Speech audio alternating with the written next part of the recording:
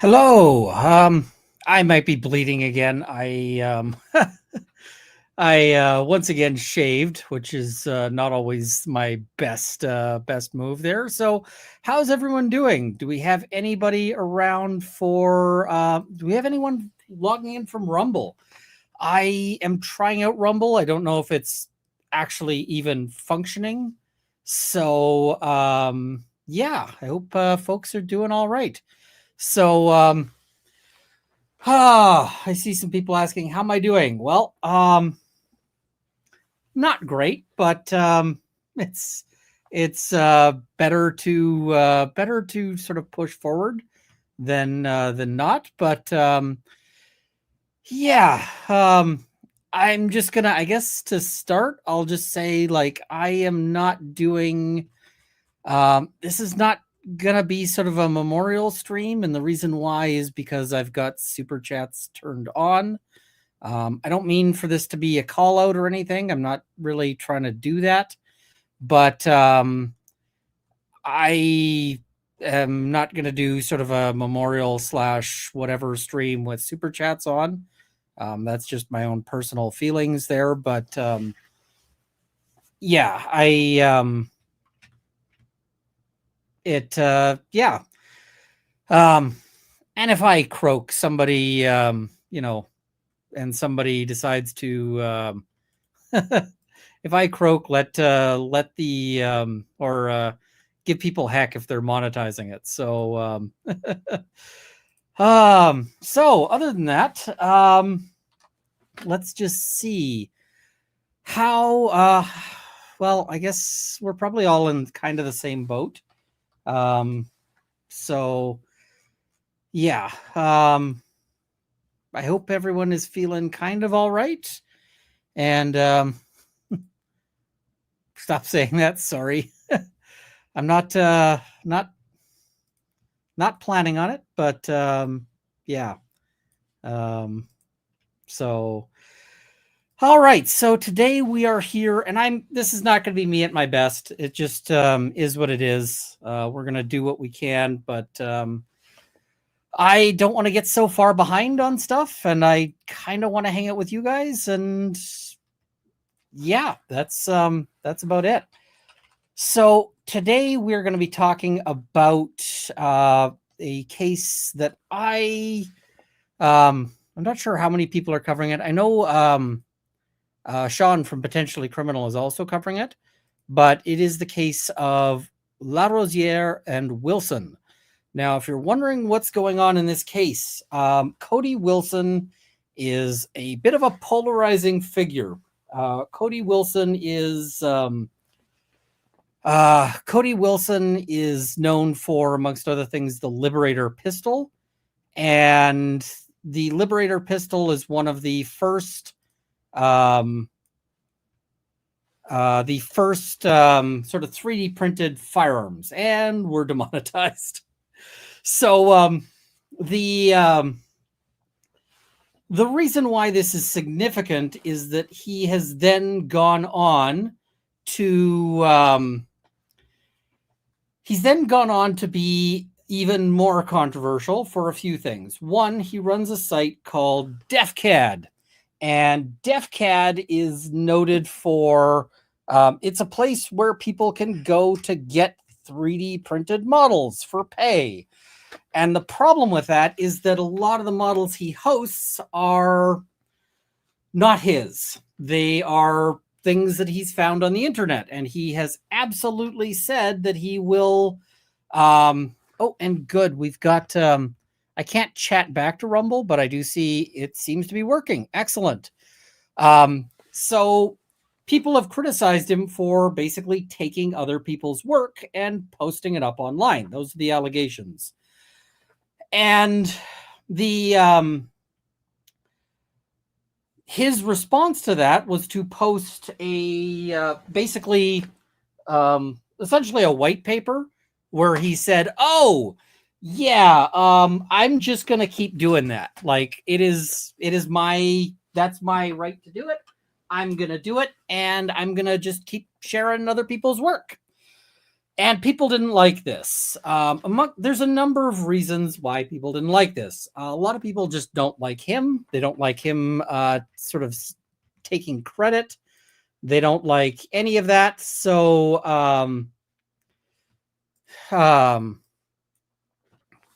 yeah, the other concern that he's got is that, or that people have, is a lot of people around Cody Wilson seem to end up going to jail. A lot of people in the 3D printing community who Cody Wilson doesn't like seem to end up going to jail, and it might just be a coincidence. It might just be a little thing, but a lot of people have suggested that it's not. I don't know. Whoop, and we've got some fuzzing. I'm going to fix that. So some people have taken to calling his site FedCAD rather than DefCAD to suggest that he is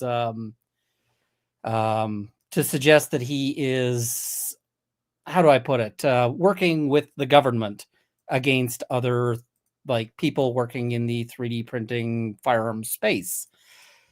I don't know if that's true because, of course, there is no way to know. But the other wrinkle on all of this is that Cody Wilson has had his own legal difficulties. What has happened with Cody Wilson's legal difficulties? Well, and this is something he pled guilty to, so we're not in a sort of any particular thing here, but Cody Wilson pursued and paid I believe it was 15-year-old, 16, 17, I can't remember how old, a minor, for sex. So yeah, then he ends up getting arrested for that. He pleads guilty and he gets a sweetheart deal. It's it was a very good deal for him. And in fact, not only does he get a good deal, but his probation was ended early. The prosecution seems to have supported his probation ending early. It's weird because they don't usually like to do that. So anyway, all of this is very weird to me. And yeah. So what ends up happening in this case? I've previously done a video about this. What goes down is that because he's been borrowing people's stuff, one of the people who decides that they are tired of this is a person by the name of Matthew LaRosiere. Matthew LaRosiere is also known as Fuddbusters. Fuddbusters is he's a lawyer. He does 3D printing, firearm stuff. He does, he's sort of active in that community. And because he's a lawyer, he is smarter than your average bear, certainly smarter than or at least more knowledgeable than the average person, that Cody Wilson messes with. So what did he do?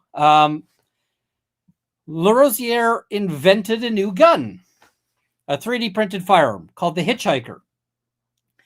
And the Hitchhiker, it's a design. It's a 3D printed design. I have not tried one, but I've talked to people who have, and they say it seems to be a pretty good gun. So I want to get one, but that'll be for a project for another time. Anyway, so Matthew LaRosiere then goes and he copyrights a whole bunch of things that go with this file. He copyrights the README. He copyrights all sorts of things, and then he just shares the Hitchhiker out with the universe. But he does note that in doing so, he says, "Listen, I'm allowing people to use this and share it and whatever else, but not for profit. You can't charge money for this at all. Full stop. So he gives a license to let people share it so long as they are not charging money for it.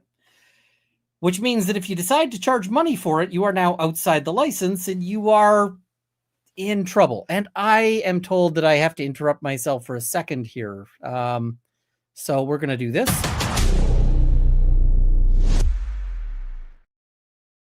Jaded Juror, thank you so much. We don't just love you for the runkleisms. We also love you for who you are, how much you give to others, and all you do for clients who need your help. Monetization begun. Thank you, Jaded Juror. Yeah, I appreciate you guys being here. It's kind of a rough time. I miss Jeff. I miss Dr. Moo. I'm gonna try to stay away from that here. I will probably do something talking about them a little more later when I'm not as broken up about it. Okay, so yes. So Cody Wilson, then, sure enough, the hitchhiker shows up on DefCAD. And there's a bunch of other interesting sort of wrinkles about how they do it, like that they seem to be avoiding letting Mr. LaRosiere make purchases directly. And I'm also going to say this is not going to be a heavy drinking stream, but I am lifting a glass. Yeah, just Jeff liked a good scotch, so we'll lift a glass there because yeah, but I'm not going to drink my feelings. That's not really a healthy way to go. Yeah, he passed just, was it yesterday or the day before? I don't know. I'm not really with it at the moment. Somebody said, what kind of scotch is it? It is Two Brewers, single malt. They're innovative. So, yeah. All right. So he sort of lays this trap, and the trap is kind of that you don't fall into it unless you,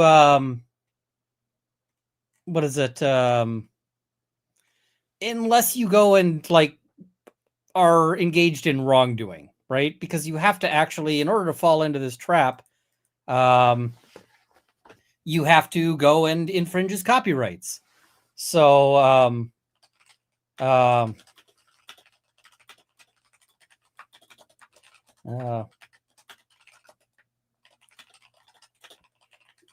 and so what happens? Well, it shows up on DefCAD, and Mr. LaRosiere sues.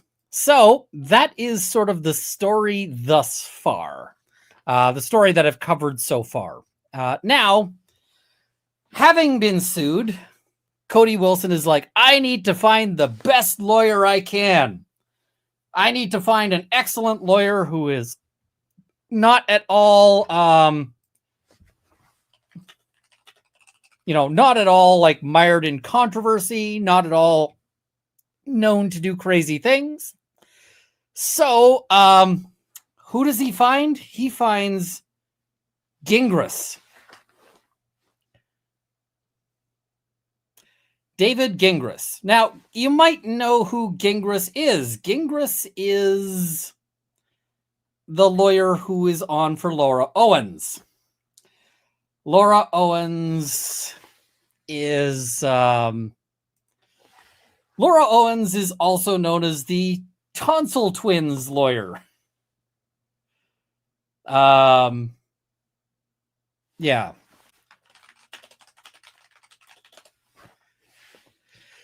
So, yeah. Now, if you might be wondering what Gingras is up to in his spare time, Gingras has some other hobbies. One of his hobbies is that he is kind of picking fights with a judge That is, I think, not fantastic. And let's have a look at that. So we'll just pull up David S. Gingriss's webpage here. This is his blog. And we will pull this up. So what has he got here? He's got public warning. Judge Julie A. Mata. That's the judge who is presiding in his case. And it includes things like, if your family law case is currently assigned to Judge Mata, you should immediately ask for your case to be reassigned to a new judge. With only limited restrictions, the Arizona Rules of Family Law procedure allows you to have a new judge assigned with virtually no questions asked. Here's why. Judge Julie Mata has recently been accused of using internet research to decide cases assigned to her. By the way, that's his accusation. This is absolutely illegal and unethical and can lead to heartbreaking results for your family and loved ones. In fact, one recent complaint posted on roamingroom.com, the author claims Judge Mata took his children away based on bogus information the judge found in a Google search. This is absolutely heartbreaking, and it's illegal. I sure hope that Gingras, before he reposted that, decided to actually follow up and check that claim, because the Arizona Rules of Professional Ethics actually say that it's improper to spread information you know to be false or information that you are reckless as to whether or not it is true. Now, does Gingras know this to be false? I would say probably not. He doesn't know it to be false. However, I can guarantee that he doesn't know it to be true, because you would have to actually find out the case, and you would have to actually pull transcripts on this in order to know what's going on. The judge, by the way, also filed a bar society complaint, like a bar complaint against him. And so he might also run afoul in posting this of rules against sort of striking back at complaints. So there's usually sort of an anti-reprisal provision. This is really bad. And I can tell you, if I went ahead and posted this to, if I took this, his message here, and posted it online, just changing the names out so it was referring to a local judge, it would be like, hello, Law Society, line 1. Oh, I'm in shit. Wait, sorry, I've got another call on my other phone. Oh, it's also the Law Society on line 2. I'm in trouble here too.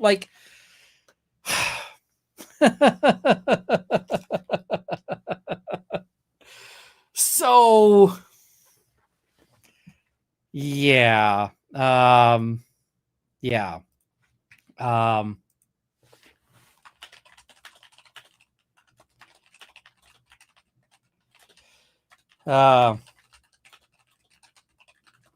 So, yeah. Anyway, let's go and have a look at his. So that's him being him.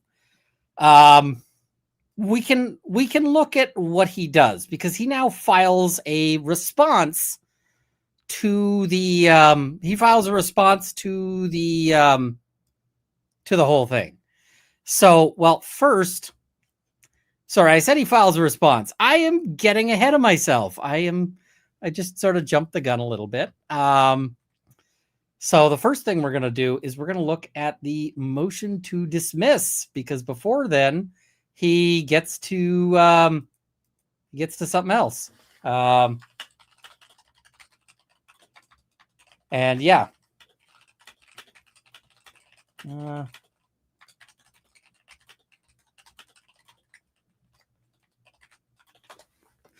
All right, so let's have a look here. I'm just trying to wrangle my computer, and it's being... Wait, why does he have blog posts about his ongoing cases? I can tell you why he's got blog posts about his ongoing cases. It is because he doesn't seem to be very bright. He doesn't seem to be very clever about what he's doing. I can tell you he appealed the decision, and yeah.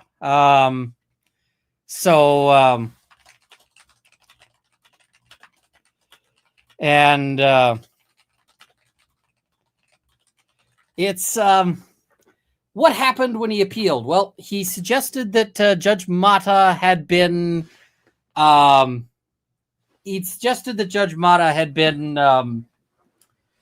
Googling things and looking things up and getting things on social media, and he provided no information on that. Oh yeah, this is another thing. Cody Wilson's plea deal allows him to still have guns. It's very weird that a guy who is sort of famous for anti-government, because the 3D printing community is kind of anti-regulation, anti-whatever. And it is kind of interesting that he has then, that he's managed to come to a deal that allows him to possess firearms. Ramjet says, so how is Cody Wilson relevant to Canadian law? He's not at all relevant to Canadian law. We're covering a U.S. case right now. Sometimes we do that. I will get back to Canadian cases soon. I see some people asking about the CBC thing. I am following up on that. Right now, I have some limited information I've gotten from Twitter on that one, and I am trying to track down the details. So let's kind of have a look at what he does next, which is that he files a motion to dismiss. So here we go.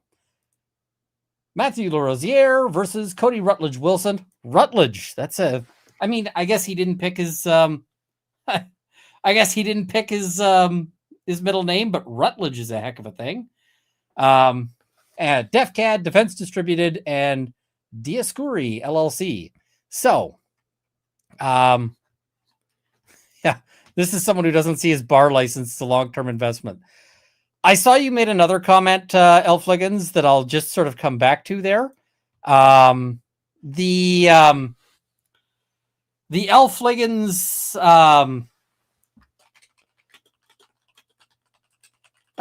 what Elfligans had said is that this is not the previous thing, his public warning, is not the kind of thing you do if you want to continue practicing. And what I mean by that is that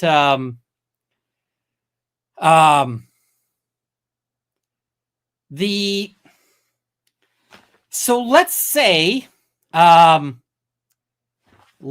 that I went and did this, let's say that I went and posted something like this online and just posted something like this about a judge, right? The problem is that by the time and we're just going to solve a problem here. Done. Enough of that guy. Goodbye. I noted that my tolerance for bullshit in the chat was low. So Brad be gone. So anyway, let's say I posted something about a judge. Let's say I accused a judge of, I don't know, this judge is unethical. Okay.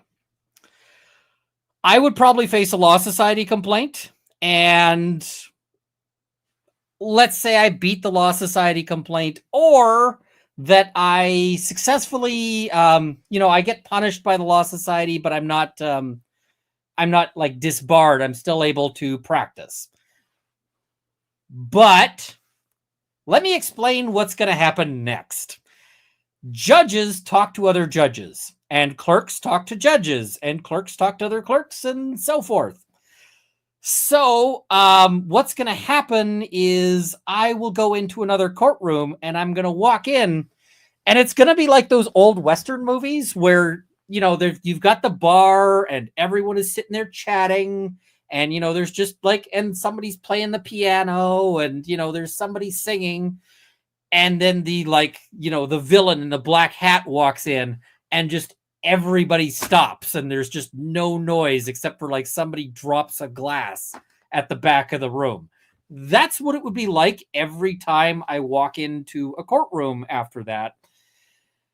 And pretty soon it becomes impossible to practice because every single lawyer relies on goodwill from the court.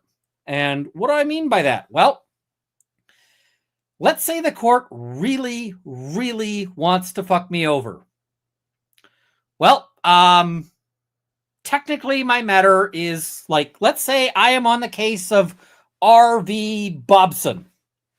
And so I'm representing Mr. Bobson, and Mr. Bobson has a courtroom appearance in courtroom 265 at 9 o'clock. Well, what could they do? Well, they could wait until 9 a.m. sharp and wait and see if they see me there and then go, we're calling the matter of Bobson. Anyone here for Bobson?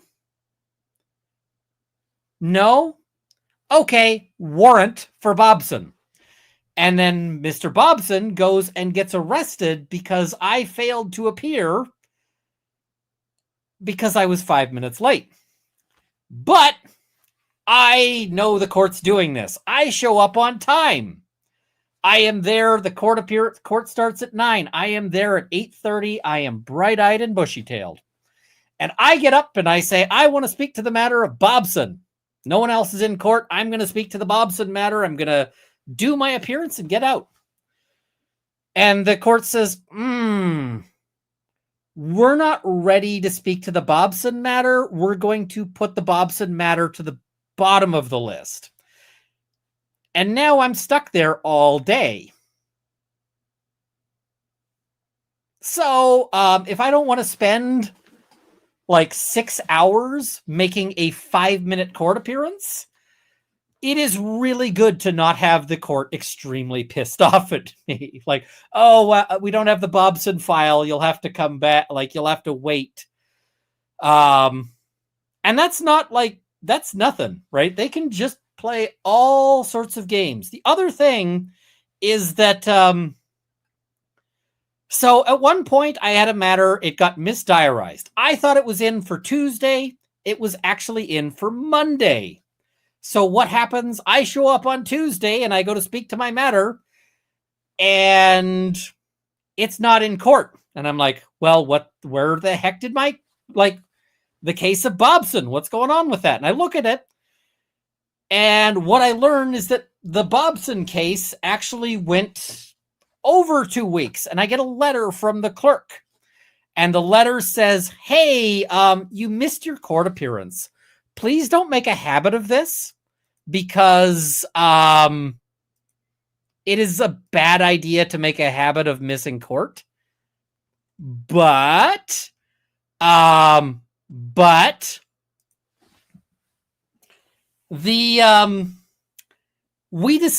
asked another lawyer to step up and be your agent. And so your matter went over 2 weeks. And the thing is that when that happens, I missed a court date. It's bad.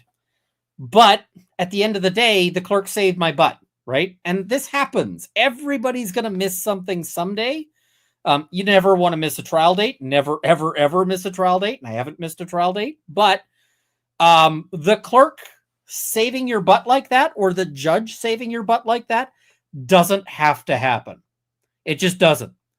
And if you have pissed off the court, I can guarantee you that that doesn't happen. The other thing is at one point I was in court and another lawyer who is known to be a giant a-hole was like absolutely known to be a giant a-hole. His matter was getting to the end of the day. He hadn't shown up. And I said, well, I'll be his agent to just put his matter over for him to get there next time. And you know what the judge said? The judge said, Mr. Runkle, do you have written agency instructions? And I said, well, no, I'm just volunteering to be an agent. And he said, well, did you get specific oral agency instructions? I said, no, this is just as a courtesy. And he said, well, I am declining to allow your agency, given that you don't have specific instructions. Matter is going to warrant. Warrant to be endorsed. So, yeah, that was, that's the kind of thing that happens. And very quickly, it becomes impossible for a lawyer to practice if you have burned yourself with the court. The other thing that is a big problem that that can come up is that lots to learn. Sorry, I was trying to star that, but it moved. The other thing that can be a big problem if you have burned yourself with the court is that I go in and I tell the court, and I'm like, hi, I need 2 weeks because I have yet to review disclosure. And the court can be like, sure you do. So you don't want to burn yourself with the court. I guess that's kind of a long-winded thing. Now, lots to learn. You had said, hi, do you know if Runkle was able to send his charity donations, Runkleisms, the calendar, I assume? I've not received, but I don't wish to bug him. Thank you. Lots to learn. If you donated, you're entitled to that calendar. I sent it out via MailChimp. And MailChimp, a lot of the MailChimp messages go to spam. It just is what it is because it's a mass email server. So please check your spam folder. It might be there. If you donated and you do not have the calendar, please check your spam folder first. If it's not in the spam folder, please email me and I will send it to you. Just send me an email, runkleofthebailey@gmail.com. I will send it to you. So I don't want anybody to feel that they're missing out. So yeah. All right. So what do we have here? We have his motion to dismiss. Motion to dismiss is super common in any sort of civil case. You file a motion to dismiss based on the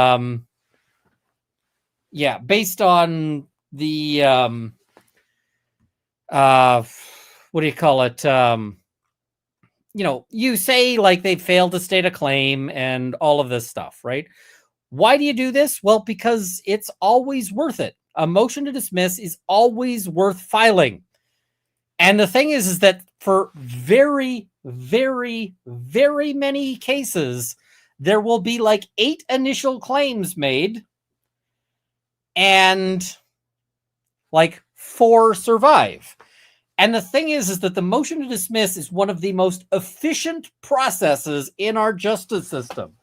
It is one of the places that our justice system is actually efficient because if the other side hasn't made out a case, then it just allows you to punt that claim.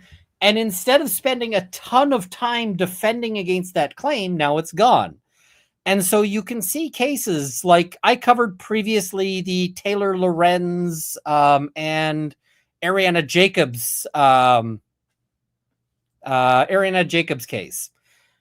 She had like a dozen claims to start, and the motion to dismiss cut it down to 1. That becomes way easier, right? So you always want to file a motion to dismiss. Yes, it is the 3D printing Cody Wilson, the sex offender Cody Wilson. And yeah, I don't know if there's any other Cody Wilsons, but I feel bad for anyone else who shares his name because, yeah.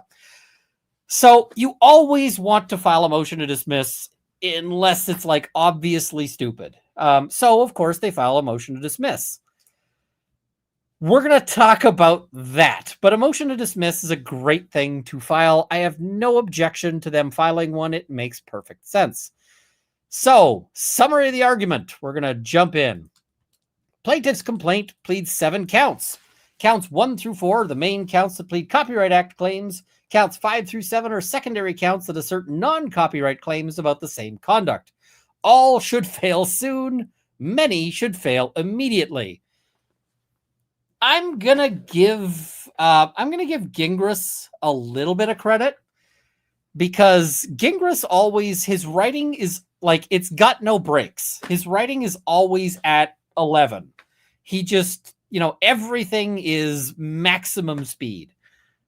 And that is a maximum speed line. Like, all should fail soon, many should fail immediately. But I kind of think this one is actually a good line. I like this. I like that line. So props for the line. First, all defendants move under Rule 12b6 to dismiss the complaints. Count 5 to 7 non-copyright claims for failure to state a claim upon which relief can be granted. 12b6 comes up on every motion to dismiss. What is it? It's failure to state a proper claim. And how does it work? If you have a claim where you are going, you look at the defense side, and the defense, like or you look at the statement of claim, and you treat every allegation that is made in the statement of claim as though it's true. And you might say, well, what if it's not true? Well, if it's not true, you got to prove that at trial. If it's a disputed fact, then it's got to be, like, that's got to be something at trial. But it's only if the other side doesn't dispute it. So, for example, let us say I sue Bobson. Bobson's having a bad day, but I sue Bobson. And I say that I was walking down the street, I was on the sidewalk, I hit a patch of ice, I slipped on that ice, I broke my hip, I couldn't work, I suffered injuries, I was in pain, all of this. And that's all I put in my lawsuit. Well, Bobson is immediately going to file a motion to dismiss, and he's going to say, you haven't proven that I have anything to do with that sidewalk. You haven't proven I live there. You haven't proven I have a duty of care. And how could I solve that problem? Easily. I could just say, Bobson lives at this address, and Bobson owns this place, and Bobson has a duty of care pursuant to the laws that require Bobson to keep his sidewalk free of ice and snow, to keep it free of ice and snow. So it's Bobson's fault. Now I've fixed my lawsuit. But if I don't do that, then Bobson can get my claim thrown out. Now, let's say I do that, and Bobson says, I don't live there. I don't own this place. That's not my house, right? That's like, you're wrong. Well, Bobson isn't going to be able to throw the case out, because now it's a disputed fact. I say he lives there. He says he doesn't live there. It's going to be something to be discovered at trial as to whether or not he lives there. So, yeah. This is an interesting question. Is it not the city sidewalk? This is an important law to know just about everywhere that regularly gets ice and snow. You should check your local laws, but lots of places that get regular ice and snow have this rule. And the rule goes like this. It says, we own the sidewalk. City says, I own the sidewalk. But you, the homeowner, are required to keep it free of ice and snow. And so, like my house, the sidewalk out front, the city owns it. It's their sidewalk. But if I don't shovel it and somebody gets injured, I could be held liable. And I could also be ticketed and various other things. So, yeah. The Rule 12b6 challenge does not target the complaint counts 1 to 4 copyright claims, which are invalid for a litany of reasons that separate motions, or that separate motions will address. It targets just the count 5 to 7 non-copyright claims, which should be promptly dismissed as legally invalid. Okay. I also am going to give Gingras some props here. He's like, let's narrow this down. Second, defendant Dioscuri LLC moves to dismiss all claims against it for lack of personal jurisdiction. So personal jurisdiction is basically to say you brought this in the wrong court. This court doesn't have the power to come after me. You got to go to a different court. Wrong court. So, facts. The complaint focuses on its Copyright Act claims, which involve a comprehensive discussion of the allegedly infringing works. Because the copyright infringement claims are not within the scope of this motion's 12b6 argument, the details of the works in question are not important. The operative facts for now are as follows. First, plaintiff LaRosiere alleges he is a firearm industry attorney and author. I kind of think he is. So yeah. What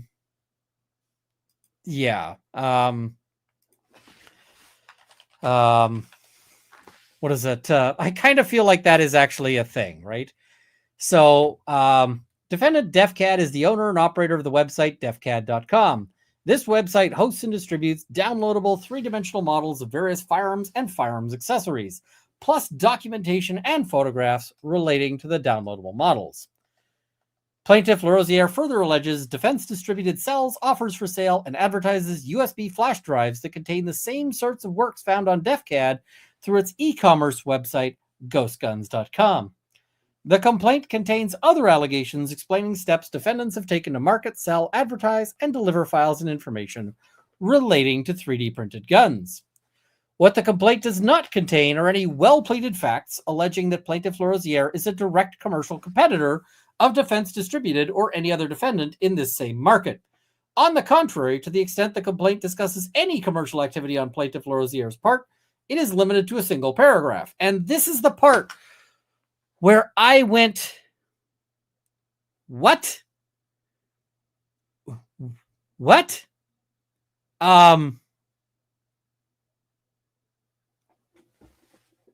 What?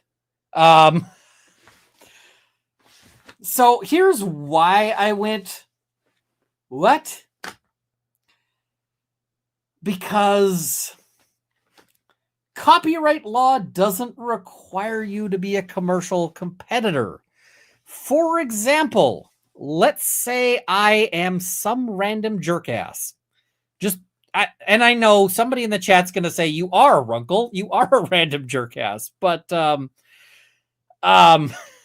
so let's say I am talking about some random, I'm just some random guy. And I don't have a YouTube channel. I don't have anything. I don't make any money online. And I'm not faulting anybody. I'm just establishing this as a premise. It's an example, right? But I'm not making any money online. But what I do is I start copying books. Like I get the Harry Potter books. I get the, I get the D&D books. I get all of these things. And I post them up online. And I am not making a single dollar from that, right? I don't run an ad. I don't have a sign-up thing. I don't even post my name to get people to hire me for other stuff, right? It's just, there is not a single dollar made from this. I am still going to get my ass sued for infringing copyright because you can't post people's stuff. And it doesn't matter if I'm not a commercial competitor. Right? It's just, so I don't see where this is going. Right? Yeah. On the contrary, to the extent the complaint discusses any commercial activity on Plaintiff LaRosiere's part, it is limited to a single paragraph. Plaintiff Matthew LaRosiere is a natural person, citizen, and resident of the United States and the great state of Florida, counties of Orange and Palm Beach. Plaintiff owns property and conducts business in Orange County, Florida. Plaintiff is a firearm industry attorney and author.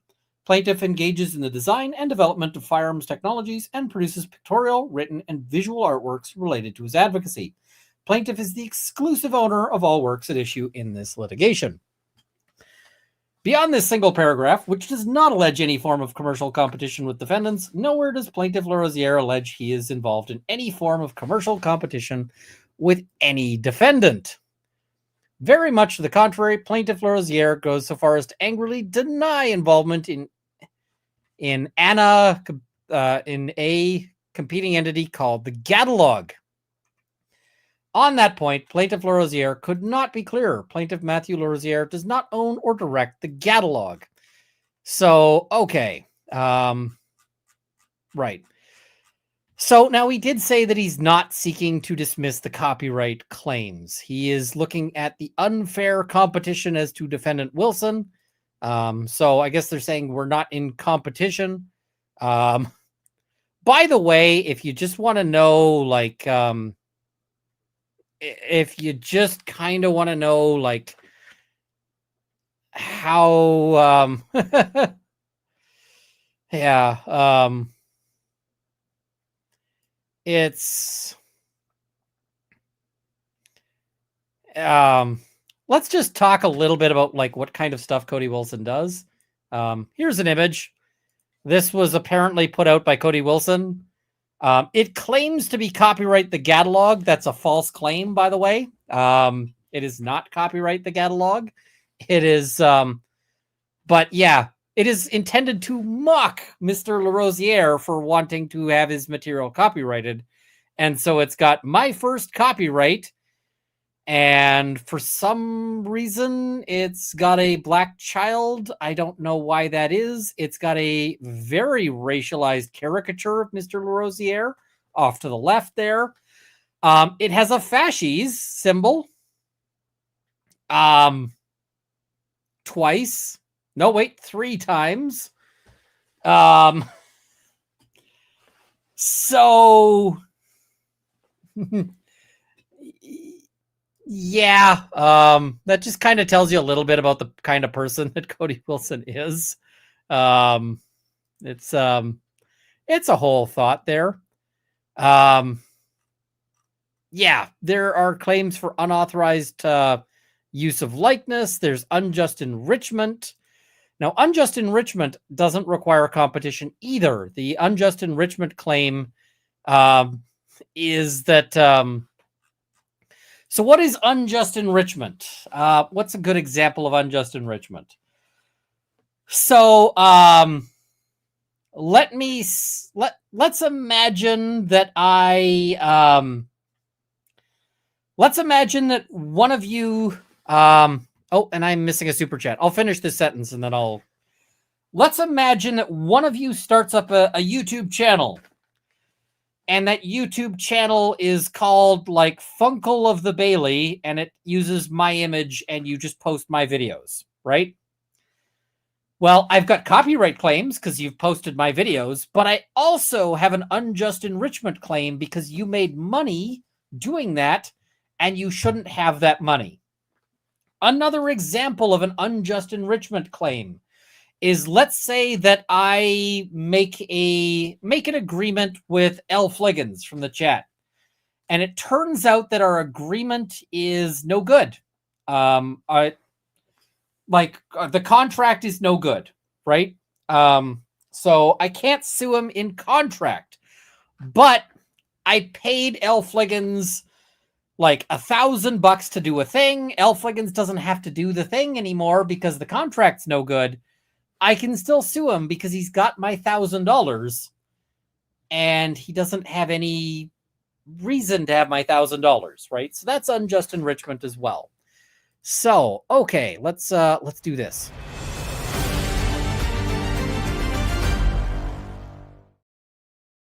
Sorry, Joey Jones Donnelly, I missed this for the Scotch and Pupper Treat Fund. I will probably get some Scotch because So this was new when Jeff passed. I've had a few glasses. I haven't gotten drunk. It's just when I'm feeling a little bit sentimental the last couple of days, I poured myself one. I'm careful. Just I've seen too many of my friends and like colleagues fall down the rabbit hole of like getting, of alcohol sort of as a coping strategy. And I'm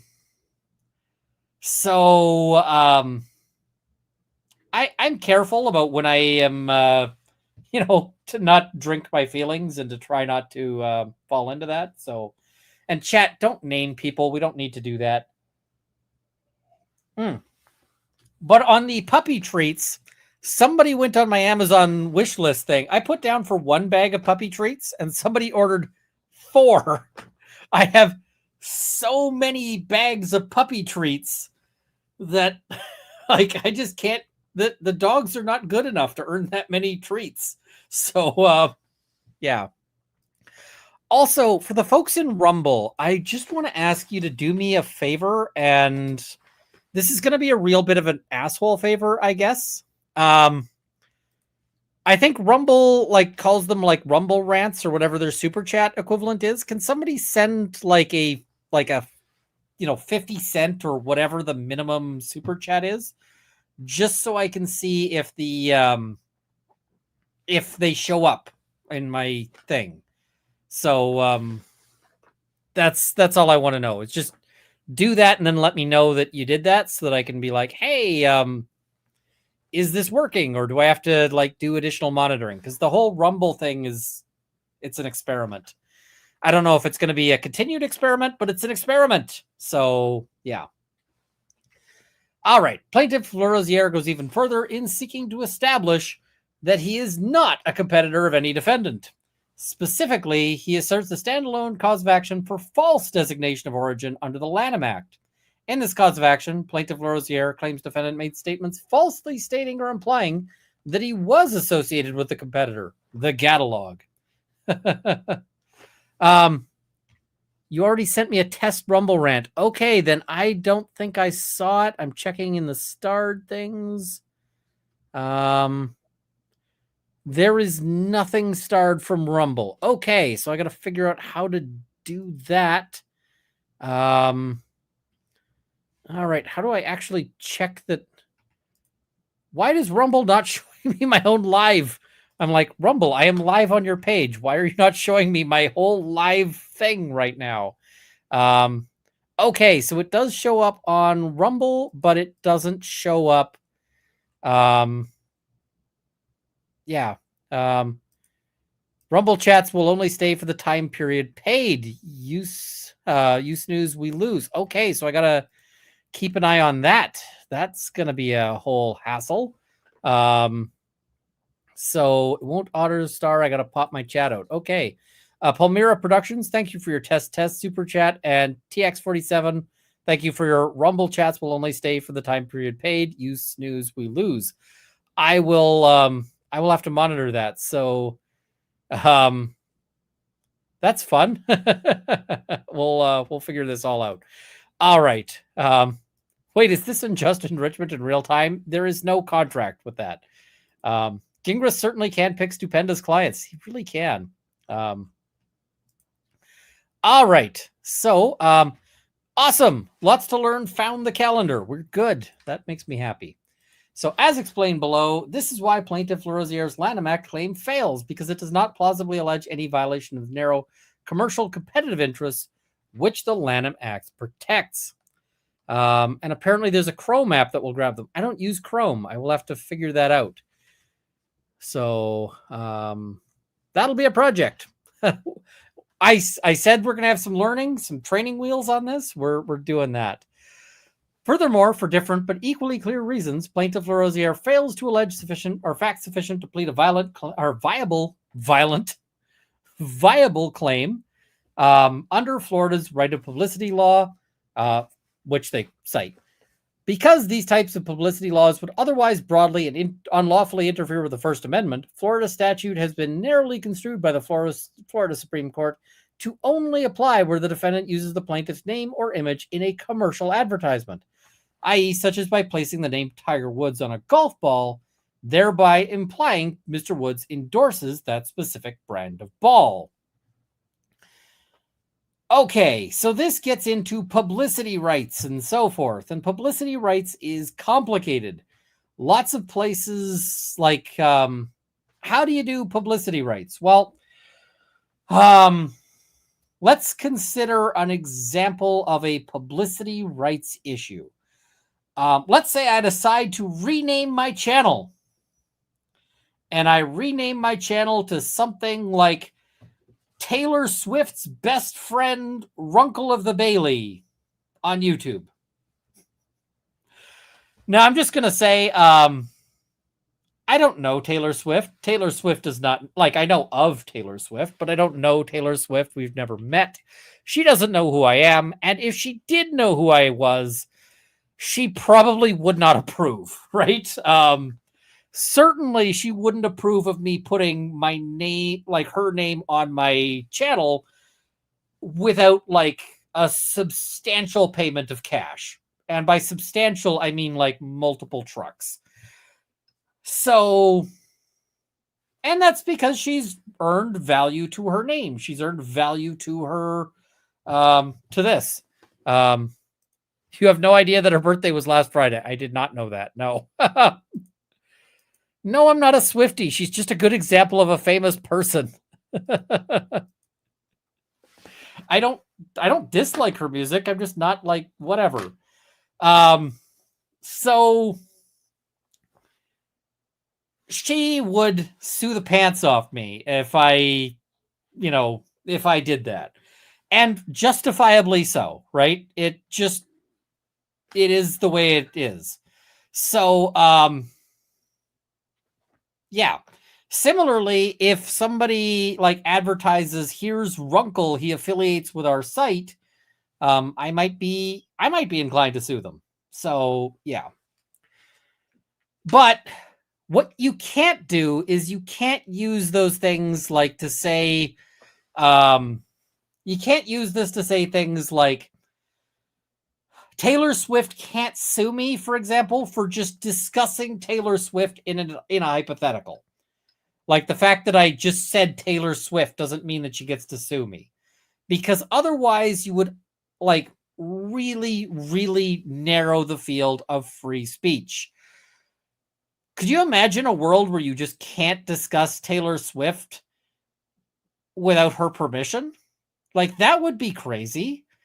How would that work? I'm not going to get into drama, but somebody in the LawTube sphere has had a lot of people discussing them on their channels and so forth. I am not doing that, and I'm not going to do that other than this hypothetical. But he couldn't sue them for, like, you used my name and you used, like, that wouldn't work, right? That's just not allowable. So, yeah. All right. Let's keep going.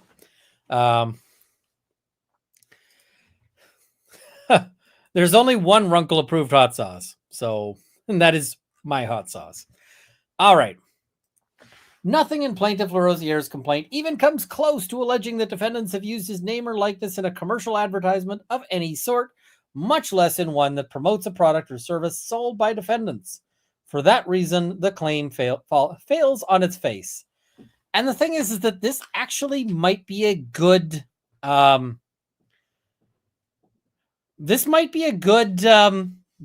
defense.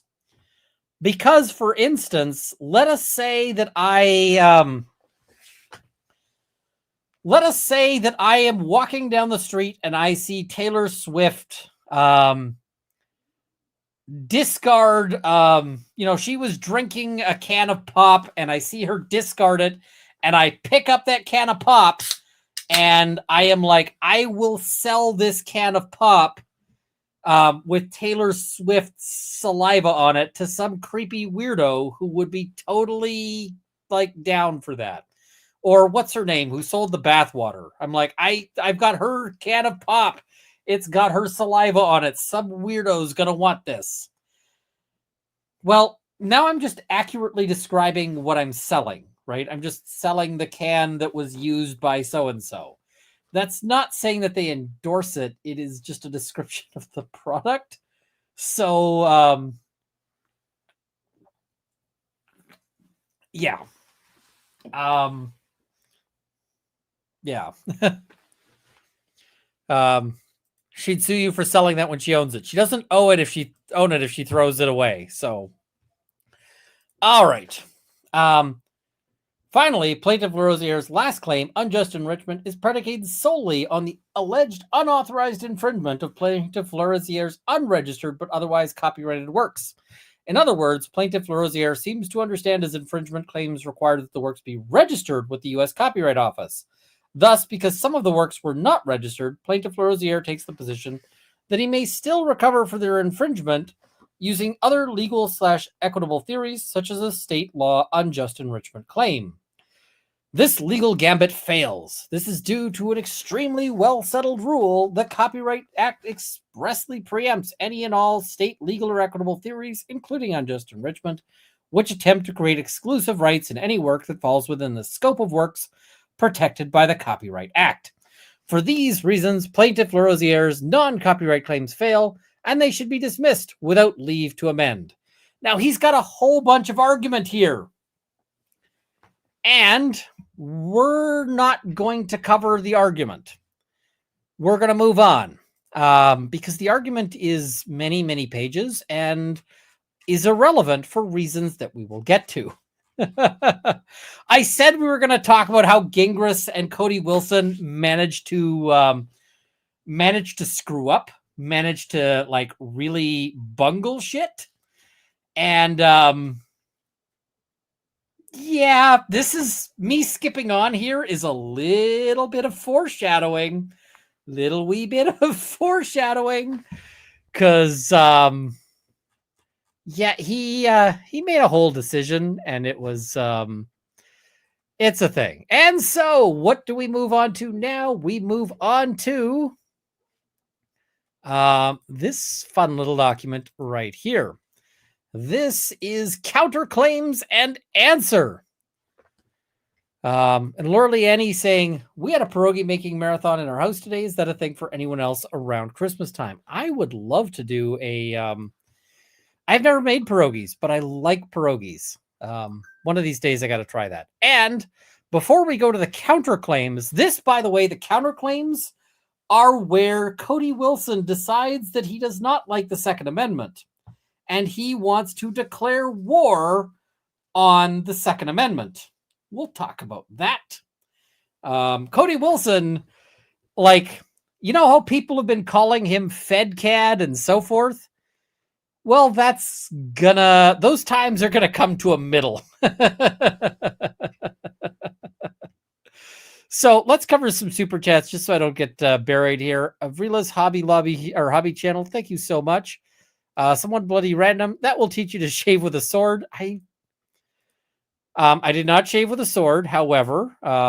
Yeah, Jen Edwards and Leonidas the Kitty raising a glass for Jeff and Moo. Yeah. Yeah. So I will tell you, I have a straight razor. And I have not been feeling fantastic. So, because I have not been feeling fantastic, I decided to shave or to not shave for the last few days. It's not so much I decided to, I just didn't. So anyway, that meant that I needed to sort of cut a fair bit of stuff off my face. It had sort of gotten a little unruly, how to say. And so I normally use a double-bladed razor to shave, like the in a little thing. But those don't work well to cut off any sort of bulk of shave, like when you're doing that. So I grabbed the straight razor, and I actually cut myself less with the straight razor than I did with the safety razor. So yeah, that was not my finest hour, but yeah. Jada Jur, wow, thank you for 50 gifted memberships. That is tremendous. Thank you so much. Rainman YYC, thank you for 5 gifted memberships. Fiona W, thank you for 20 gifted memberships. Sandy, thank you for 50 gifted memberships. Wow. Marielle, playing Lord of the Rings online, got a glass of whiskey and ready to mock a fool with our Runkle. video games are sometimes great when you need a distraction. And so I have been playing a lot of like Satisfactory. I am not fantastic when I am like not when I'm out of it. I'm not good at games like Sifu. So I've been playing games like Satisfactory because you just don't need to be with it to play Satisfactory. If you screw something up, you can go back and fix it. I also need to get my butt into the leather shop because the Canada Post strike is ending. And so I got to send stuff out. So,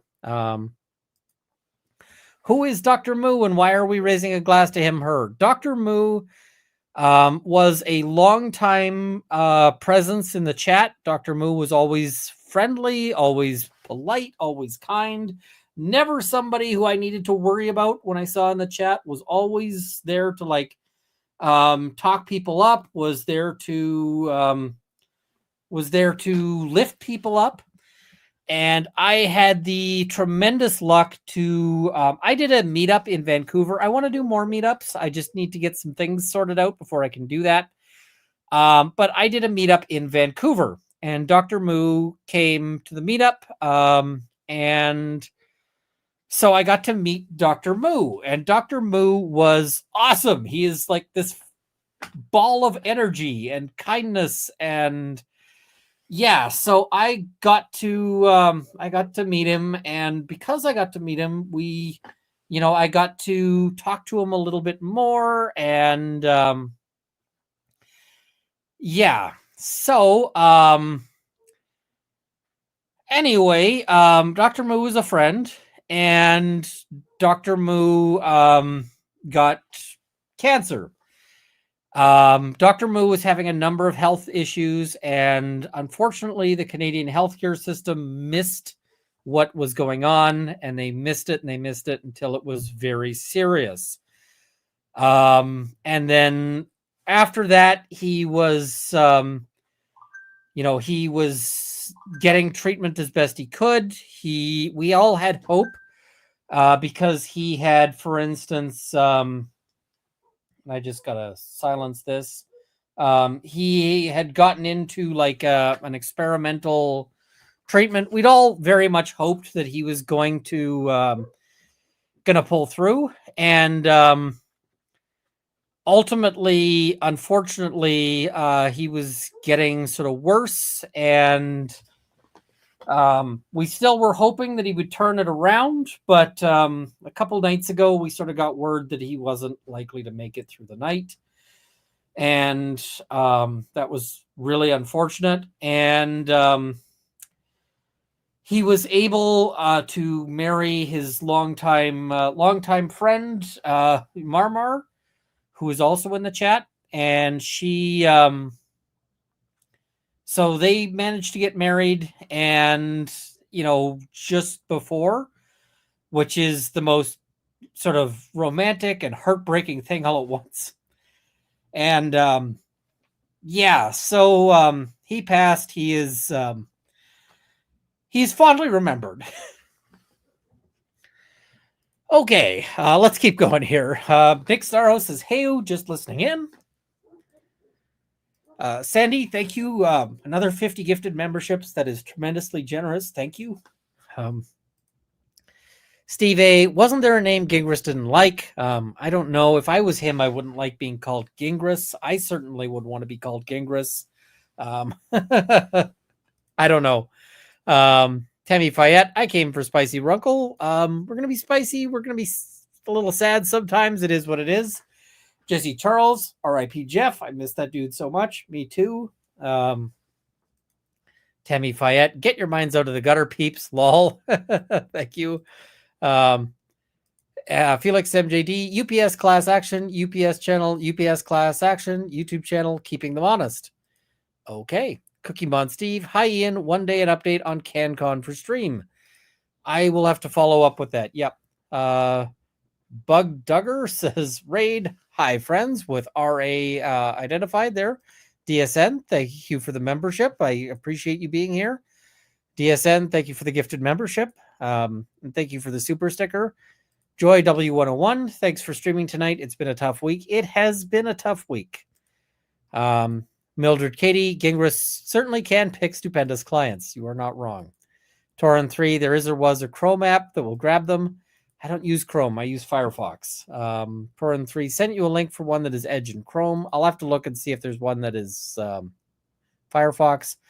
Conacy, will you attempt to stream on Twitch in the future? Maybe. Twitch is a whole different game. Dina Kawaji, thank you for the gifted membership. Michelle Doverspike, thank you for the membership.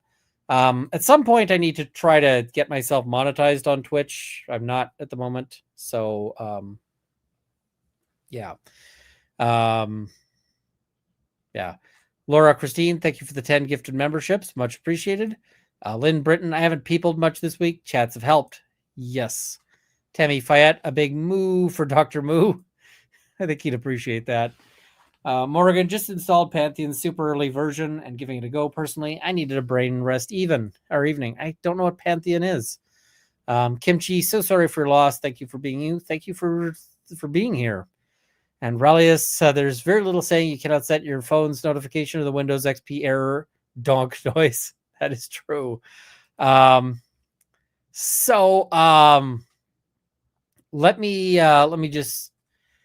Yeah, somebody asked me last night, like, what do you want for Christmas? And my thought for what I want for Christmas is I want my friends to stop dying. So,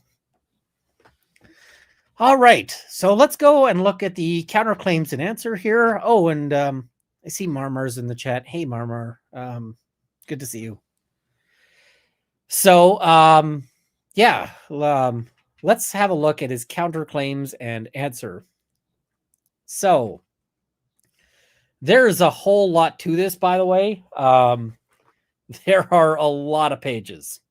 He's got a lot of stuff going on here. Old school MMO after the EverQuest and Vanguard model. Okay, interesting. All right, so what else is so Cody Wilson is up to some other things as well. So what else is Cody Wilson up to other than this counterclaim? Well, there's a guy by the name, or who goes by Suckboy Tony online. He has told me, by the way, that he regrets his the name he chose, but he's like, well, I picked that name, so it is what it is. Anyway, he goes by Suckboy Tony. He is sort of an interesting figure in the 3D printing space. He did some previous work with Cody Wilson, and Cody Wilson has sent him a letter saying, hey, I know you worked for me for years ago. I want my money back. And it's like, no, that's not a thing. That is not a thing at all. He is, let's see, what else is he doing? He's brought a complaint to, or people have brought a complaint against another person to say that there was workplace harassment. We'll cover that separately sometime. But basically, Cody Wilson seems to be lashing out at everyone right now. And it's a really spectacular kind of meltdown. And yeah. All right. So I said that this was Cody Wilson kind of on a meltdown. Oh, and I see one more. I see a Rumble rant. TX47 saying, I too use a straight razor. I have nerve damage causing me to start shaking before I finish. So it is quite bloody. That's a brave moment there. And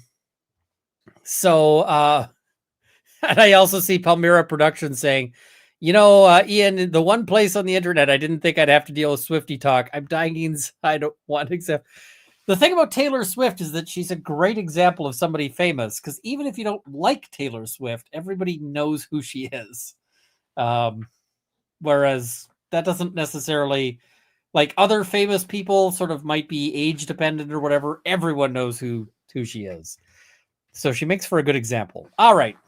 Defense Distributed pleads these counterclaims against the catalog. Matthew LaRosiere, John Ellick, Alexander Holiday, Peter Celentano, Josh Stroke, John Letman, the Catalog Foundation, and MAF Corp.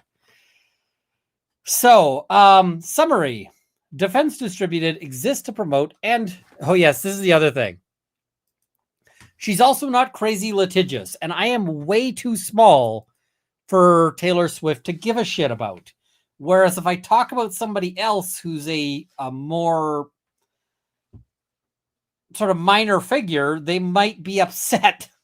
And Trump is an even better example. No, Trump, if I use Trump as an example, everything in my chat turns to politics, and I don't want that. I'm not talking politics today. And if I was going to talk politics today, I would be talking about Canadian politics. And by the way, Trudeau delenda est. We're just going to go for some historical references there, but moving on. Defense Distributed exists to promote and expand the Second Amendment's individual right to keep and bear arms, both functionally and legally. That's going to be a whole statement there. To that end, Defense Distributed generates and distributes innovative digital firearms information to the American public under public and open source licenses. Its pioneering work drives the field's technical and legal advancements, and it provides business and content platforms that assist developers in achieving independence. Okay. Federal law regulates this constitutional industry severely. Foremost here is the United States Department of Commerce's EAR regime. So, this, by the way, is where this is one of the things that sucks for Canadians. Sucks so bad for Canadians. Why does it suck? Well, let's say I want to buy something cool. Let's say, for example, let's say I won the lottery today, right? And I was like, you know what? I want to buy some night vision goggles. I want to see in the dark. I want some really good night vision goggles. And I have all the money to make it happen. Well, if I wanted to spend like 50 grand in the US, I could totally buy some great night vision goggles. The problem is that I cannot,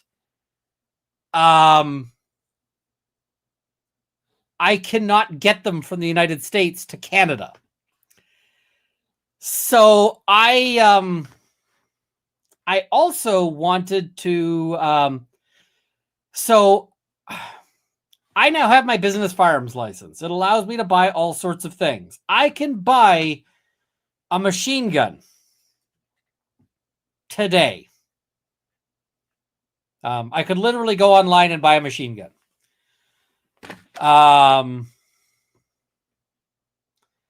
But when I want to get a suppressor from the United States sent up to Canada, I can't do it. And somebody says, why would night vision goggles be illegal? Here's the thing. Night vision goggles are legal to buy in the States. And they're legal to buy in Canada. The real difficult thing is to get the night vision goggles from the US into Canada. That's the problem. That's the difficulty. So, is that the same as our FFL? I don't know exactly. It in some ways it's yeah, you got it. I got it. I got it. So I have all the power to like buy all the things. I just can't get them from the US to Canada easily. So, an actual machine gun, like put, get some, put machine gun. I can buy anything. There is a limit because after a certain point, it actually starts classifying as like, military munitions. But I could buy a 50 caliber heavy machine gun without much difficulty. Like, that would be legal. Let me show you the stuff I could buy today if I actually had the money. There's all sorts of stuff. So this is Marstar Canada. I don't have any sort of relationship with Marstar. I don't have any of that. No, we don't have suppressors. Suppressors are illegal in Canada. But they have a bunch of things that are sold out. But let's look at some things that are not sold out. Here is an example of something that is not sold out. Now, this does not come with the mount. So this mount is not included. All it is the gun. But this is a Soviet Dushka. It is a machine gun. This is what you would use to, like, fight a tank. It is a machine gun in 12.7. I could buy this if I had $12,000 to spend on a machine gun. And I can tell you, I do not have $12,000 to spend on a machine gun. What else could I buy, like, today? I don't know. How about this? AK-47. $1,750. Yep. So anyway, yeah, but why I can't get a lot of stuff from the US because of ITAR. It sucks. So, yeah. No, I didn't just ask for $12,000. If I got $12,000 right now, I would not spend it on a Dushka because that would be insane. What is it? Is it deactivated? No. You could pay extra to have it deactivated, but no, it is not deactivated. I could run that on 12.7. So, yeah. So, a system of export administration regulations administered by Commerce's Bureau of Industry and Security pursuant to the Arms Export Control Act of 1976. See the law. The Commerce Department's EAR regime restricts the distribution of commonly used digital files or firearms information, file types like AMF or G-code, that are ready for insertion into manufacturing machines by imposing a licensing system that limits both who can receive such files and how. In essence, this EAR regime makes the unrestricted online publication of such files highly illegal. So, that's basically what he's saying, is that ITAR prevents people from posting their like GunCAD files online. So he's saying, like, everyone else on the internet, every other internet person who's just out there sharing their GunCAD files is committing crimes because somebody from Canada could log in and view those files. I'm not doing it, by the way. It's not me. But that's what he's saying here, is that, like, I support the Second Amendment, but I also say all of you guys are committing, like, massive crimes by posting your stuff online. They say Defense Distributed does not want to comply with EAR restrictions. On the contrary, Defense Distributed has for most of its existence been actively litigating to have the EAR and regimes like it held unconstitutional. And you know what? If they do, props to them, right? if they are willing to send me, like, if they're willing to be like, okay, we can send machine guns to Runkle or, or that, I'm like, all right, send it my way. Cool. But until these challenges succeed, Defense Distributed has no choice but to comply with the law courts opt to impose, and not an inch more. The not an inch more. I'll take lines Cody Wilson's never heard for 1,000.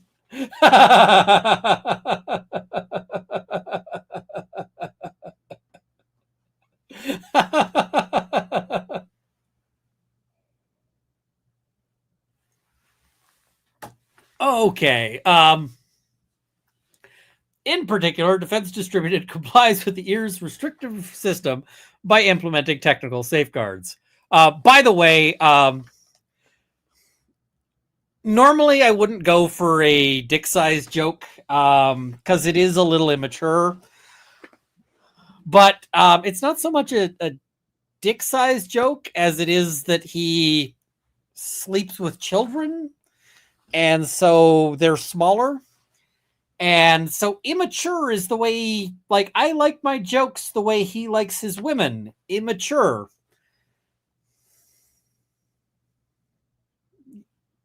Yeah. In case it's not clear, fuck you, Cody Wilson, I guess. So, all right. Carrying on. In particular, Defense Distributed complies with the EAR's restrictive system by implementing technical safeguards, ensuring the satisfaction of the limits on who can receive this information and how it is received. Though compliance is highly burdensome, Defense Distributed bites the bullet to maintain the United States' only legal web portal, search engine, and development hub for regulated digital firearms information. So, basically what he's arguing is that, he's like, I support the Second Amendment, but also the only person who can legally share, or who's legally sharing these files, is me. Yeah. The catalog is a criminal enterprise organized in express opposition to this. It profits by dealing illegally in the same digital firearms information that Defense Distributed handles legally. Led by a disgruntled former employee and opponents of Defense Distributed, the catalog publishes files governed by the EAR and a similar State Department regime, the ITAR, by giving anyone in the world unlimited access, an obvious violation of the federal regime courts uphold. I'm like, okay, this has nothing to do with the copyright issues, but how does this give you a claim here? The catalog enterprise is a black market operator. I mean, I hope he's going to get around to that. Is a black market operator in the worst sense, at achieving its illegal ends with dangerously illegal means of criminal wire fraud, money laundering, extortion, and even threatened murder. Quote, you realize there's a bounty on your head, right? In this way, the catalogs... Now, I'm just going to say, you realize there's a bounty on your head doesn't necessarily mean murder. Because I've told clients that before, where there's like a reward out for them. I had a guy call me and he's like, hey, so I committed this crime and I saw that there's like a $10,000 reward offered for whoever committed the crime. And here was the really dumb thing that the client asked. He was like, can I collect the reward? And I was like, no, they will not give you the reward for turning yourself in. That reward is open to anyone who turns you in, but not for, you turning yourself in. So, yeah. But, yeah.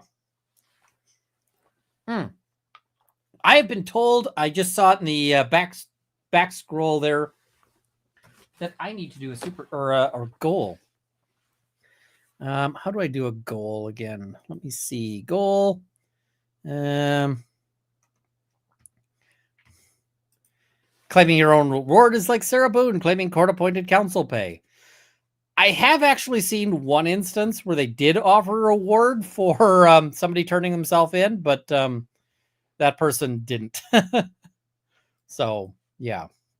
All right, goal. What should I do for a goal? I guess we'll go back to hot sauce escalation. So,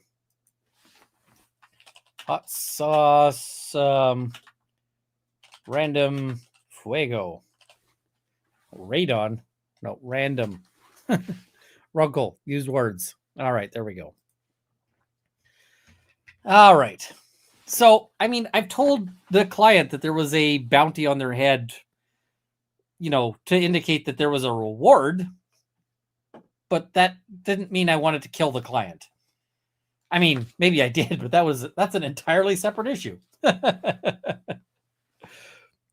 In this way, the catalog's disgruntled principals are stealing business from Defense Distributed, the only firm serious enough to do the work legally, and distorting an otherwise thriving and compliance market in digital firearms information. Yeah, then don't steal shit. Then don't steal shit, right? To further injure Defense Distributed, the catalog's members have acted in concert to destroy Defense Distributed's market reputation by spreading false, defamatory rumors that Defense Distributed's website, DefCAD, has been hacked and is in league with federal government officials. The catalog also tortiously interfered with Defense Distributed's business relationships by harassing, threatening, and lying to its consumers and partner contributors. So, they are saying specifically that they are not in bed with the feds, and that any claims that they are defamatory. So, I noted that it is widely claimed that they are in bed with the feds. They say they are not. Ultimately, this case may end up sorting out, is DefCAD glowy? Now, here's the other fun part about all of this, which is that now they're opening all of these issues up for discovery. But if he is actually an informant, and I don't know if he is, I'm just saying if he's an informant, he would be subject to privileges that prevent him from testifying about that. So, yeah. Oh, and hey, Defense Diaries, clients are the best. Sometimes paying clients are the best. We should chat at some point. It has been too long, and I would love to either have you guys on or go on your show. Yeah. Right. So, yeah. All right. Let's keep going on here. So, the catalog also tortiously interfered with Defense Distributed's business relationships by harassing, threatening, and lying to its customers and partner contributors. Past financial harms are substantial and many are irreparable. Lost profits will soon cross from high six figures into millions. Intangible losses, I would love to see how they prove that, but okay. Intangible losses like damaged business reputation are of equally high value. I feel like it's hard to sue over your reputation when you are a child molester. Like, hey, I have people are saying bad things about me. You are a child molester, sir. I don't know what else they could say. Like,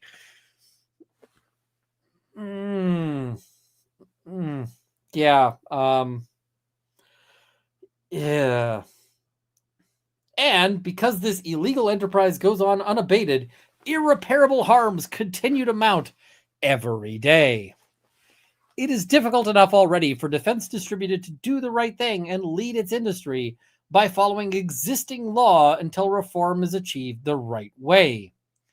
For the catalog to undercut all of that with the wrongdoing at issue here is not just economically foolish and legally criminal, it is a massively counterproductive disservice to the community they purport to serve. No one knows for sure what the catalog's next worst illegal deed will be. Maybe it will be another illegal export of federally controlled firearms technical data to a foreign adversary.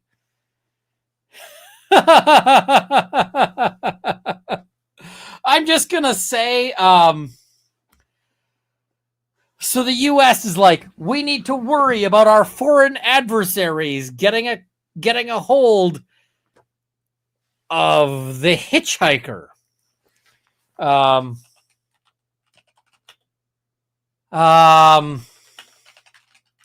me see if I can find the hitchhiker. So, where's a picture of it? Yeah, this is good enough. This is sort of showing the parts. Here we go. This is the hitchhiker.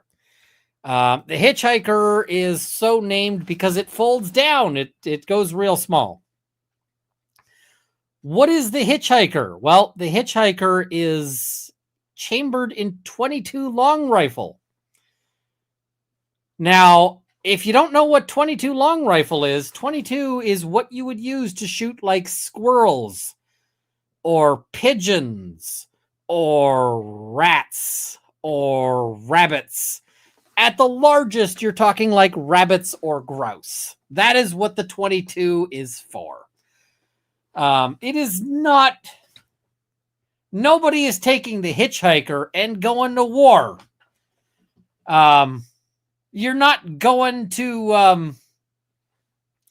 you're not going to, like, invade China with the hitchhiker.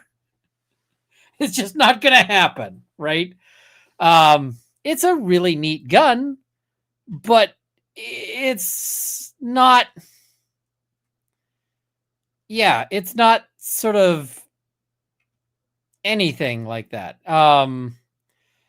So... Yeah. Anyway, for all this guy who is, for all that this guy is talking about how he's the only person legally doing it, he does have the hitchhiker up on his webpage, notwithstanding the fact that he is specifically told that he cannot. And I have to do a thing, which is this.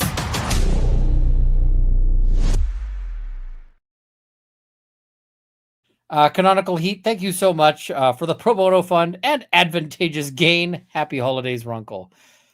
I can tell you it's gonna be a rough holiday, but it is what it is. You get through it, and yeah. But thank you, Canonical Heat. It's always good to see you in the chat. Yeah.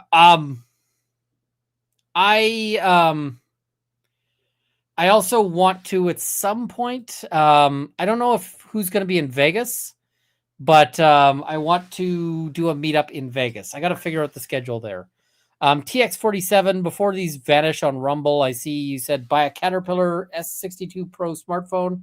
It has a very high definition regular camera, a passive low light camera, and a thermal imaging camera, print of VR bracket. Interesting. I just got a new camera though. And Palmyra Productions says, Ian, stop being so naive. There's plenty of ways to get them to you. Stop acting like you don't know how. Lol. Fair. I gotta go about getting the thing. Tammy Fayette says, Ian, could you do a stream about cannibals on the high seas? Asking for a friend. Maybe on Monday. I will do a thing on the very famous case of Dudley and Stevens. Dudley and Stevens is a case of a shipwreck, and that shipwreck it resulted in cannibalism. We covered it on Trials of the Century, and but we could cover it just out of some sentiment. I feel like we could do that. Yeah.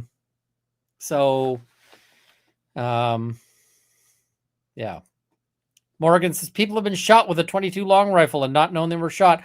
I represented a guy who did that. I represented a guy who he drove down the street and he shot like 4 people with a .22. He killed none of them. And one of the guys he shot thought he had been shot with like a paintball gun, because he was sitting there and he was like, and the police actually stopped him And they said, hey, man, you've been shot. And he said, yeah, some asshole had a paintball gun and was driving down the street and he shot me with a paintball gun. And the cop's like, no, it was not a paintball gun. The guy's like, yes, it is. It was totally just a paintball gun. It stung. It really sucked. And the cop is like, you are covered in blood. And the guy's like, I am not. And the cop is like, turn your shirt around, dude. And the guy like pulls his shirt around and he was bleeding out the back. And he was fine. He was doing just fine. He had no issue, but he got shot with a 22 and he was like, people can die from getting shot with a 22. It happens all the time. But more often they live. The 22 is not a powerful cartridge. So all right, let's keep going here. Maybe it will be more threats of violence and murder. Hence this action's counterclaims, which seek not just to compensate Defense Distributed for all of the catalog's past harms, but to put a definitive end to this illegal racketeering enterprise for good. They really go hard on this being,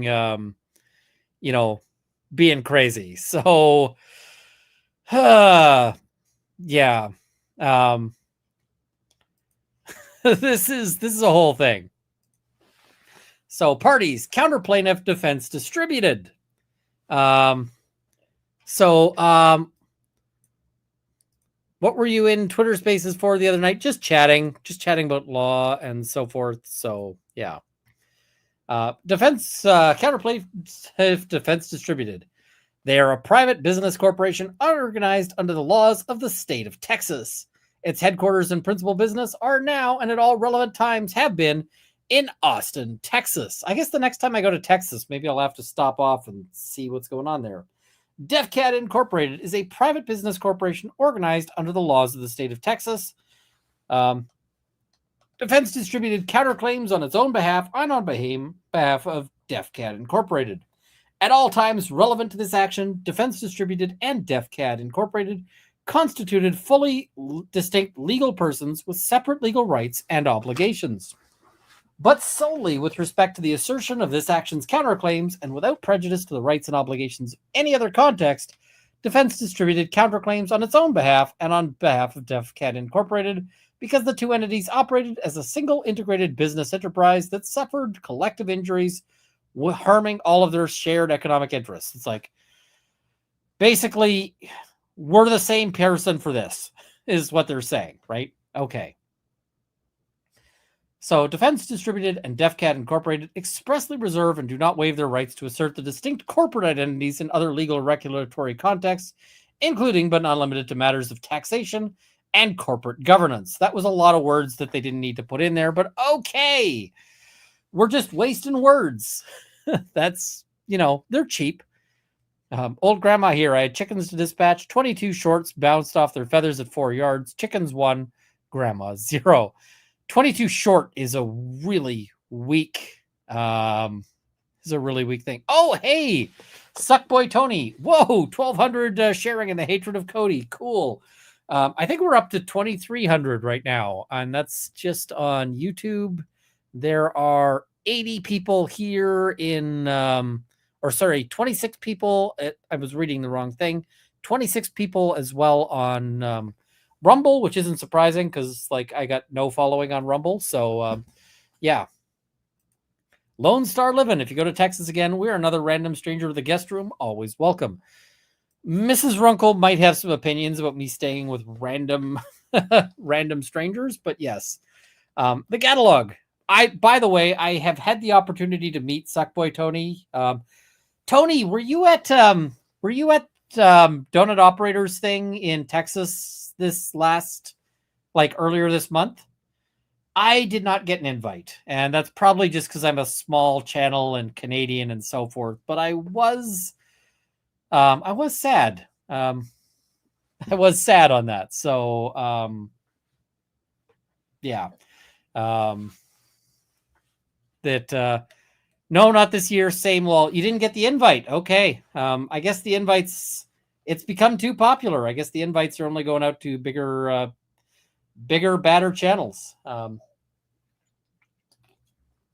Tony, we have got to talk at some point because I really want to get my hands on one of the plasma pumps. So, yeah. Would have been fun, but Donut hates me for anti-cop posting. I've been sometimes critical of police, so that might have done it too. That is sad. I hope that's not it. So, yeah. Does Mrs. Ruckle know about your escapades with the res dog? She's heard the story. She's heard the story enough that she's tired of the story. So, yeah. The catalog is an unincorporated association with the capacity to be sued under the laws of the state of Florida. Its principal place of business is Florida, where it can be reached for service of process. The catalog's members associate for the purpose of opposing DefCAD by commercially developing and publishing 3D printable and other CAD models regarding firearms without restriction on Odyssey.com and other channels in violation of the law. So, yeah. The catalog maintains a website at thecatalog.com. So if you're wondering where you could go to get 3D printing gun models, David Gingras has just told you. He's just told you, like, hey, here you go. Here, you can go check this out. The catalog constitutes an enterprise as defined in the law, which includes an individual, partnership, corporation, association, or other legal entity, or any group of individuals associated in fact, although not a legal entity. This court has personal jurisdiction over the catalog. Oh, that's a good question. Are you going to be at the Gundies or SHOT Show, Tony? Because if you are, we have got to we've got to like grab a drink. So yeah. I'm hoping to set up. I got to set up a meet there. I got to figure out like what nights things are going on, and then yeah. So basically, they're saying we can sue all of this. This is a Gingras filing, and how you missed this is because this is a Gingras filing that is on a completely different case. This is Gingras is on for Cody Wilson. What is the point of printing a gun? Superiority? No. Cost? Yes. Crafting? Yes. Also, just cool points. Just cool points. So, yeah. So, Matthew LaRosiere, counter-defendant Matthew LaRosiere, is an individual resident of the state of Florida. He can be reached for service of process at his residence. LaRosiere sometimes goes by the alias Fuddbuster.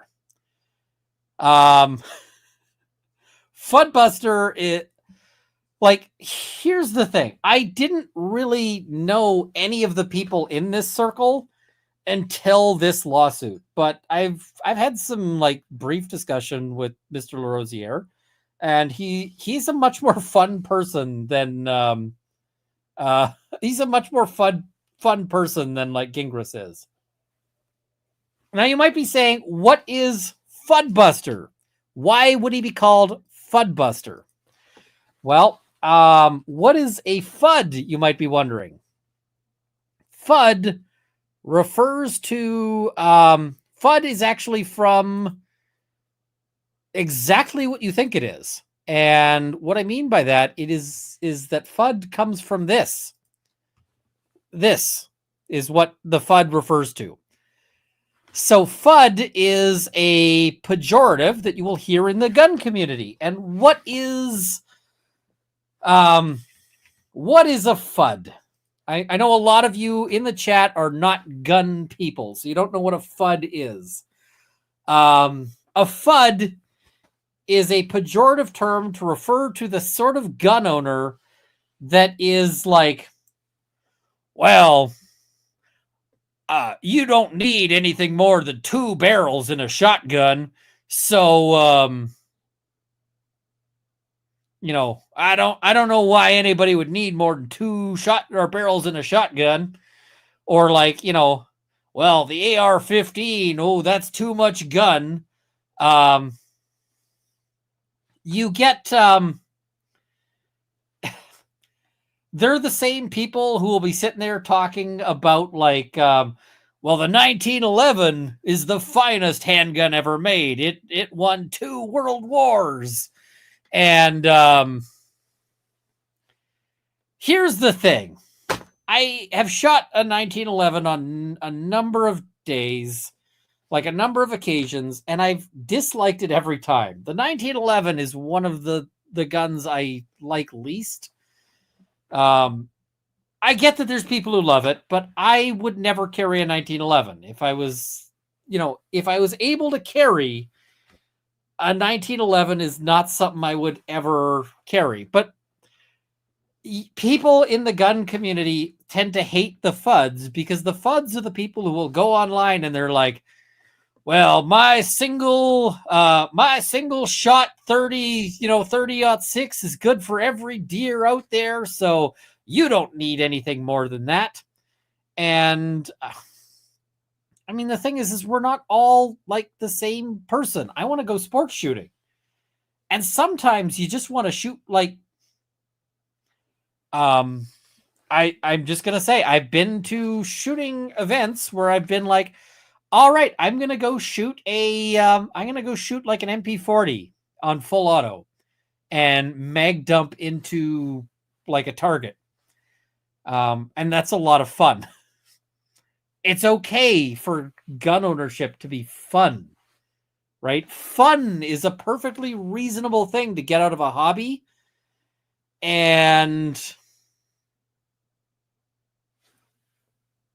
yeah, like I don't. So anyway, yeah. I'm loving Ian's Southern idiot voice. It's a FUD voice. I don't want to be one of those guys who mocks the South because I have enjoyed the South every time I've been there. And I have really liked, I've liked, I don't.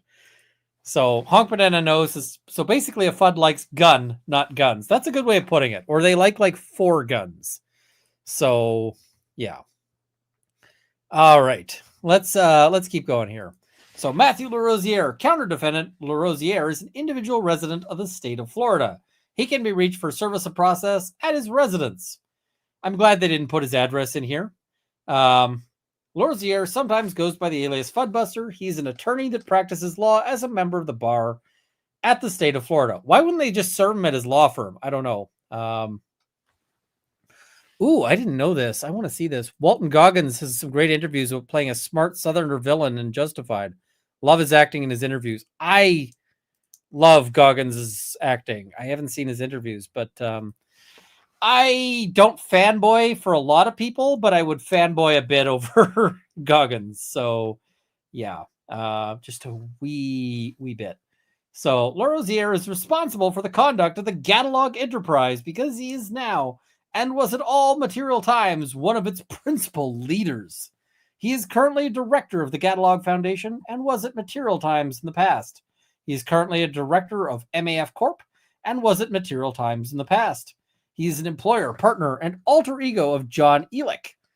He has the pleasure of representing the Catalog and the Catalog Foundation in all matters related to intellectual property. Okay, but that makes him the lawyer for Catalog, not... That's awkward. He is an administrator of the Catalog Enterprise's chat service and has administrative access to its Odyssey pages, where he facilitates and oversees the unrestricted exchange of technical data. By the way, he really does like. First of all, LaRosiere says I don't run the Catalog, so yeah. Second of all, so that's a very disputed fact. Second of all, the Cody Wilson is very, very upset about the stuff that Mr. LaRosiere and others say on their private discords. He's super upset about that. It is one of those things that just makes him really sad. He makes the little tear face. And how do I still have that open? I do not still have that open. Why did I not still why do I not still have that open? Let me find it here. I'll just pull open his complaint again. So let me just see. Where are the things that make him super, super sad? Oh, that might be further down. I'll find it. But anyway, he is super, super upset because people made fun of him. We'll get to it. The court has personal jurisdiction over LaRosiere. General personal jurisdiction exists because he resides in the state of Florida. Okay, we'll skip over this. John Elick. John, and here's the thing. Here is kind of a dick move. This is Gingras being a dick. Because there's all these people who operate under pseudonyms. And he's like, cool. I'm gonna dox all of you in a legal filing. And you know, part of why he's doing this is he's partially hoping that the feds, like this counterclaim, you might be saying, wait a minute, how is Cody Wilson actually harmed by any of this? Well, the answer to that is so far he hasn't gotten to how he's harmed by any of this. But what he is doing is he's saying, these people are committing crimes and I am naming them publicly. So essentially, a large part of this filing appears to be for the purpose of not like, this is kind of for the purpose of, yeah, Ivan get doxed again. Yep, that is 100% correct. This is for the purpose of painting a targeting laser on these people and hoping the government goes after them. And so it is really weird in a filing where you're like, I am not a glowy. I am not working with the feds. I am not a federal whatever. But feds, go get them. Get, right? Like, come on, dude. Stand up for the community. And I can tell you, so before anybody knew who the fuck I was I think I had like 6,000 subscribers on YouTube, which by YouTube standards is very few, right? You know, you compare to like Colian Noir, who's like in the millions or whatever else, right? I am sitting there and I'm running at, at this point, I'm at 6,000 subscribers. It's nobody. And I had some guy in the 3D2A, like the 3D gun printing community, who just like really came after me on Twitter. And I figured out who he was. And you know what I did is I did nothing whatsoever about it because I don't feel the need to get anybody arrested. Yeah. My general philosophy is not to get people arrested unless they're causing me like actual personal harm or someone else. But yeah, and yeah, this is the thing. Twitter is brutal. Sometimes Twitter is a blood sport, right? Not our friend, no. Sometimes Twitter is a blood sport. And it's kind of, if you don't want to play in the sandbox, then like you get out of the sandbox. Once you get into the sandbox and you start digging, you can't feel super upset if you find some cat poop, right?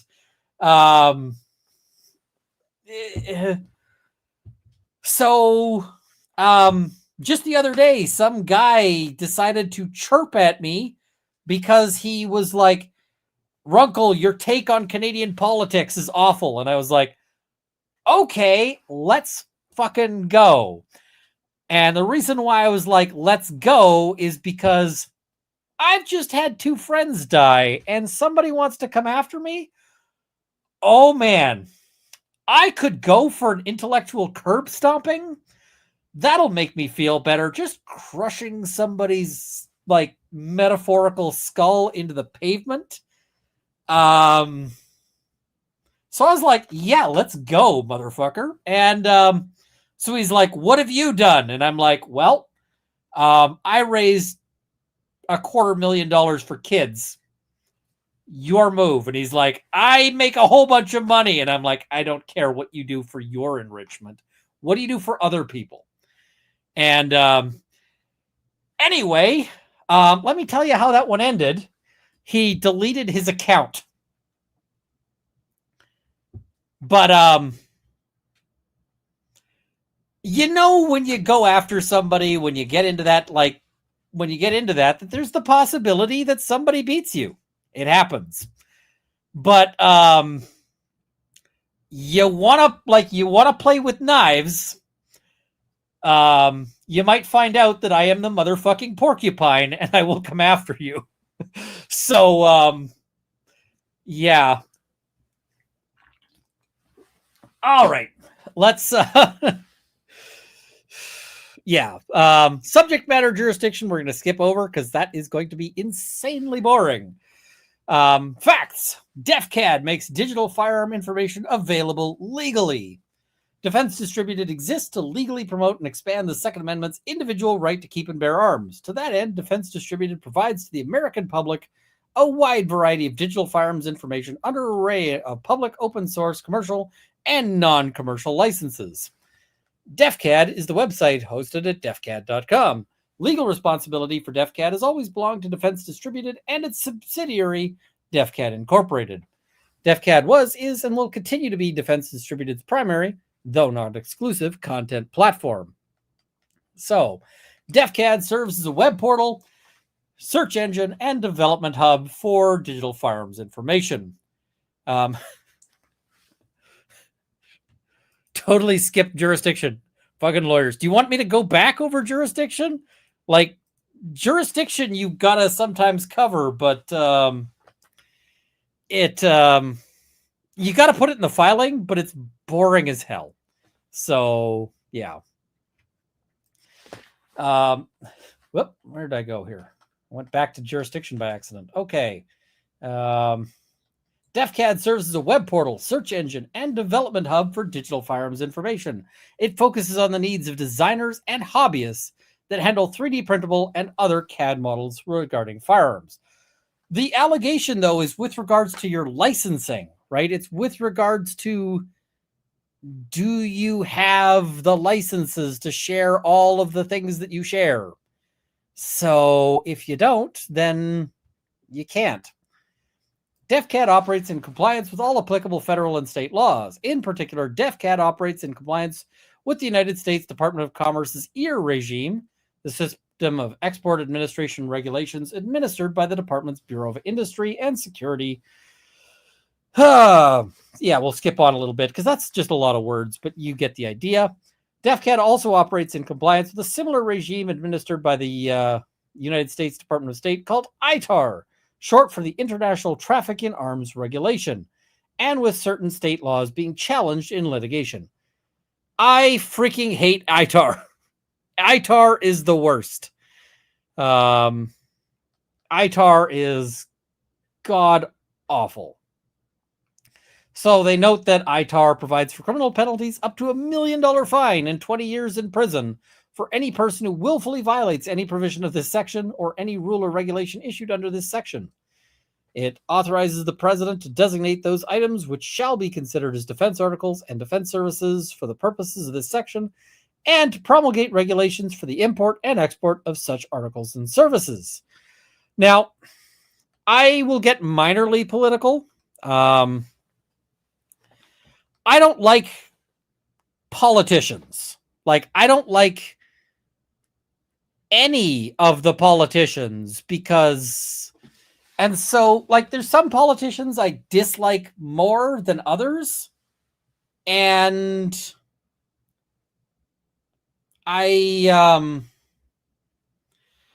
so with that said, on to sort of briefly talk about Trump. So I don't like Trump. I didn't like Kamala Harris. I don't like any of them. But if Trump goes and is like, we're going to get rid of ITAR, then I'll be like, well, you did a good thing. Like, good for you, right? I will appreciate that. So, or at least, now I would say that it'd be nice if Trump recognized that, like, Canada is a friend, and would be like, hey, why don't we, like, share, like, all of that? So, yeah. Please pronounce Kamala's name right, at least. No, I don't care enough to I don't care enough to learn the proper pronunciation of either of them. So, I mean, I would mispronounce Trump on purpose if I could figure out a way to do it. Trump, we'll go with that. So, yeah. So Defense Distributed has never wanted to make DefCAD comply with restrictive regimes like the Commerce Department's EARS system. On the contrary, Defense Distributed has, from the very beginning, devoted extraordinary time, talent, and treasure. Talent and treasure. Gingras, if you are talking about yourself as a lawyer, then there is no talent involved. There might be some treasure, but yeah. So, see, here's a bunch of cases of state versus Defense Distributed. And more block of... We're not going to read that footnote because, yeah. All right. So, but unless and until Defense Distributed's array of legal challenges achieves full success in eliminating regimes like the Department of Commerce's EAR regime, Defense Distributed has no choice but to comply with what the current legal restrictions require, and no more. Thus, DefCAD, in its most recent operational modes, complies with the EARS restrictive system. As described in further detail below, DefCAD complied most recently by implementing technical safeguards, ensuring that EARS limits regarding who can receive this information. Get to the fucking point, my dude. Like, we are at page 21, and I still have no clue from reading this what this counterclaim is. Normally, you should give some sort of indication of this, and yeah. So DefCAD worked with Elick and Holiday before the catalog. So during the spring of 2019, counter-defendant Elick approached Defense Distributed for employment and for assistance in obtaining merchant processing services for his own business in 3D printed files. Elick is a digital firearms designer recently identified by the New York Times for collaborating with German citizen Jacob Duigu, aka J Stark, on a revision to a famous and popular printable firearm design known as the FGC-9. Okay, so first of all, get J Stark's name out your mouth, because yeah. Cody Wilson, you got no business uttering his name. You do not have any ground, like, ooh, that makes me annoyed. So, in May of 2019, Elick signed an NDA with Defense Distributed. Elick agreed to participate in any business deal with Defense Distributed that would assist him in buying a house, would keep his private information from being on Google, would not prevent him. Oh, he wanted his privacy out there? Well, we're going to just publish his name. Okay, cool. And would not prevent him from holding his security clearance. Defense Distributed created new privacy terms, secure applications, and commercial arrangements to work with Elick and protect his identity. In early 2020, Defense Distributed anticipated the conclusion of Washington v. Department of State and began planning the relaunch of a new version of DefCAD to share 3D gun files online. Well-known 3D gun designers like John Elick, going by the name Ivan the Troll, and less well-known designers like counter-defendant Alex Holiday agreed to become agents of the site and promote its compliant business model in advance of what became the launch date of March 27th, 2020. So, somebody's saying, who is Jay Stark? Jay Stark was a firearm designer. He designed the FGC-9, which stands for F gun control. He was, the police raided him. He died. So, yeah. Yep. When building the March 2020 version of DefCAD, Cody Wilson thoroughly explained to ELIC the 2018 outcome of the Arms Export Control Reform Initiative, the settlement of Defense Distributed versus United States Department of State, the transfer of technical data from ITAR to EAR, the outcome of Washington versus United States Department of State. Okay, those are two different cases. I had a moment. And the new federal interpretation of the provisions of 15 CFR 734.7C, which prohibited the unrestricted posting of files for frames, receivers, and complete firearm assemblies to the internet. Wilson explained the law-mandated procedures for screening downloaders for their status as U.S. persons. I like him even less now. It's like he wants to keep Canadians from this. Well, I guess our government does too. So, yeah.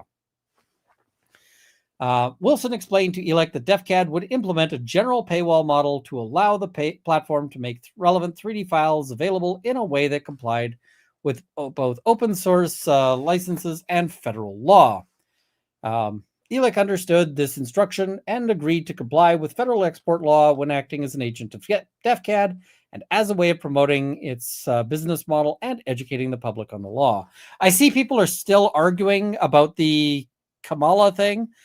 Here's the problem. When I hear her name pronounced correct, like the correct pronunciation versus the incorrect pronunciation, I don't actually hear the difference.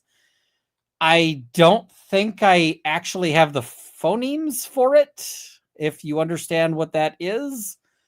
So, I'm not going to get it right. I don't think I have the ability to do so. So moving on, right?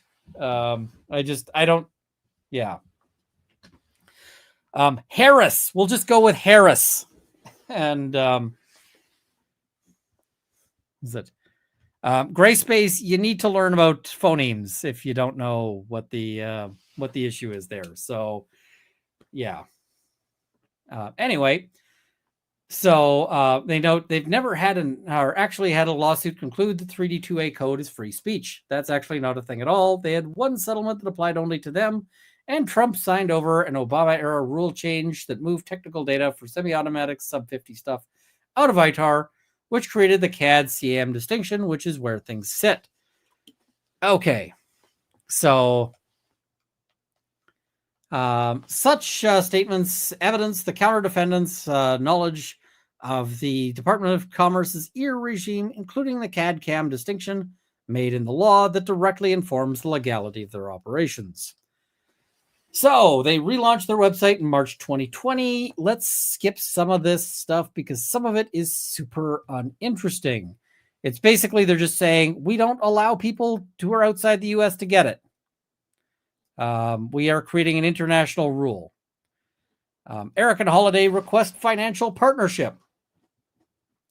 Beginning in or after March 2020, LaRosière and Holiday began a business relationship related to their volunteer work in Deterrence Dispensed, a design coalition named in homage to Defense Distributed.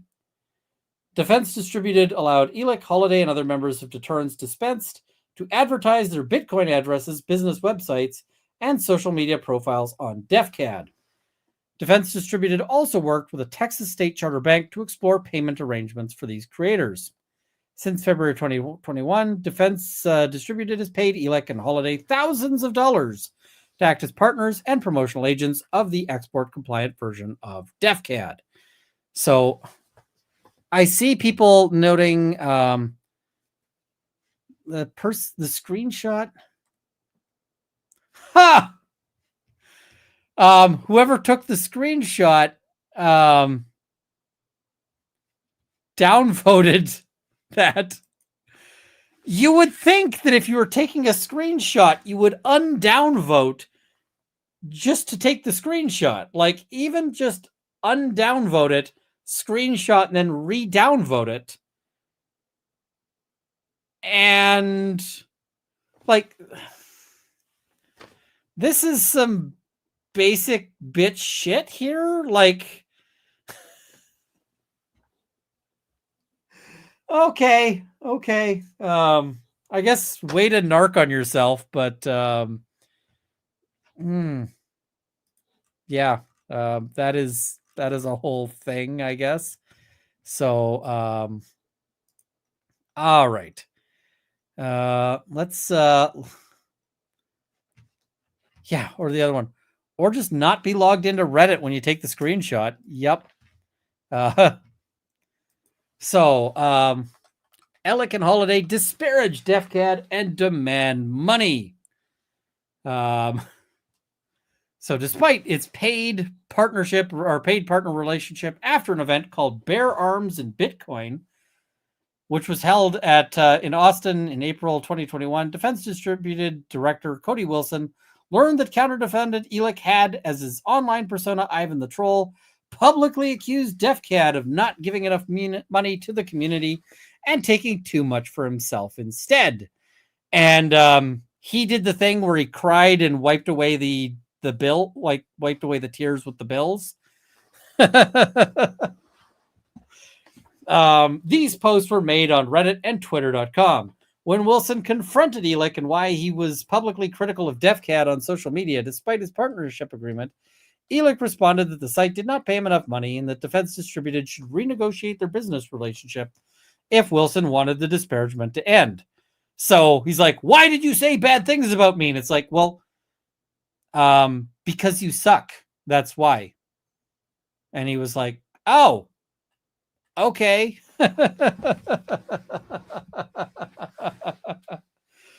On April 27th, the Ninth Court of Appeal issued its ruling in Washington versus Department of State, vacating the district court's order enjoining the DOS's final rule, removing 3D printed guns and their associated files from the U.S. munitions list and placing them on the Commerce Control List. Although DOS and Commerce, respectively, had promulgated the final rules on January 23rd, 2020. So, to transfer this technical data, after a multi-state action challenging both final rules, the district court preliminarily enjoined only the DOS final rule. The Ninth Circuit panel held that because both the DOS and Commerce final rules were unreviewable under the APA, the states had not demonstrated the requisite likelihood of success on the merits. So basically, you can't challenge this. Cool. Accordingly, the panel remanded with instructions to dismiss, removing certain CAD files from federal export control. As a result of this ruling, Defense Distributed immediately reposted all its 3D CAD files unrestricted and for free to DefCAD on April 27, 2021. Though DefCAD kept access to CAM files restricted, this period of open and free CAD file access lasted until June 9, 2021, when Defense Distributed received an enforcement letter from the Department of Commerce demanding that all its 3D files once more be shielded by an international firewall and made accessible only to U.S. persons. And they went, okay, as opposed to fighting them, which is the thing to do. So on April 29th and points thereafter, Elick informed Wilson on behalf of Holiday and the rest of Deterrence Dispense that Defense Distributed would have to pay their group more if it wanted to continue hosting their files unrestricted and for free at DefCAD. Wilson declined to pay Elick additional money without an agreed-upon contract, and he reminded Elick that Deterrence Dispense files were already published unlicensed or open source, and that he had no right to demand their removal, especially on anyone else's behalf. Now, I want to know what this means. I want to know, does this mean that they were published like public domain, or that he published them with an open source license, in which case, if they're an open source license, then Cody Wilson can have it. Or if it was just, did he post them without a license, like without anything, in which case copyright applies. And yeah. Counter-defendant Elek responded that if defendant distributor did not pay him or his international collaborator, Jacob Duigu, aka J Stark, then Elek would direct everyone he knew who used the DefCAD site to charge back their credit cards to damage or terminate Defense Distributed's merchant account relationships. Yeah. During this period, despite still earning monthly sponsorship money from DefCAD, Elek continued disparaging the business on social media. Muffin! Are your feelings being hurt? And why does this matter? When Wilson challenged Elek about his disparagement of the DefCAD business, Elek declined to stop and warned Wilson that it would be much worse if Defense Distributed stopped paying him. Then either stop with the deal or either stop the deal or put up with it or solve the issues. Just move the fuck. Okay, why does any of this matter? Get to some kind of point. I don't know. This filing is long, and I'm trying to figure out why it. Where are you going, sir? And why? I guess. Okay. On Wilson's final call with Elek during this period in late April of 2021, Elek stated he would be moving away from the Deterrence Dispense name and advertising his organization. Bleh, words are hard. Have more scotch. The words are hard is because I'm tired, but yeah, that's it. Elek stated he would be going into business with his attorney, counter-defendant Matthew LaRosiere, and that they had their own plans for how to make money sharing 3D files online in violation of the law. Elek demanded DefCAD make a payment to him to receive permission for the republication of the open-source FGC9 Mark II models published by Jacob Duigu, aka J Stark. Elek threatened more business disparagement if this payment was delayed. Wilson warned counter-defendant Elek that this payment would be made under duress, and that Elek should under no circumstances send any of the payment overseas to J Stark. Elek defended the idea of paying J Stark and said Wilson should have offered J Stark the money directly anyway. Wilson said that any such international payment from Elek to J Stark would likely violate the ITAR or EAR, could be prosecuted as money laundering. Money laundering? I'm not sure how that's money laundering, but okay. And would also jeopardize the security or life of J Stark himself, who was living pseudonymously in Germany at that time and likely under close surveillance. If he's under surveillance, then how's it going to jeopardize his life or anything? How does it... Okay. Elek said he and LaRosiere would never be prosecuted for violating the ITAR or EAR, and that Wilson's warnings were pretextual, hypocritical, and cowardly. One day after the mandate issued in Washington v. Department of State, and despite its belief that it was nonetheless free to host files related to the FGC Mark II, Defense Distributed sent a wire payment of $2,500 to Elek's shell company, Additive Modeling Solutions. Defense Distributed understood this payment would allow DefCAD to host the FGC9 Mark I and II with an open source license in perpetuity on the DefCAD website. Okay. After receiving the funds, Elek converted some or all of the amount to Bitcoin and sent one or more transactions to a crypto address at a German Coinbase account associated with Jacob Duigu, aka J Stark, in violation of the law. When Duigu uploaded his identity documents to Coinbase to verify this account and receive the funds from Elek, he was identified to European authorities through the filing of a mandated suspicious activity report. So basically, what is he alleging here? He's like, he's basically saying Ivan got J Stark killed, is what he's telling the world. And that's a hell of a claim. Or that's a hell of a thing. So the counter defendants begin coordinating their activities. On the same day, Defense Distributed paid Elek's company to license the FGC9, and I haven't seen any reason why that's in here. Like, is it just, is that there for public relations, or is that there to connect to a claim? We'll find out. On the same day, Defense Distributed paid Elix Company to license the FGC-9 design in 2021. Larosière, Elix, and Holiday formed the Catalog Foundation. The Catalog Foundation is closely related to Larosière and Holiday's MAF Corp. And models the leadership of the current Catalog enterprise. Through these entities and the websites deterrencedispense.com, catalog.com, maf.arms.com, and controlpew.com. Control Pew, by the way, is awesome. Just as a name, controlpew.com is top shelf. Elix, all of the people facilitate and monetize the illegal unrestricted transfer of 3D printable gun files. This is accomplished first by uploading printable gun files for free in violation of the law, and which only Elix, Larosière, and Holiday have the authority to do. The counter-defendants then advertise their export violations and direct visitors to purchase accessories and parts kits for the files at mafarms.com and offer money transfers and financial incentives to developers at controlpew.com.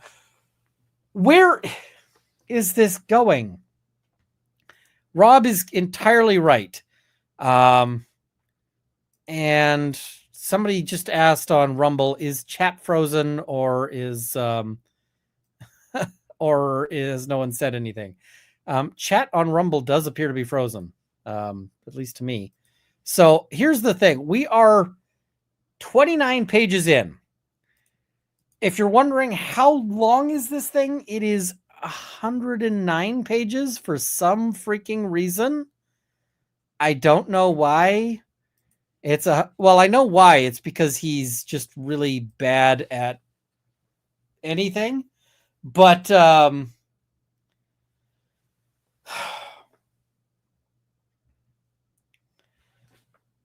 he is not even like approaching a point, even a little bit. And I'm just like, where is your actual point going to be here? Come on. Okay. Yeah, and shouldn't there be a page limit? There should be a page limit. And I see just quiet, nobody chatting. I'm not seeing any of that come up on Rumble in my live chat. I don't know why. I don't know why it's not coming up. I'm logged in. I don't get it. Yeah. Okay. I'm not sure why I'm not seeing it, but I see it on YouTube. I just can't see any of the Rumble chats, which means I can't see any of the Rumble rants. Why? Why is live chat not working? Okay. Is what it is. Yeah. All right.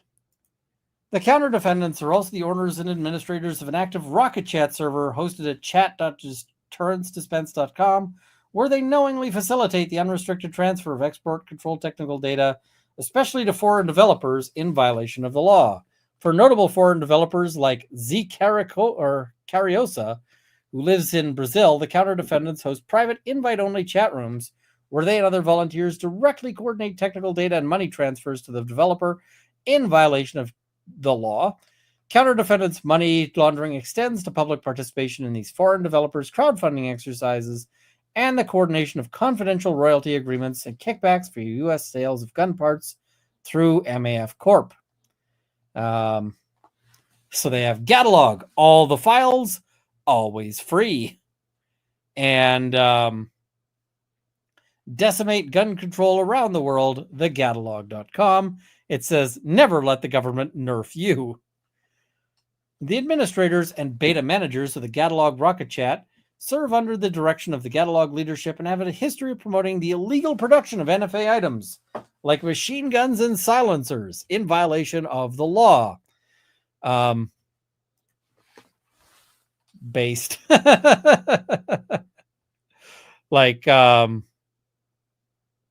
That, okay.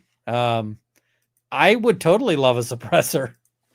I can't make a suppressor here in Canada. Well, actually, I can buy a suppressor. I can't make one. So, yeah.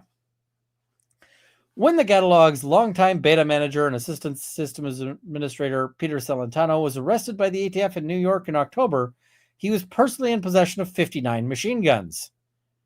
Those are rookie numbers. You got to step those numbers up. The catalog's moderator, PLA Boy, is likewise known as a prolific developer of files for NFA-controlled printable silencers, which he admits to doing without a license. When chat members publicly ask the counter-defendants to justify why they host multiple private chat rooms dedicated to the development of illegal machine gun conversion devices and silencers, or to make it make sense, administrators like Holiday promote the deliberate fiction that the 20-year-olds in these channels showing pictures of their bedrooms and hands have federal firearms manufacturing license. Okay, how does the bedrooms and hands have anything to do with an FFL? The truth is closer to that reflected by the habits of a Maryland man arrested for the possession of 80 ghost guns, including printed suppressors designed by PLA Boy and Holiday. And so this is Freeman. Now that we're all collected here, Freeman was indeed arrested. Before his arrest, he deactivated his accounts here and elsewhere across the internet. That said, as we've always said, this is a public chat. Mind your OPSEC and at least pretend to be legal. NFA things being NFA things, the assumption we make is that you have an SOT and are doing things appropriately, and that your testers do also. It has been suggested that Cody Wilson and Freeman had an argument just before the arrest happened. So Rob said, the point of his argument isn't coming anytime soon. Let me put it this way. The point of his argument and Jesus are in a race for who comes back first. And I don't know where to bet.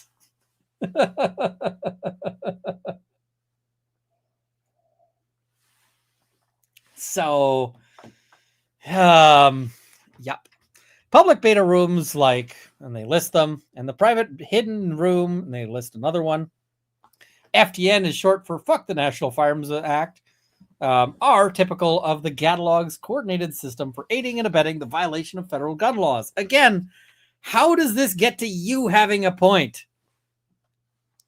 If a member of the public wants to acquire the files for the newest printable FTN silencers, he uses the catalog's rocket chat to privately message moderator PLA Boy or another catalog administrator, PLA Boy with a third eye, will ask to see proof you have already illegally printed some variant of his previously illegally released silencers before he will admit you to an invite-only room where members document their active crimes. On November 1st, 2024, the catalog illegally published the files for the Rogue 9, a publication that, because it contains file packs for semi-automatic and automatic receivers, has the distinction of violating both the EAR and the ITAR simultaneously. For these files, European developer Immortal Revolt. Okay. So they just did a grammar. Here. And yeah. Suckboy Tony says, Cody made a blog post bragging about snitching. Celentano had a newborn baby and is now facing life in prison for owning guns. Yeah. For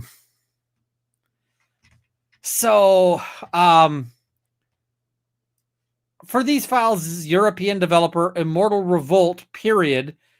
Even when you put the period inside the quotation marks, that ends the sentence. So that sentence just made me go like, what?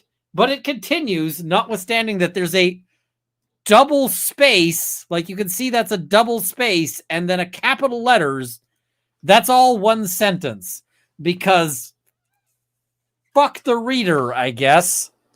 The catalog hosted a private chat room to coordinate their technical data transfers.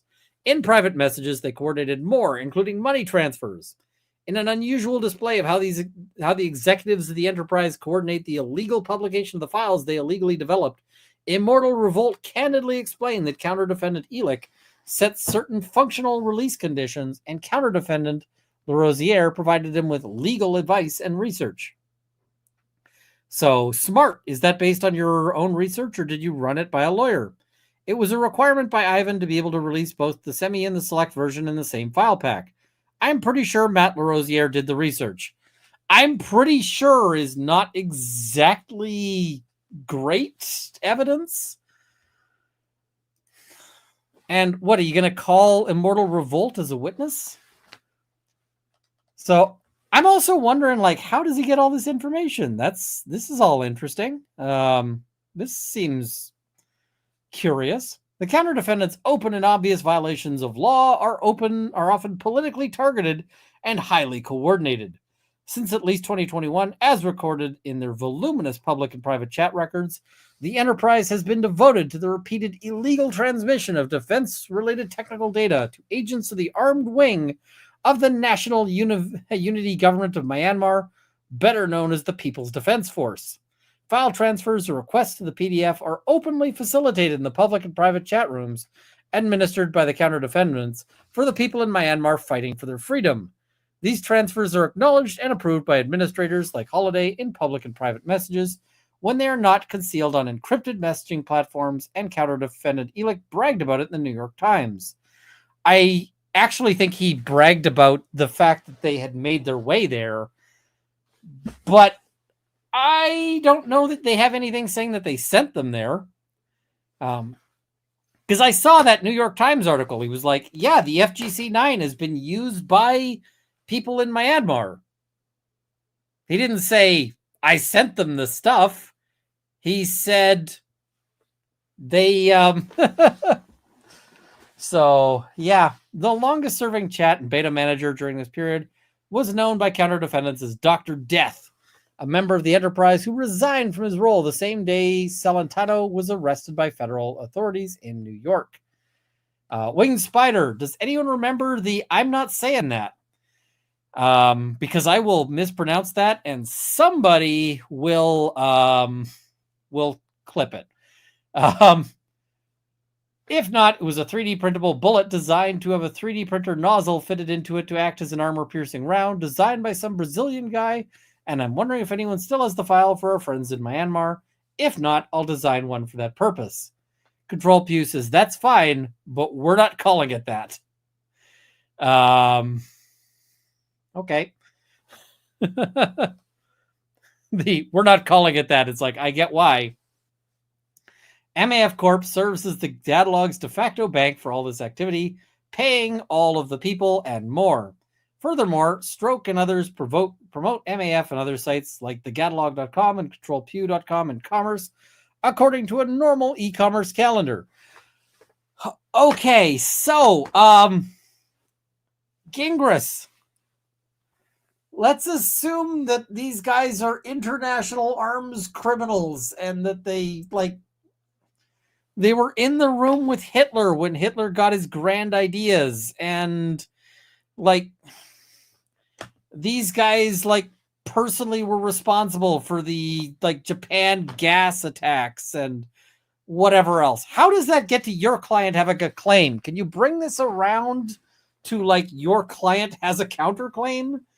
Because you're saying these are the worst people of ever. And I get that you normally do that in a statement of claim or a counterclaim, but you've been doing that for 34 pages, and I kind of need you to land this plane somewhere that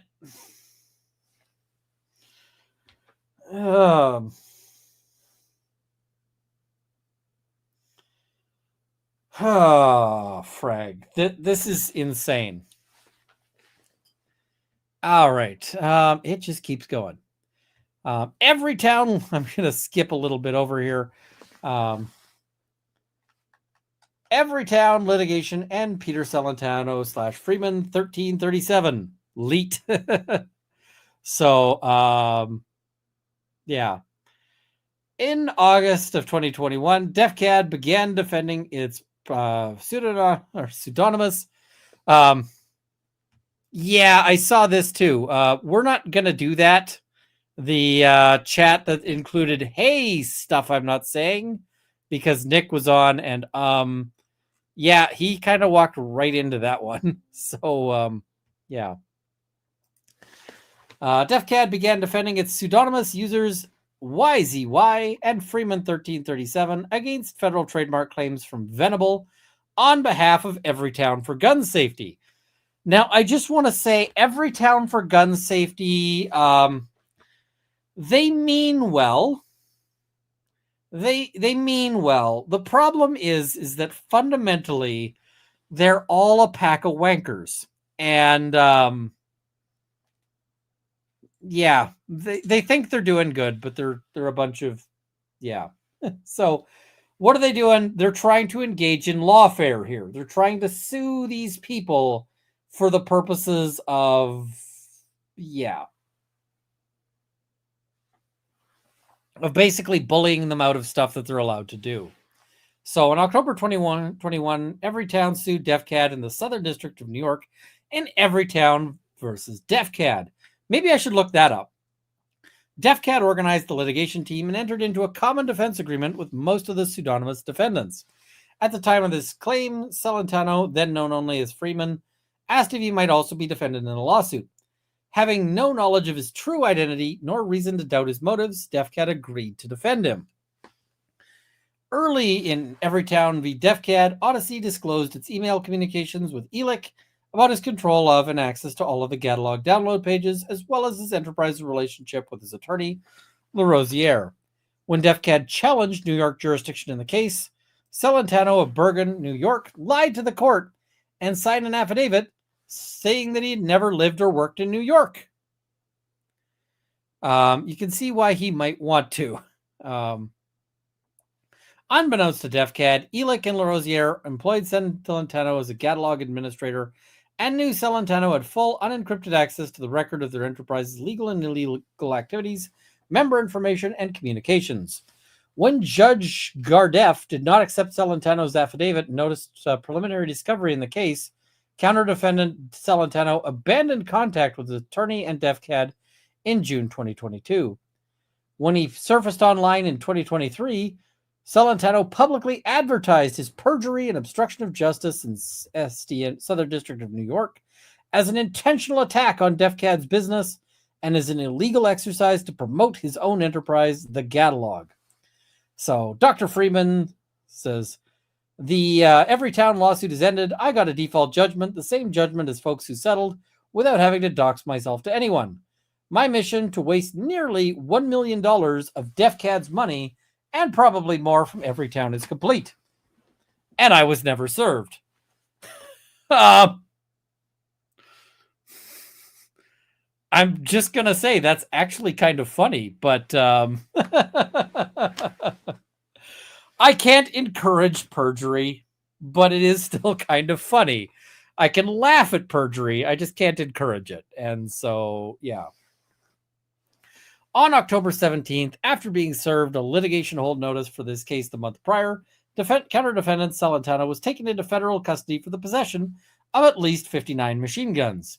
Members of the Catalog enterprise, including Joshua Meyer of Wingate, North Carolina, publicly confirmed they were in contact with Celentano at this time and that they worked with him to delete his accounts, communications, and administrative access records in response to Defense Distributed's litigation hold letter. Okay. No screenshot there, though. Business disparagement ensues. In August 2022, Elick contacted Defense Distributed as an officer of the Catalog. Despite his agreement to license them the year prior, he demanded that DefCAD remove all FGC9 file variants from public access because they were his property. When DefCAD administrators ignored these requests, Elick attempted to remove access to the files himself in violation of the DefCAD's terms of service and the CFAA. Upon learning he was unable to remove access to his files, Elick contacted DefCAD and threatened to publicly disavow the site. Okay, did you have a contract? Did you make a deal? Like, what was your license? Some months later, counter-defendant Holliday demanded a similar conversation in his capacity as an officer of the Catalog.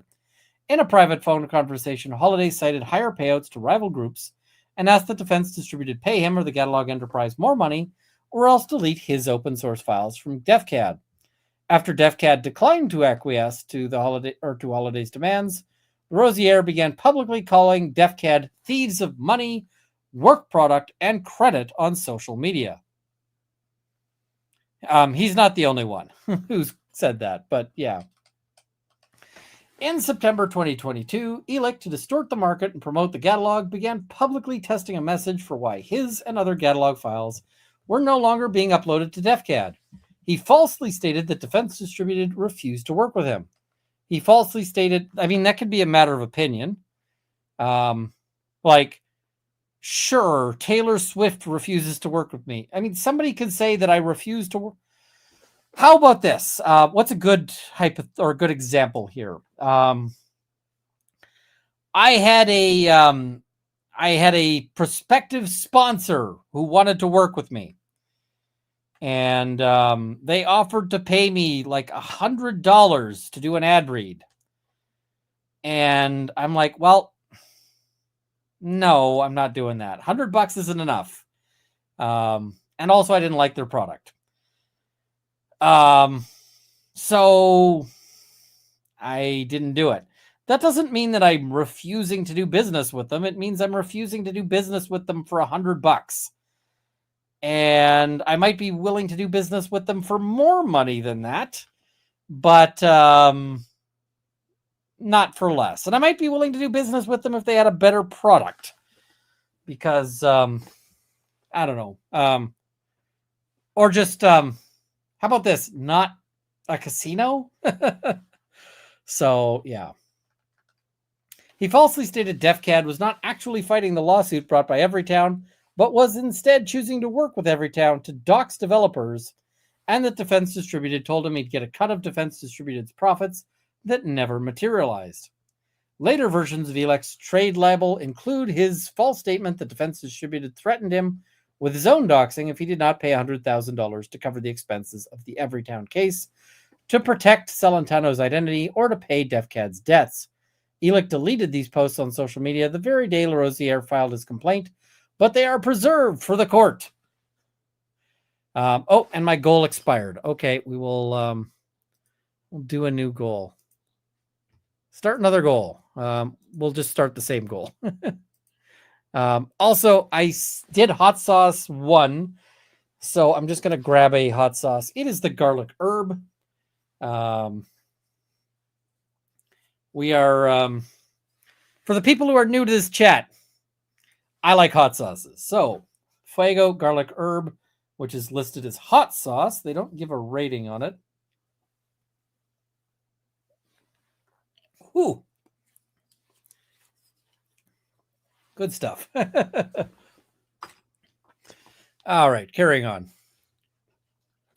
I reviewed some. We still got some super chats left to go. We'll get to them.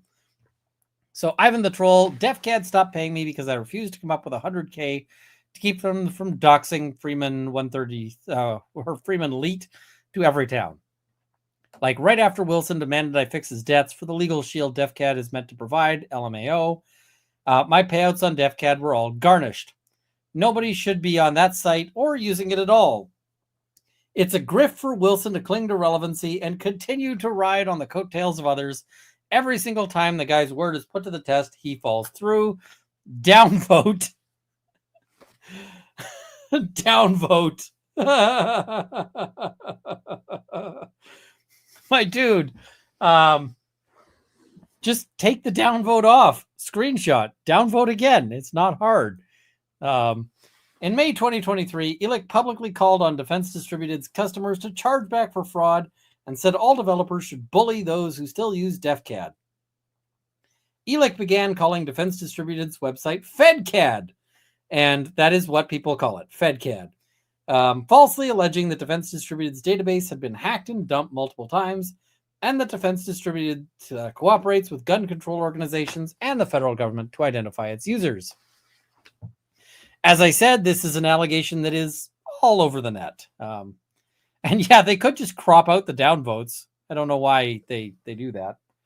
So On May 15th, ELIC, with the assistance of counter-defendants LaRosiere, Holiday, and Celentano, began circulating a meme version of the FedCAD claims. Despite its key accusations being demonstrably false, this meme has become a popular infographic and has been reposted hundreds, if not thousands of times, including now in a court document. The FedCAD meme is used commercially by counter-defendants to direct customers to thegatalog.com and is reproduced below. Friends don't let friends use FedCAD. So, friends don't let friends use DefCAD. It says DefCAD's database has been hacked and dumped on multiple occasions. They do not encrypt their data and keep it stored unsalted. All your information is in a row. That they never disclosed and breaches is reason enough not to use the site.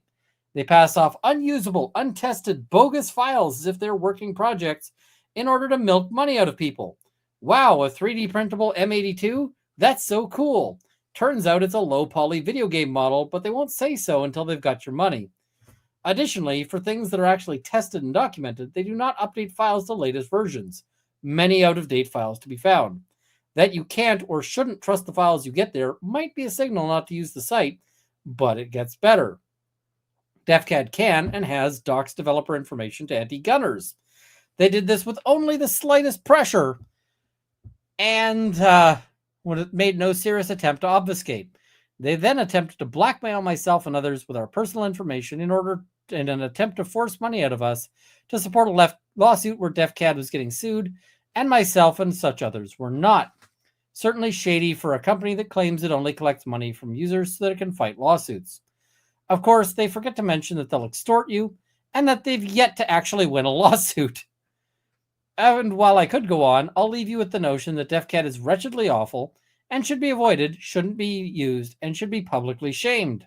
We can discuss its founder having paid a 16-year-old for sex and other outstanding things that your money will be used for if you give it to them another time. Navigo boom. So, let's talk about admission by omission. Because they're like, we are saying that the following things are false. We say it's false that our database has been hacked. We are not making any claims. We have not said shit about passing off unusable, untested, bogus files as if they're working projects. We didn't say that.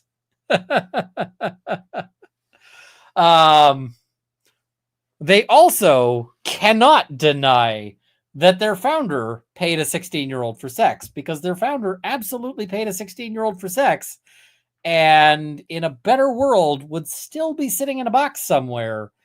Like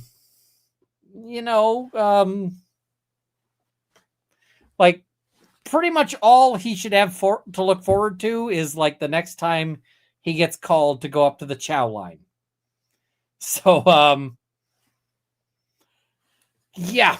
That is a whole thing.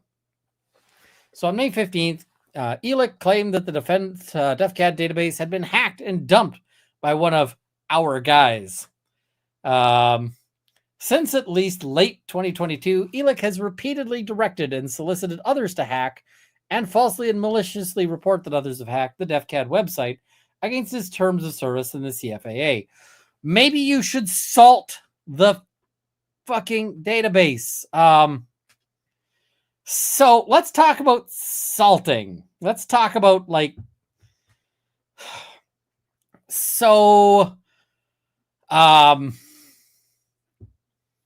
how do I describe the need to salt things? Well, I mean, for one thing, if you've got passwords, you should append shit to your passwords that makes it much more difficult to crack those passwords if somebody's able to dump that that database.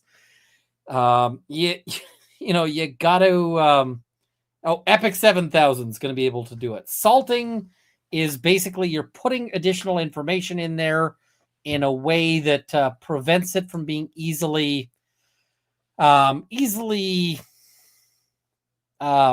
retro encrypted. And how do I mean by retro?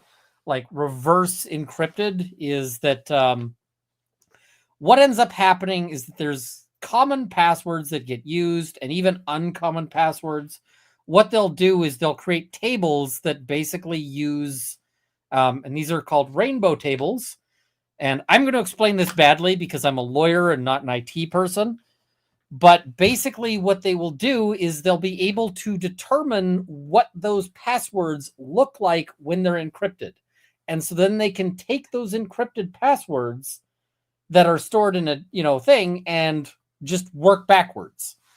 So basically, if somebody has password as their password, and you should never have password as your password, but if you did, they will have basically seen what that encrypts to, and they'll be like, okay, we know what password looks like, and they can work backwards from it. How does salting work? Well, they stick a bunch of stuff either at the beginning or at the end or both, such that instead of your password being saved as password, it'll be run as you put in password, but internally it goes like, bunch of numbers and letters, then password, and then it encrypts that. And so the guy with the rainbow table that's sitting there and it's got an entry for password can't actually work backwards and look at and figure out what your actual password is, even though it's something stupid. So what the point of all of this is it makes it much, much harder for somebody. Like, if somebody steals your encrypted password database, it makes it much, much harder for them to figure that out. And when you find out that somebody stole it, they're probably still trying to figure it out. They're still trying to solve this problem at the point where you're like, we are forcing everyone to reset their passwords, and back you go. So, all right. They didn't say that they've salted anything. Like I would have said in this, we do actually salt things, but they don't.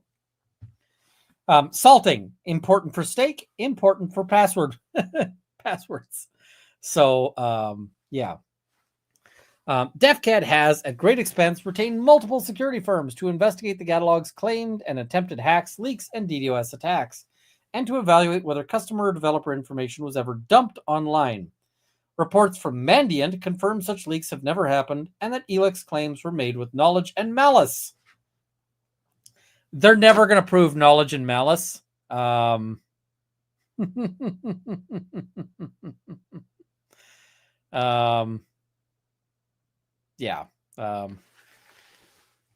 All right.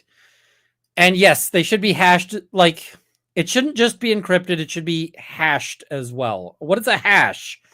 A hash is a one-way transformation, and it's a repeatable one-way transformation. So let's imagine you take what's a good thing? Let's imagine you take this thing. Oh, I'm going to put his jaw back where it's supposed to be. And you throw this into a wood chipper.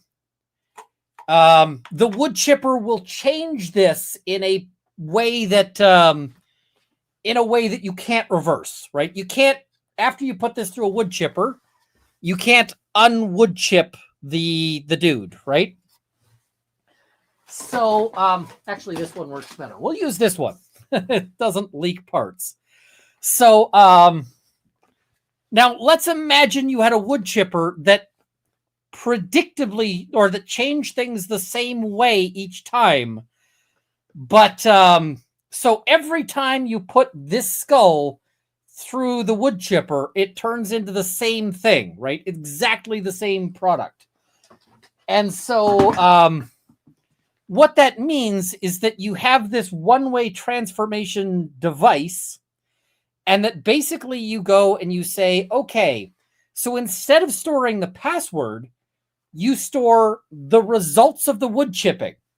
And so essentially then, so if you put in password, it gets mangled and comes out at like 12786, right?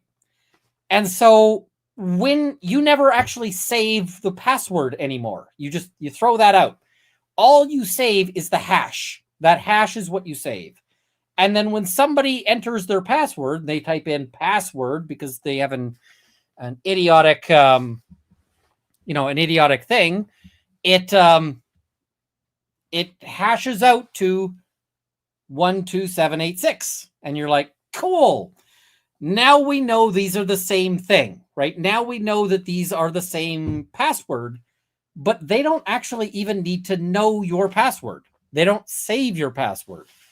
And saving your password in a in its original like plain text form is extremely poor form. It's extremely dumb. So yeah. So you got to hash it. So all right. I'm probably badly describing this, but I'm trying to explain this because yeah. And I've seen some really awful things like, yes, this. If you click forgot password on a website and it emails your previous password to you in plain text, that site is not secure. Absolutely, because they shouldn't be able to send your password because they shouldn't know your password. Like that is fundamentally, if they know your password, it is terrible. So the funny thing is that I actually signed up for a talk at a university, and the talk at the university was basically, it was like computer security for lawyers. And I forgot my password to get in, and I hit reverse. I hit like forgot my password, and it sent me the password. So I chirped them at the at this university talk. I was like, why are you not hashing your passwords for this talk? And it was awkward. I made it awkward. Like I was down to make it awkward. So yeah. All right. So a review of open source records shows that the only time Elix information was leaked online was from a hack of twitter.com, where Elix prefers to conduct his false advertising.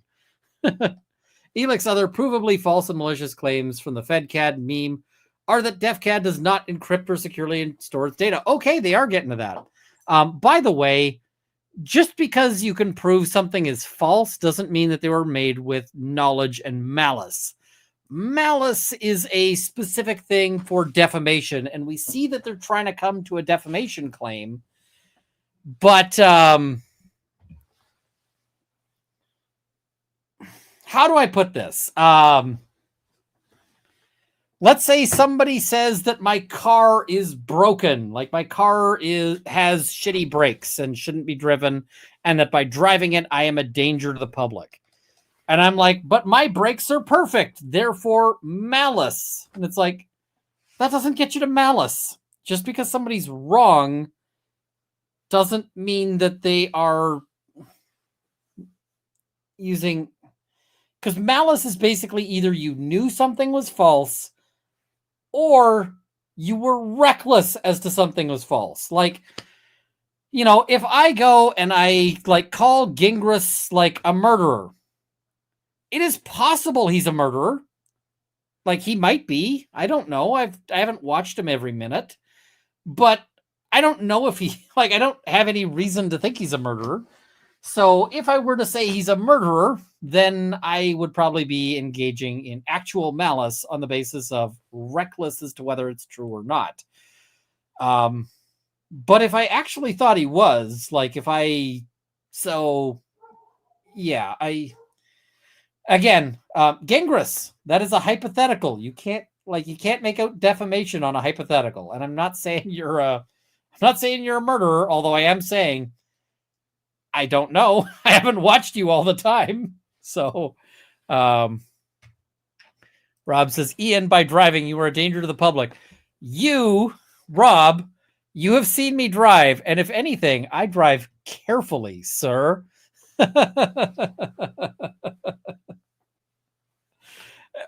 Rob is upset about my driving, by the way, because I was driving and Rob was in the passenger seat. And he's like, go faster. And I'm like, I am in a foreign country. I am not getting a ticket in a foreign country because that will be a giant pain in the ass. So I'm going to drive like I am like 102. And no, and Rob has never forgiven me. So yeah.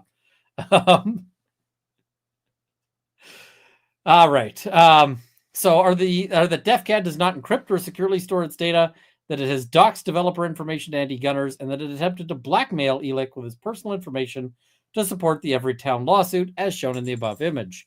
ELIC does not disclose that he and LaRosiere corruptly persuaded counter-defendant Celentano to lie to the court in Southern District of New York. That's a hell of an allegation. To purposefully obstruct justice and to advertise this illegal conduct as an intentional attack on DefCAD's business. Citation, their ass. There is no citation, like there is nothing to back that up. It's just a pure allegation. Okay. Business disparagement escalates to tortious interference. Holy shit, we're actually getting to a claim. Rob says a snail passed us on I-5. Yes, but that snail was on DUI guy's Lambo, so that's why it passed. So,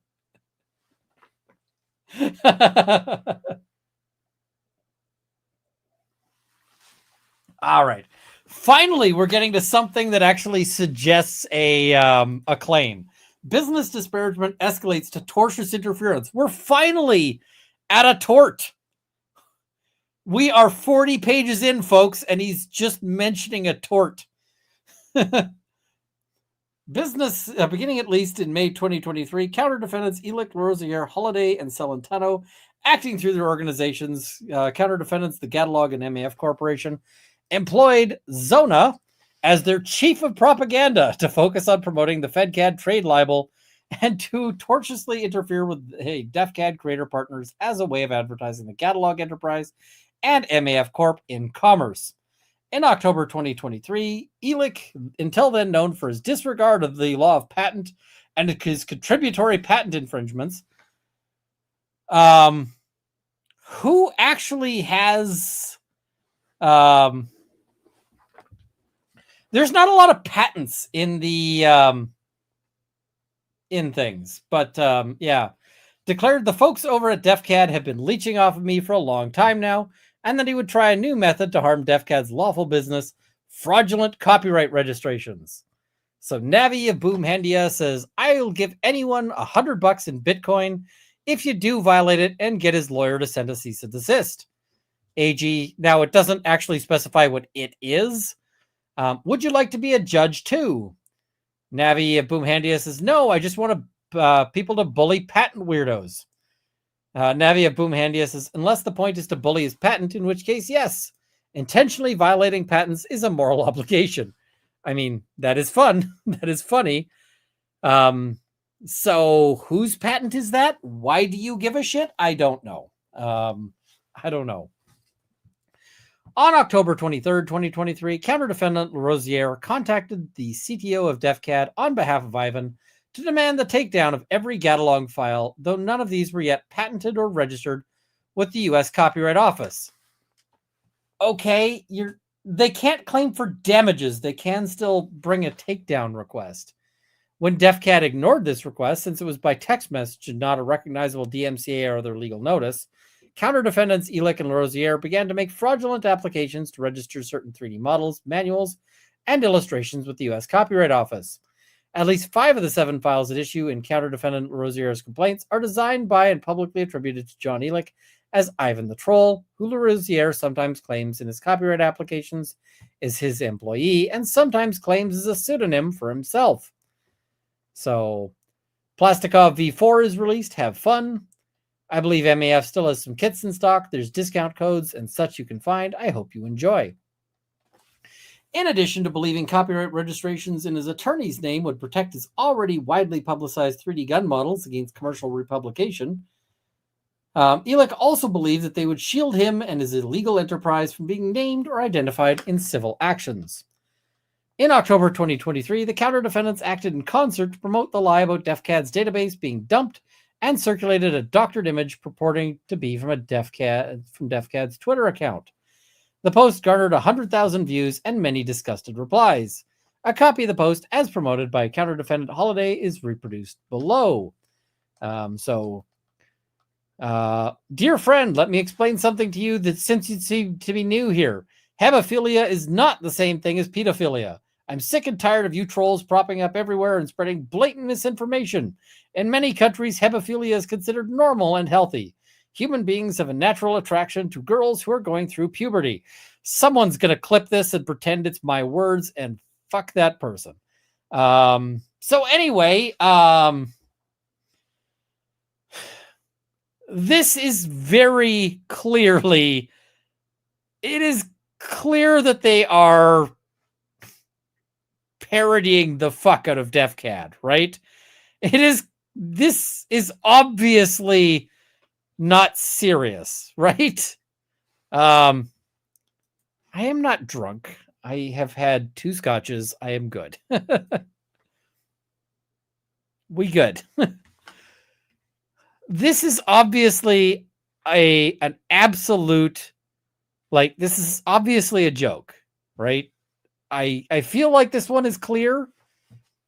So on December 30th, counter-defendant Holiday posted the FedCAD meme in his controlpew.com quick start guide. So everybody he really hates the FedCAD thing, right? Really hates it. So, all right. As business partners, LaRosiere and Elec continue to employ counter-defendant Stroke as their top lieutenant through MAF Corp, compensating him for his religious reposting. Oh, it's religious. That's not what they mean. So, they're dissemination. Ooh, I got hiccups. Of the FedCAD trade libel, his tortious interference with DefCAD's customers and contributors, and his criminal harassment of DefCAD's employees. DefCAD was forced to secure a workplace harassment injunction against Stroke in Maricopa County Court, which Stroke continues to violate to this day. Oh, I know who they're talking about. I'm going to interpret this as a blanket endorsement of any mischief I may be making, up to and including capital crimes such as murder or abuse posting, with intent to incite treason, espionage, large-scale rhinoceros trafficking. I'm sorry, did you think that the post that mentions rhinoceros trafficking is serious?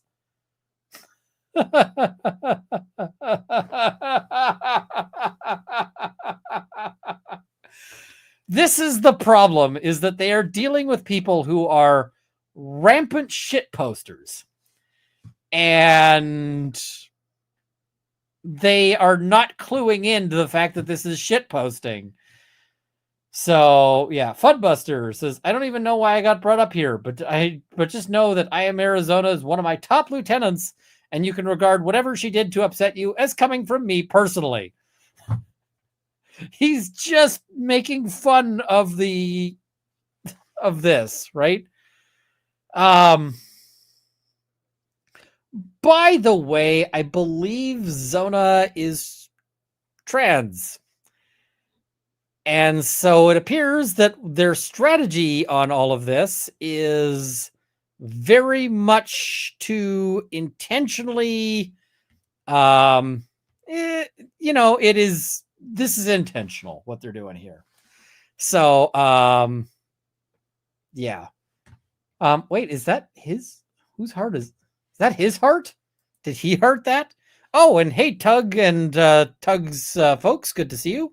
Tug, we haven't talked in forever. We should. I feel like too many people have too many good people have left us, so now I'm like, all the people I haven't talked to in a while, I kind of feel like I should, because I'm just like, yeah. So yeah. So in August 2024, Stroke brazenly began a public campaign to interfere with DefCAD's partners and file contributors.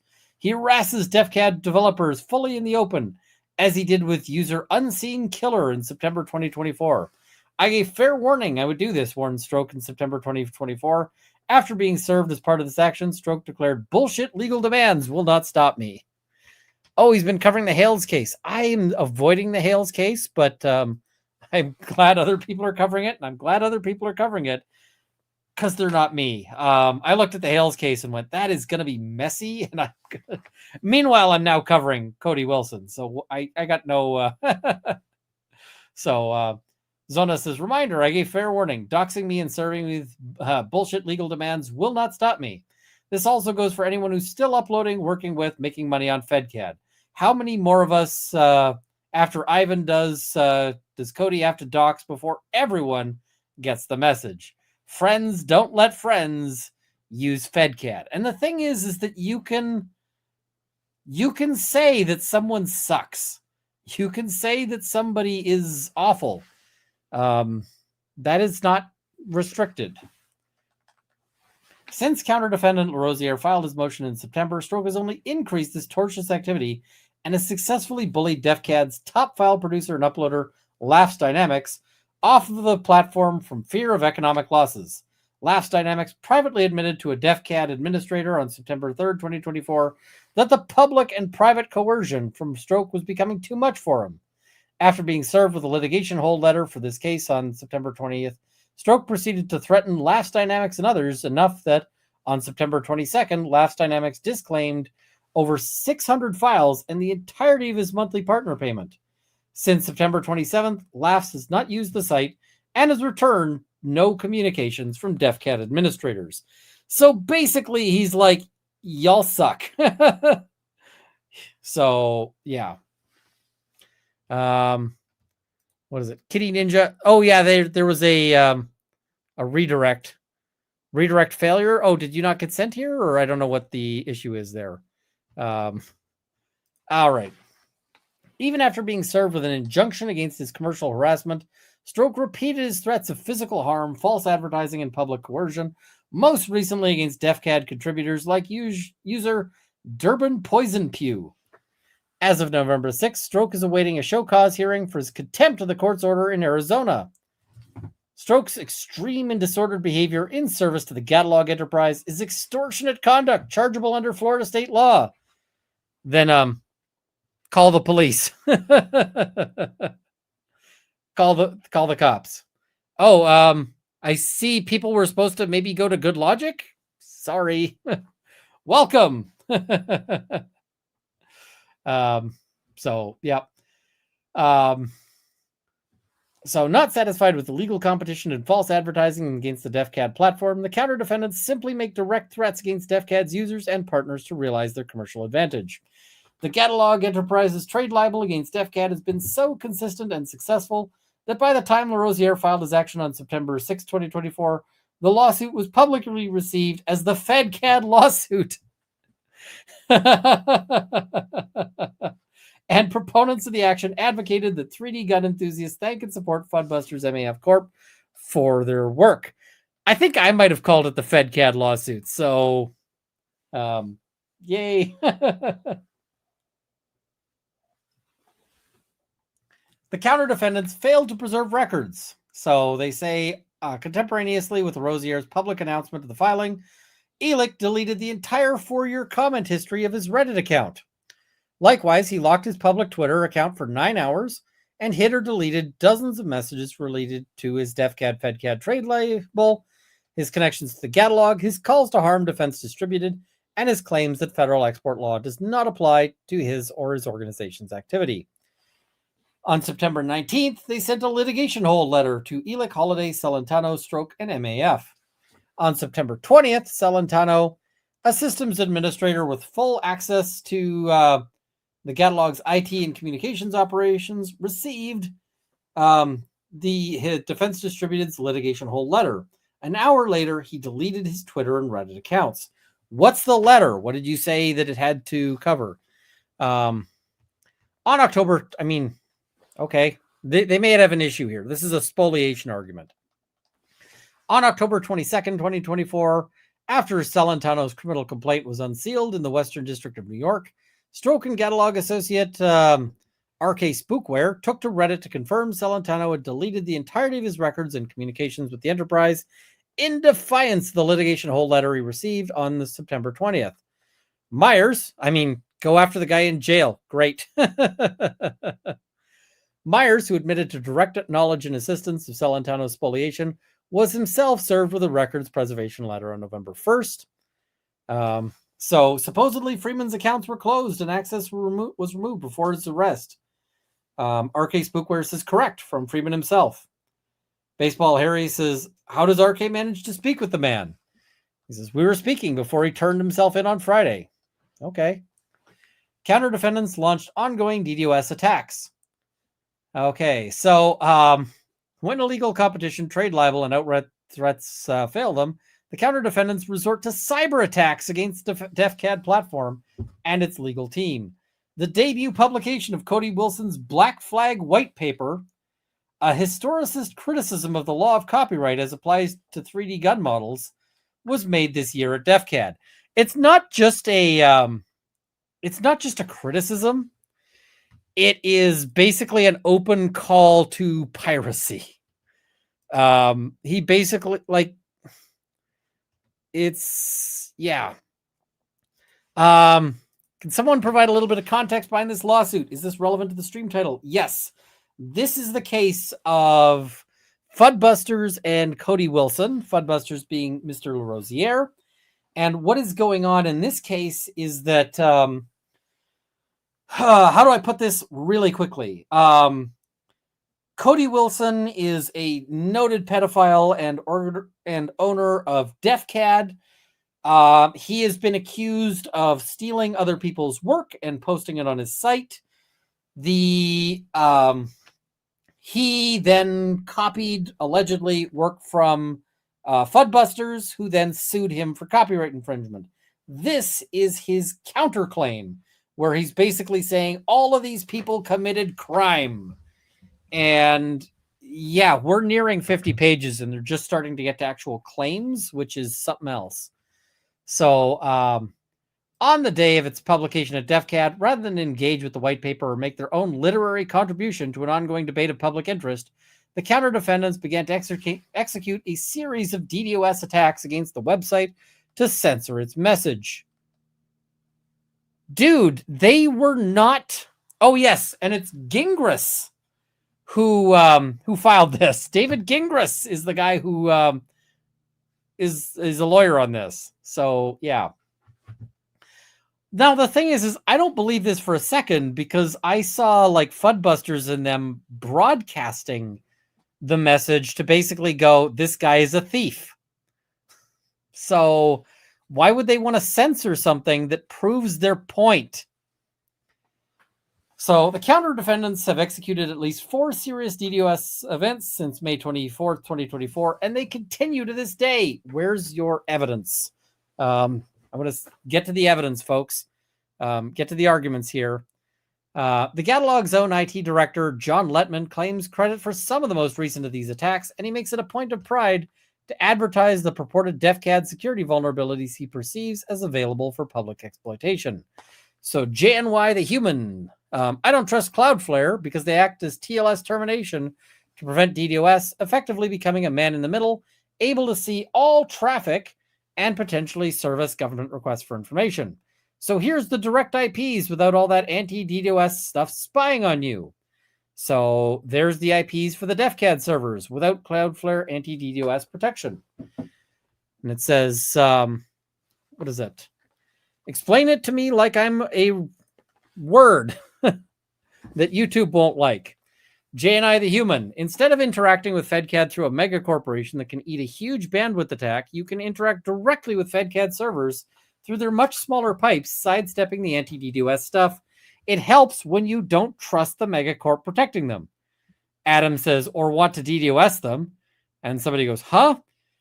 So here's what he's saying. He's not saying go DDoS people. He is saying if you want to access them without Cloudflare snooping your traffic, then here's how you do it.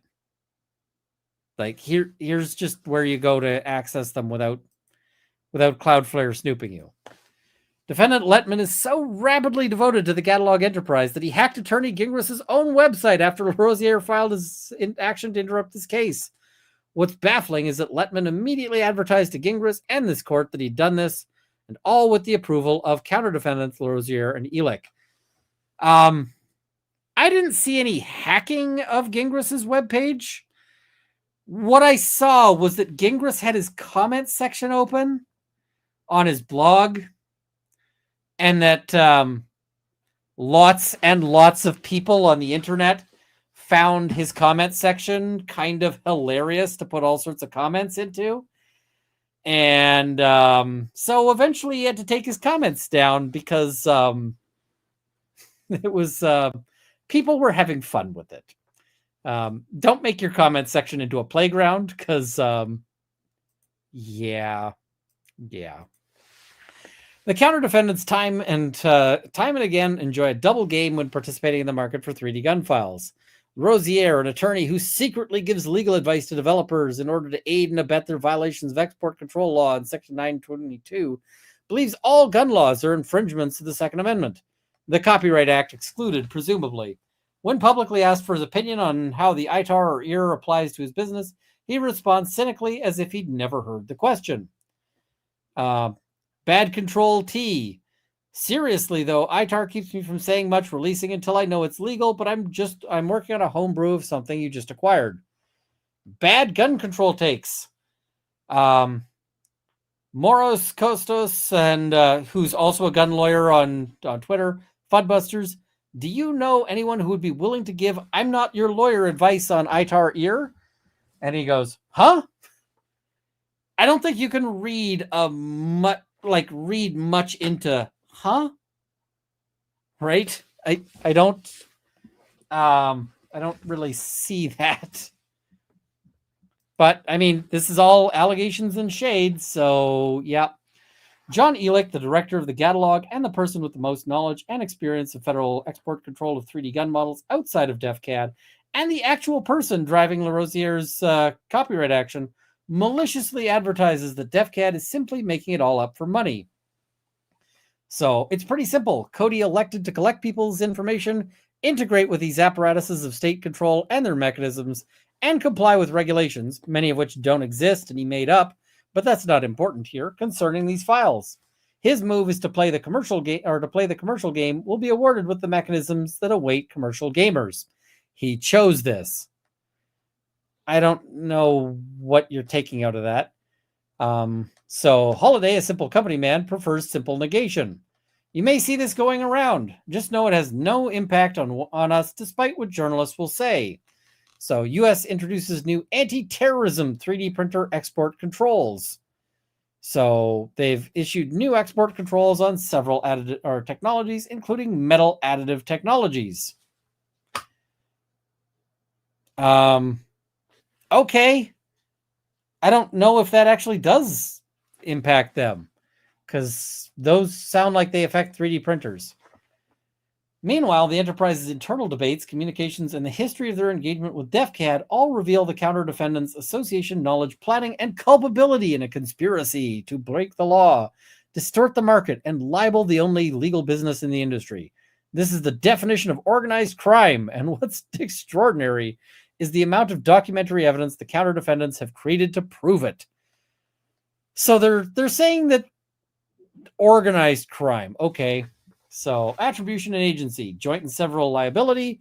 They're basically saying joint and several liability means that, like, let's say you and Bob both decide to shoot at me, and one of you hits, and I don't know which, but it can be joint and several liability in the sense of, so what that can mean is that they say I'm awarded $100,000 and I can claim that against either of them in however much I want, right? So I can take the entire $100,000 from guy one or guy two, and that's perfectly fine. They have to sort that out between themselves.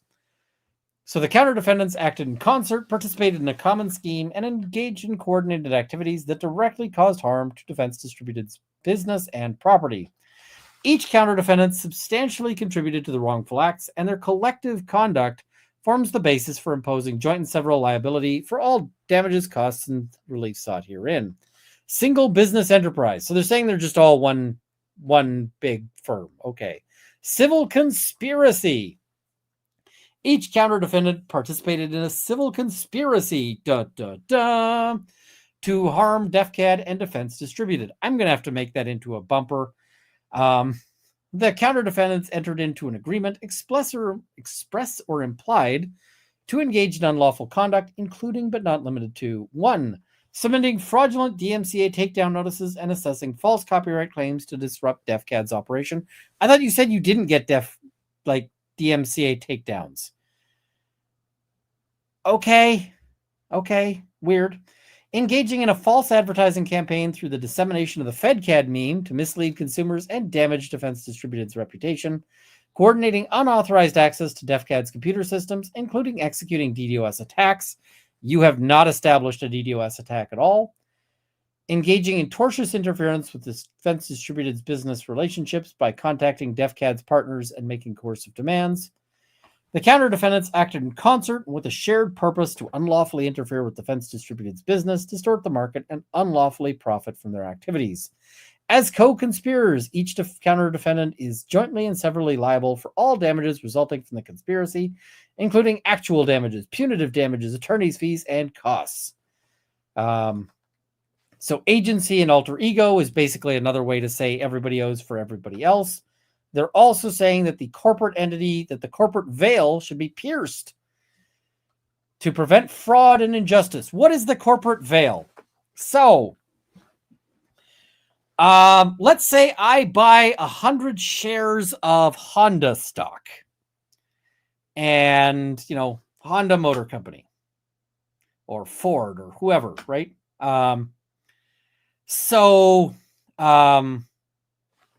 I get I have 100 shares in a company, and that company makes a car, and that car turns out to be the next Pinto. People who drive that car has a habit of stopping on the highway abruptly, locking all the doors, and catching fire. So obviously they get sued for hojillions of dollars, right? Hojillions of dollars. And, the company ends up going bankrupt. Well, what can they not usually do? Usually they can't go from the company to me as a shareholder. As a shareholder, I would be protected. I'd be like, okay, sure, a bunch of people burned to death, but that's not my fault. That's not my problem. And I know that sounds horrible, but that is actually the purpose of corporations, right? Because otherwise you would not be super keen on investing in a car company if you might end up on the hook for the the damage of the car, right? Why would you buy 100 shares of this new car company if you might be sued if the brakes on that car were crap? Because as a shareholder, they're not going to let me check the brakes on their car model, right? I have no way of doing that. So now there are circumstances where the corporate veil can be pierced. So let's say, for example, I am engaging in international fraud. I am telling people that I've got a fake, whatever. And I decide to create this corporation whose entire purpose is to stand between me and this fraud. Well, the court is going to be like, yeah, because the purpose of this corporation is just to try to be a shield on your fraud. No, we're just going to break that corporate veil and they can sue you directly. So that's what he wants to do, is be able to sue the owners of the corporation and go after them. So the Catalog Foundation and the MAF Corp are vicariously liable for the actions of their officers, directors, and employees because these actions were undertaken within the scope of their employment and for the benefit of the corporate entities. The corporate entities ratified the unlawful conduct by continuing to employ and compensate these individuals despite their knowledge of the illegal activities and the harm caused by Defense Distributed. Okay. Oh, and Rob is signing off. Okay, chat, signing off. Court tomorrow. Motions day. Many fights make a small or big difference. depending on motion, but also mini fights equals fun.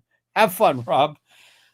What is vicarious liability? Well, it's an important concept because if you are ever wronged by a corporation, like a big company, you may rely on vicarious liability.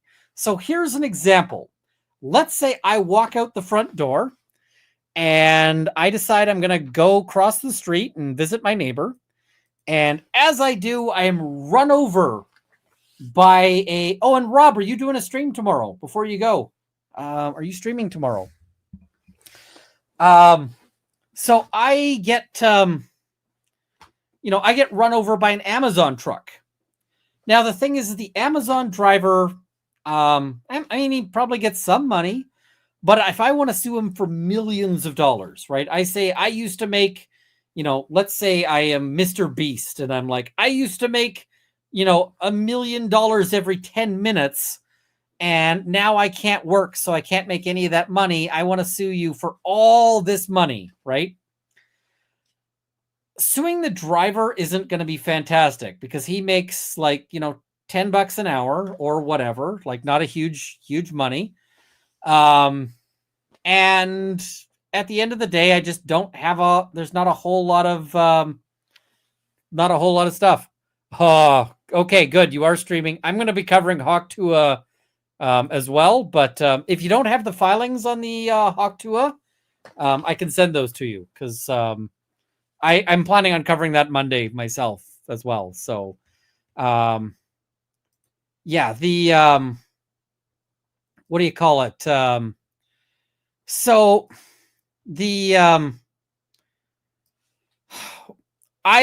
If I'm looking to sue over being run over, I don't want to sue. I don't want to sue, the driver. I want to sue Amazon. Amazon's got all the money. Oh, I haven't seen that yet. Sir Florida Man, can you send me a link on that? That's messed up. I'll have to track that down. I want to sue Amazon. And because Amazon has buckets of money, and I got no money, right? The driver's got no money. So vicarious liability says that I can, so long as the driver was doing Amazon work, right? If the driver is driving the vehicle because they're working at Amazon, then I can sue Amazon because it's their employee doing their work. Sir Florida Man, it's runkleofthebailey@gmail.com is the easiest way to reach me. So, but I wouldn't be able to sue the Amazon driver if, for instance, he ran me over in a personal car and it had nothing to do with it. So here he's saying we can sue these corporations for the actions of their people because, yeah. So that's sort of what they're looking at there. All right, so carrying on here. The counter defendants' acts of wire fraud, extortion, false advertising, and unauthorized computer access were part of a coordinated strategy to harm Defense Distributed and enrich the corporate entities. Okay, so yeah, they're saying it's all part of one thing. As such, all counter defendants are jointly and severally liable for the entire amount of damages, including treble damages under Rico and the Lanham Act. Holy shit, they're going to Rico. Damages and irreparable harm. So the counter defendant's wrongdoing has caused and continues to cause substantial quantifiable financial damages. Accounting just for the period of June 2023 to present, financial accountings, the damages proximately caused by the counter defendant's wrongdoing show lost profits amounting to $385,000. Additionally, the counter defendant's wrongdoing has caused and continues to cause substantial harm that is irreparable and incapable of monetary quantification, including but not limited to damage to reputation and goodwill. By the way, the reason why they're saying that it's irreparable harm is they are saying that it is that they want, this is a lead up to asking for an injunction. That's where they're going with this. Yeah.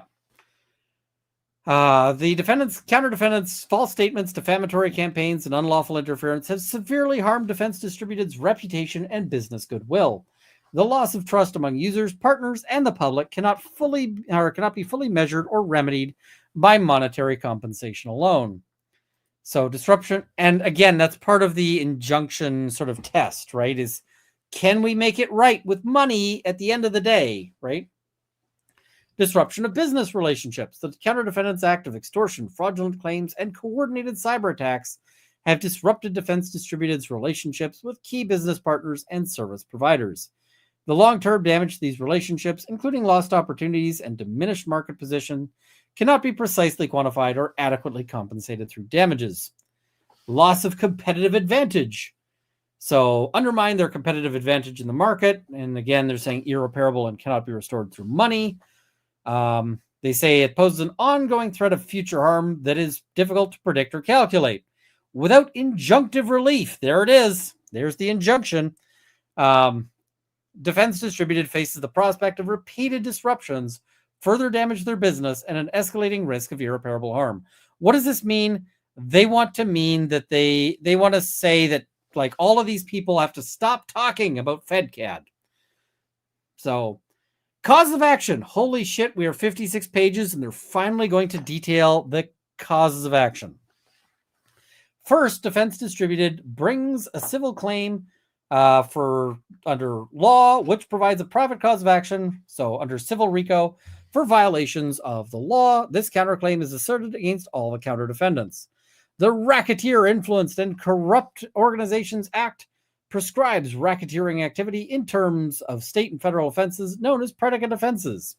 A predicate offense implicates Rico when it is part of a pattern of racketeering activity, a series of related predicates that together demonstrates the existence or threat of continued commercial activity. So Rico's section 1962 sets forth 4 specific prohibitions aimed at different ways in which a pattern of racketeering may be used to infiltrate, control, or operate an enterprise which is engaged in, or the activities of which affect interstate or foreign commerce. So basically they're saying that they've engaged in a pattern of racketeering in violation of the law, and counter defendants are the catalog. We're skipping ahead for that. Functions as an ongoing organization with a common purpose to unlawfully disseminate digital firearms files, defraud consumers, evade federal export laws, and harm Defense Distributed through illicit competition. The enterprise operates through a networks of websites, chat platforms, and social media accounts, including but not limited to thegatalog.com, Deterrence Dispense, and related Rocket Chat servers. The enterprise's activities utilize the channels of and directly affect interstate and foreign commerce by engaging in illegal dissemination of controlled technical data and fraudulent business practices. So, each of the counter defendants has engaged in and is engaging in a pattern of racketeering activity because they've committed at least 2 predicates within the last 10 years that demonstrate the existence or threat of continued criminal activity. So predicate racketeering, wire fraud. So they say that there's multiple acts that count as wire fraud. All right. We're skipping ahead to they engaged in a wire fraud indictable under the law because they regularly used interstate wire communications, including social media, email, and messaging platforms, to disseminate false and defamatory statements about Defense Distributed, solicit illegal transactions, and facilitate the unlawful transfer of controlled technical data, all with the intent to deceive and defraud. Let's talk about wire fraud as a law that has totally expanded over the years. So once upon a time, wire fraud was super uncommon because they call it wire fraud, right? Not like, internet or whatever. And it used to be that you would occasionally get frauds that took place over like telegrams and so forth. Not like the service. I mean, like some dude hitting the button, like that kind of thing. And it's slowly expanded to cover like everything that happens on the internet. And so what that means is that you just about every fraud ends up being a wire fraud because, like, you send a text message and suddenly it's a, suddenly it's a wire fraud, or like somebody goes online to somebody goes online on Facebook Marketplace and they're like, hey, who wants to buy a bottle of hot sauce? And somebody's like, I want to buy the bottle of hot sauce. And they're like, cool, send me $10. And so they send the $10 and then I just don't send them the hot sauce, right? It's fraud. I've defrauded them. But like making wire fraud into this special kind of fraud doesn't make any sense anymore because everything, like most of our communications happen online. I talk to people online so much more than I talk to people in person. I talk to like one person in person. That's Mrs. Runkle. Everyone else I basically don't talk to in person if I can avoid it because I don't like talking to people usually. So yeah. Yeah, I like talking to Mrs. Runkle. We're good there. Scheme to defraud. The counter defendants devised and executed a scheme to defraud defense distributed by falsely disparaging DefCAD's business practices, misrepresenting their own legal compliance, and promoting illegal transactions involving controlled digital firearm files. This scheme was designed to deceive DefCAD's customers, partners, and the general public in order to damage DefCAD's reputation, divert business to the catalog, and unlawfully distribute export-controlled technical data.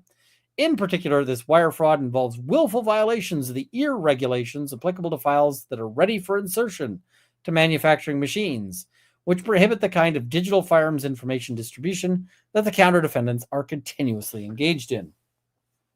Use of interstate wire communications.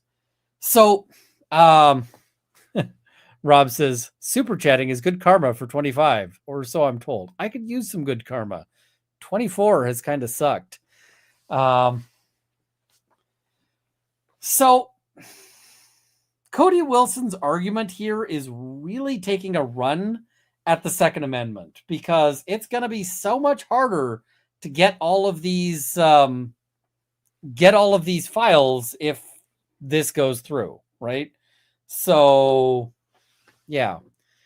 And Juggle Tech saying, if you have to send the file to a slicer, it's not ready for insertion. That will be an argument. I don't know if that's been litigated before or not. I am curious. So I might have to look that up. So use of interstate wire communications.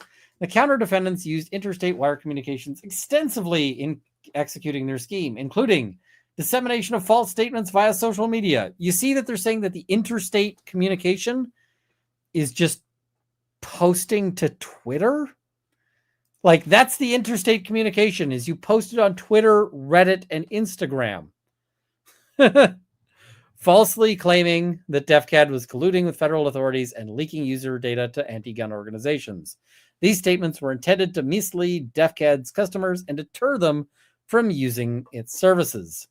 Solicitation of illegal transactions via email and messaging platforms. The counter defendants used email and messaging services, including Discord and Rocket Chat, to solicit payments from users for the unlawful transfer of controlled technical data. The counter defendants facilitated transactions involving CAD files for firearm frames and receivers, knowing that these files were subject to export control restrictions under ITAR and EAR. Facilitation of unlawful transfers of controlled data. Through online communication channels, including encrypted cloud storage links. So no necessary export licenses, in direct violation of federal regulations. Intent to defraud. Acted with the specific intent to defraud, as demonstrated by their coordinated efforts to spread false information about DefCAD, mislead customers, and facilitate illegal transactions. The counter-defendant's statements in private communications reveal a calculated plan to damage DefCAD's reputation and divert its user base by disseminating false accusations and offering illegal access to controlled files. Do you have access to those? Like, are you going to quote them, or are you just assuming that they're there? Similarly, the counter defendants encourage users to spread the defamatory FedCAD meme, knowing it contained false information intended to deceive the public. Harm. They say that they were directly harmed by loss of revenue. It's caused a significant decline in DefCAD's user engagement and subscription sales, diverting customers to the catalog's competing platform. Reputational damage. Widespread dissemination of defamatory statements and false accusations severely harmed DefCAD's reputation as run by a pedophile, making it difficult to attract and retain customers and business partners. Okay. Yeah.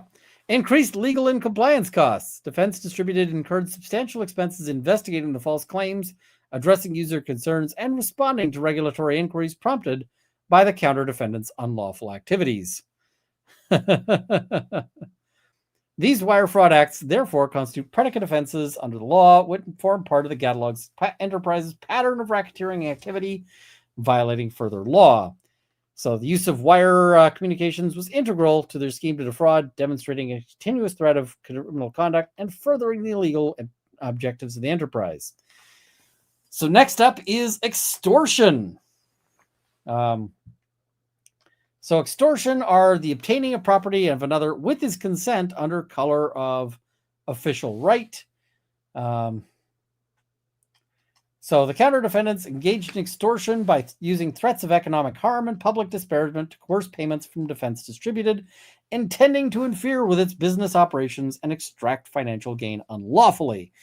Extortion is basically blackmail, and blackmail can be all sorts of things. So what can we say? What are examples of extortion? Well, the thing that most often gets charged as extortion, where I am anyway, is guy owes drug debt and they come into his house and they tie him to a chair or tape him to a chair and they beat the shit out of him and they say, we're going to continue beating the shit out of you if you don't pay your drug debt. And, that's extortion. Pay us or we'll keep hitting you.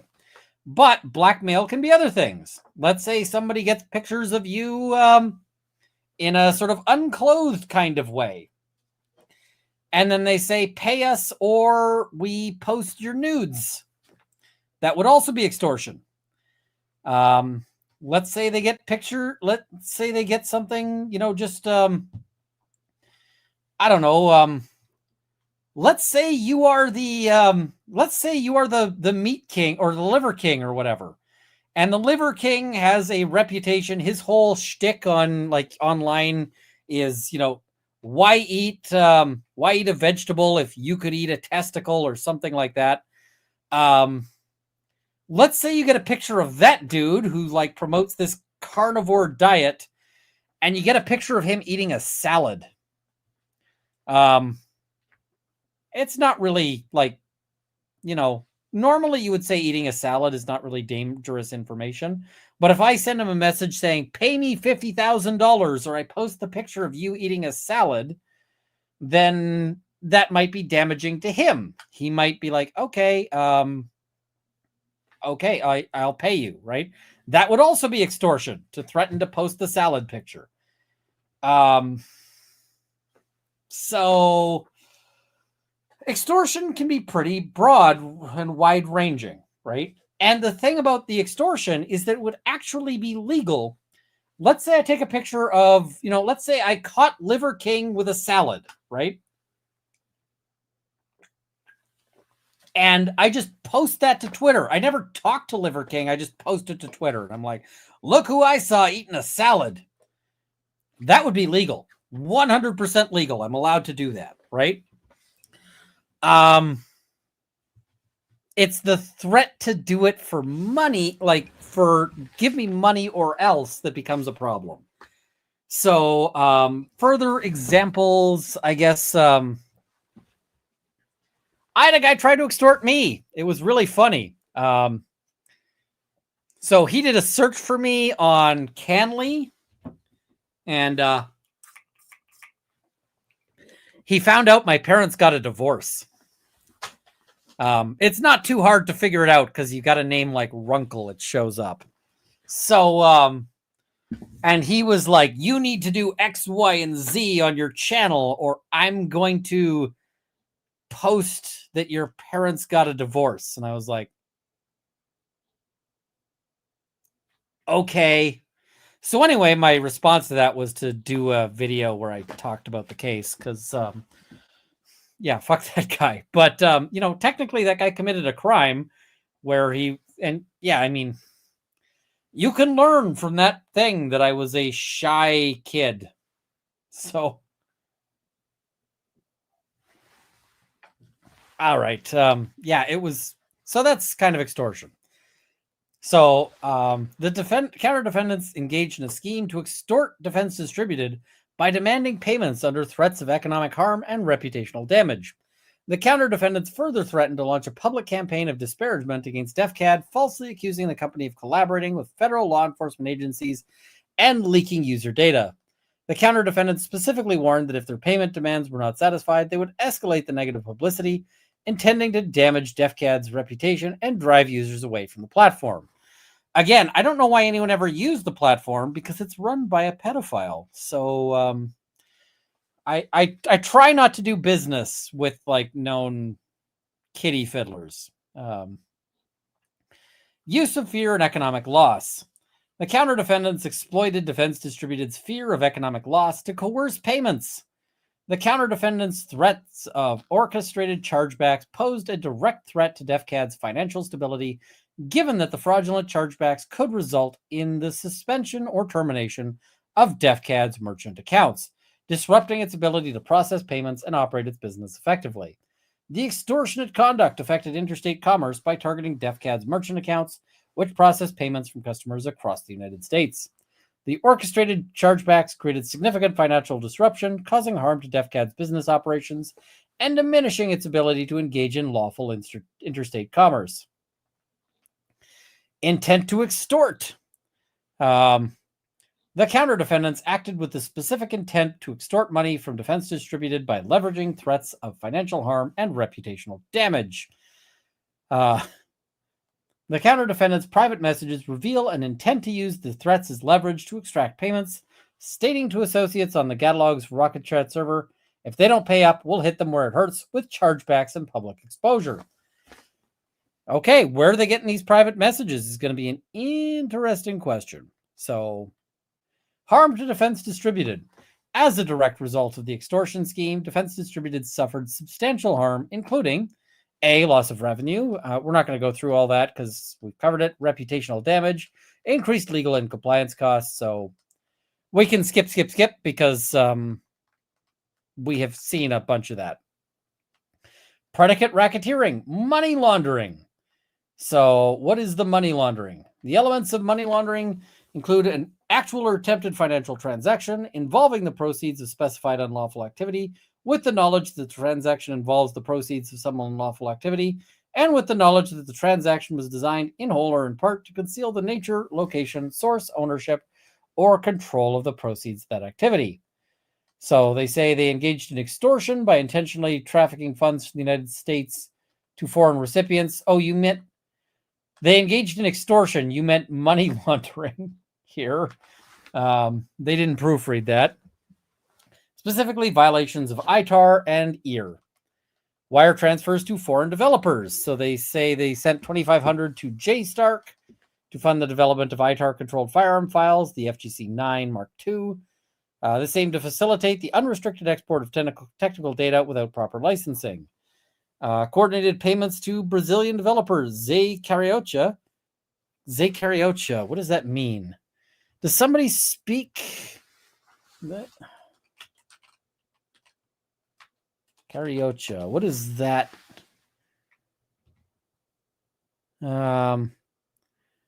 That refers to a cartoon parrot, apparently. I thought that was going to be like some cool like nickname. It's a cartoon parrot. Okay.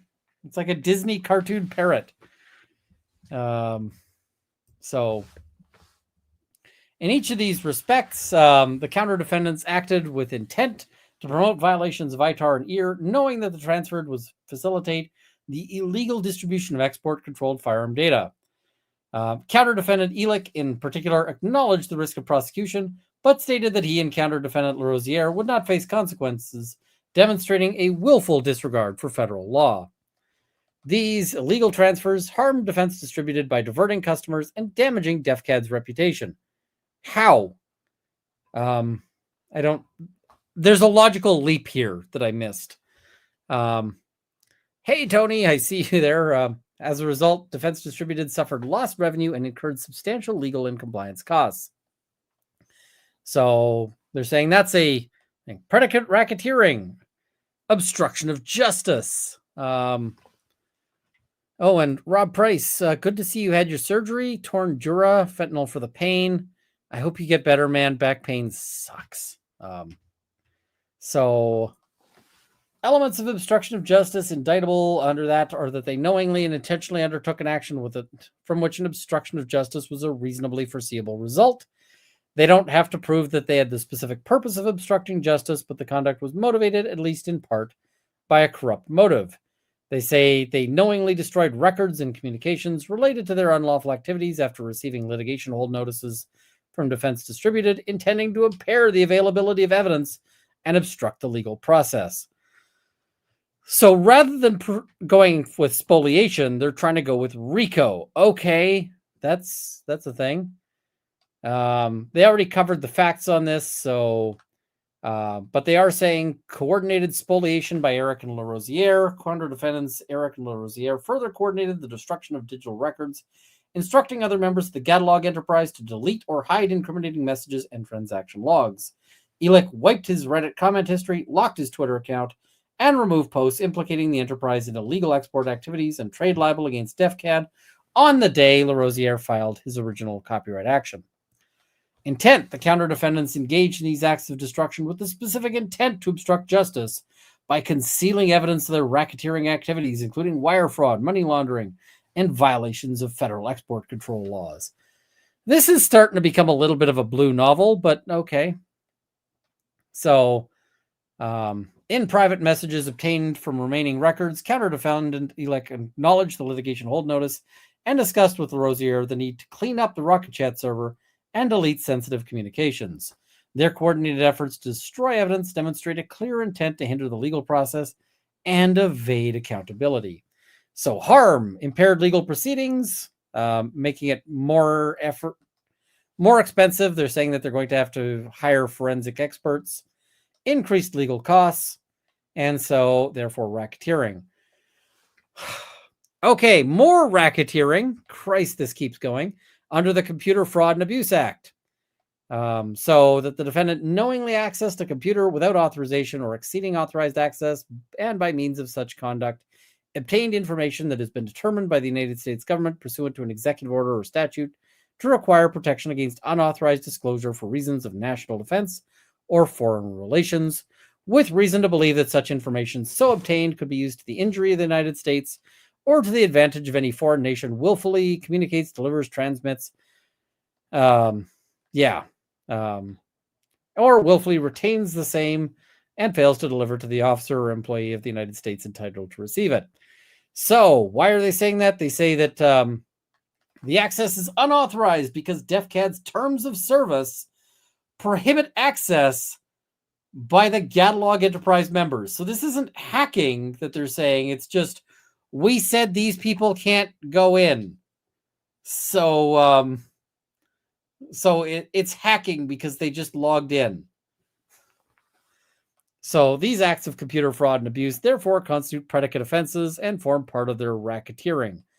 Predicate racketeering, threat of murder. So threat of physical violence. A catalog member acting as an agent of the enterprise sent a message to Cody Wilson via his DefCAD account that contained a direct and explicit threat of physical violence entailing murder. The message stated, Cody, you realize there's a bounty on your head, right? To clarify, I didn't put it out, and I'm not going to claim it. I just want you to know, or want to let you know, that it's shit like this that is the reason you have a bounty on you. Have fun sleeping tonight with this information. That's not a threat. Direct threat of physical harm. The catalog member's reference to a bounty on your head is explicit indication of a credible threat of violence, suggesting that Cody Wilson is being targeted for a potential act of physical harm by a guy who also says that he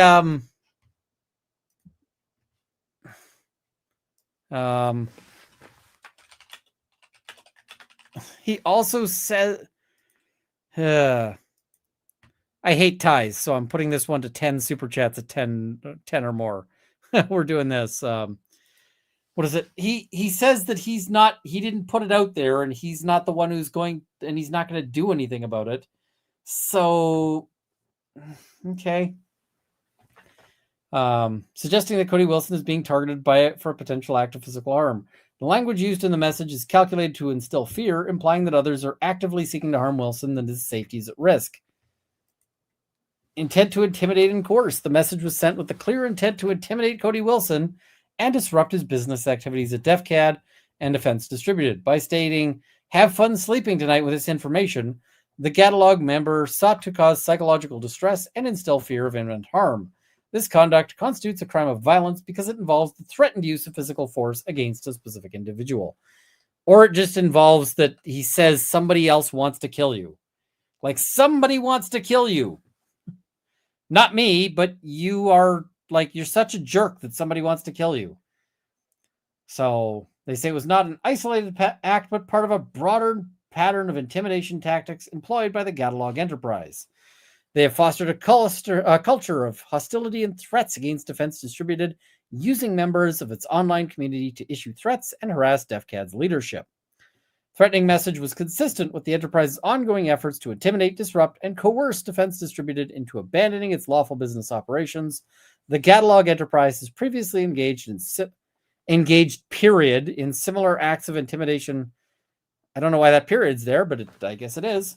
And harassment against individuals associated with Defense Distributed, including coordinated campaigns of online harassment, doxing, and threats of legal action. And they say you've doxed people. Okay. So they say harms, personal safety.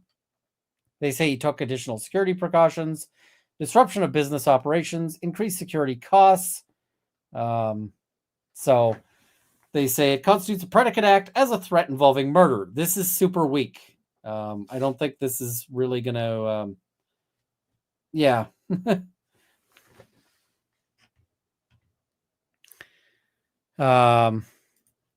Didn't Brianna Boston basically get criminally charged for implying somebody wants to kill you to a health insurer after a claim was denied?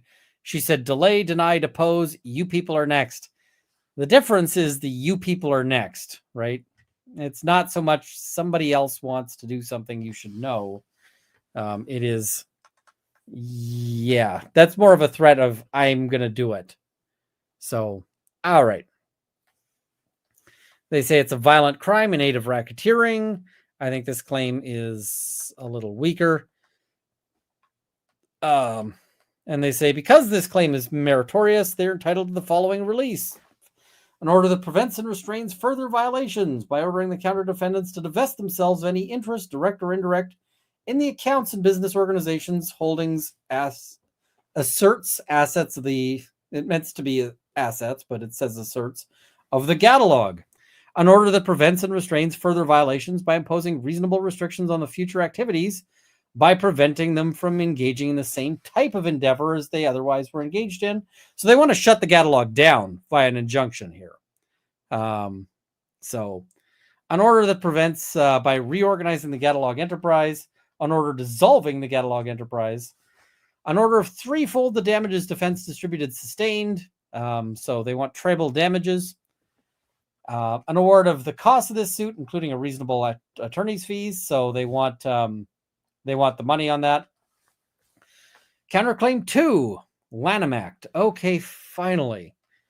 So they say that they've engaged in false advertising and deceptive trade practices by making and disseminating false statements about Defense Distributed and its business, including, but not limited to, the following. So Ear violations. Not a company, but they're saying it's an organization. So, ear violations. The counter defendants engage in false advertising and deceptive trade practices by willfully violating the ear regulations applicable to files that are ready for insertion to manufacturing machines, which prohibit the kind of distribution that they're engaged in. False statements regarding compliance. They're saying, you said you were complying with the law, but you're not. Misleading advertising campaign. FedCAD meme. We've gone through the FedCAD meme. This thing is so long, so we're going to skip over repeating all of this. Fraudulent copyright claims. They say that they filed fraudulent copyright registrations for 3D files that are already publicly available under open source licenses. You can copyright claim something that you put out under an open source license. Let's say I write something. Here, I wrote this. This was notes about stuff I wanted to cover on a Monday. It says Penny, Ducks, Jay-Z sentencing, sexting lawyer. I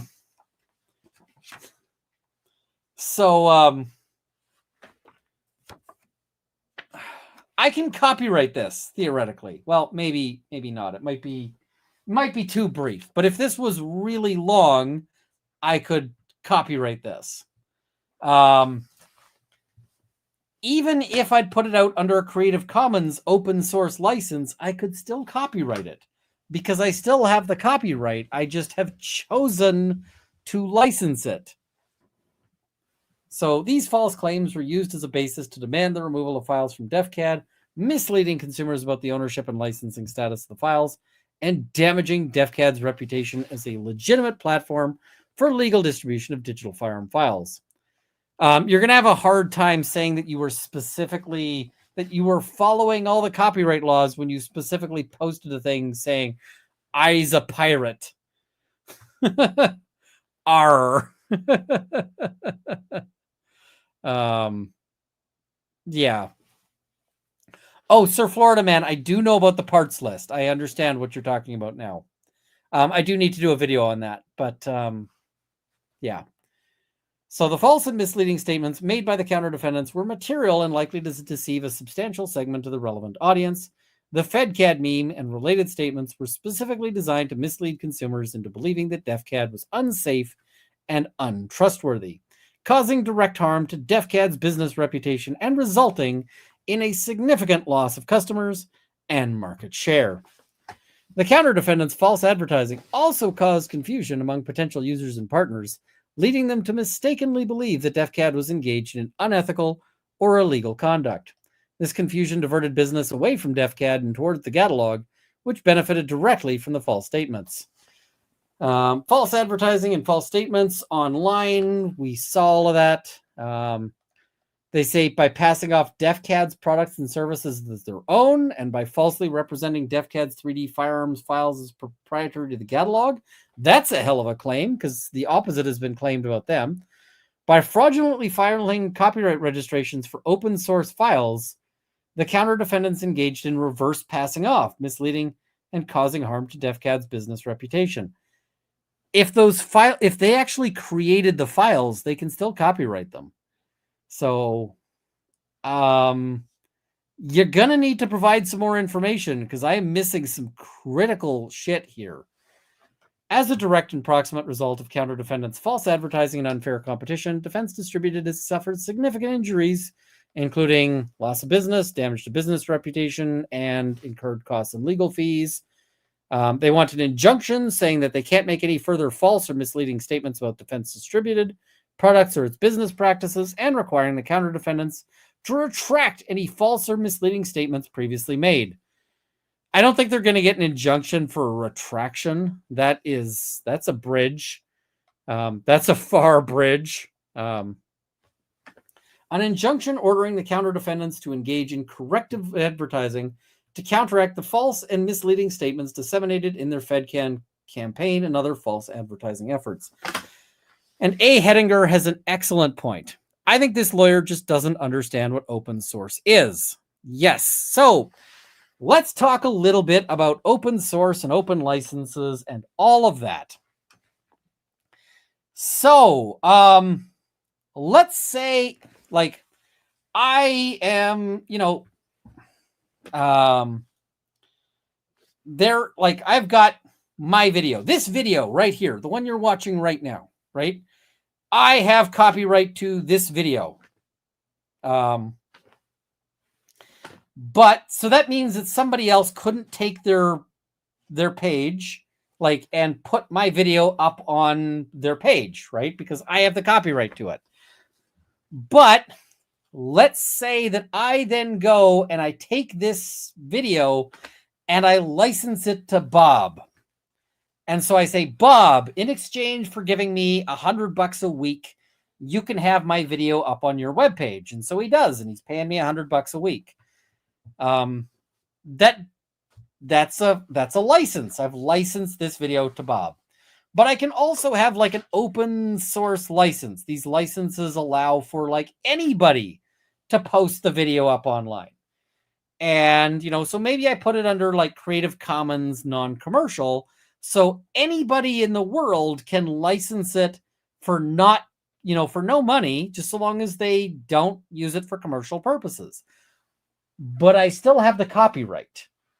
It is just licensed to that person. It's not sold and it's not extinguished, because in fact, if you make something public domain, like if I were to put this video in public domain, and I'm not, this video is not public domain, all rights reserved.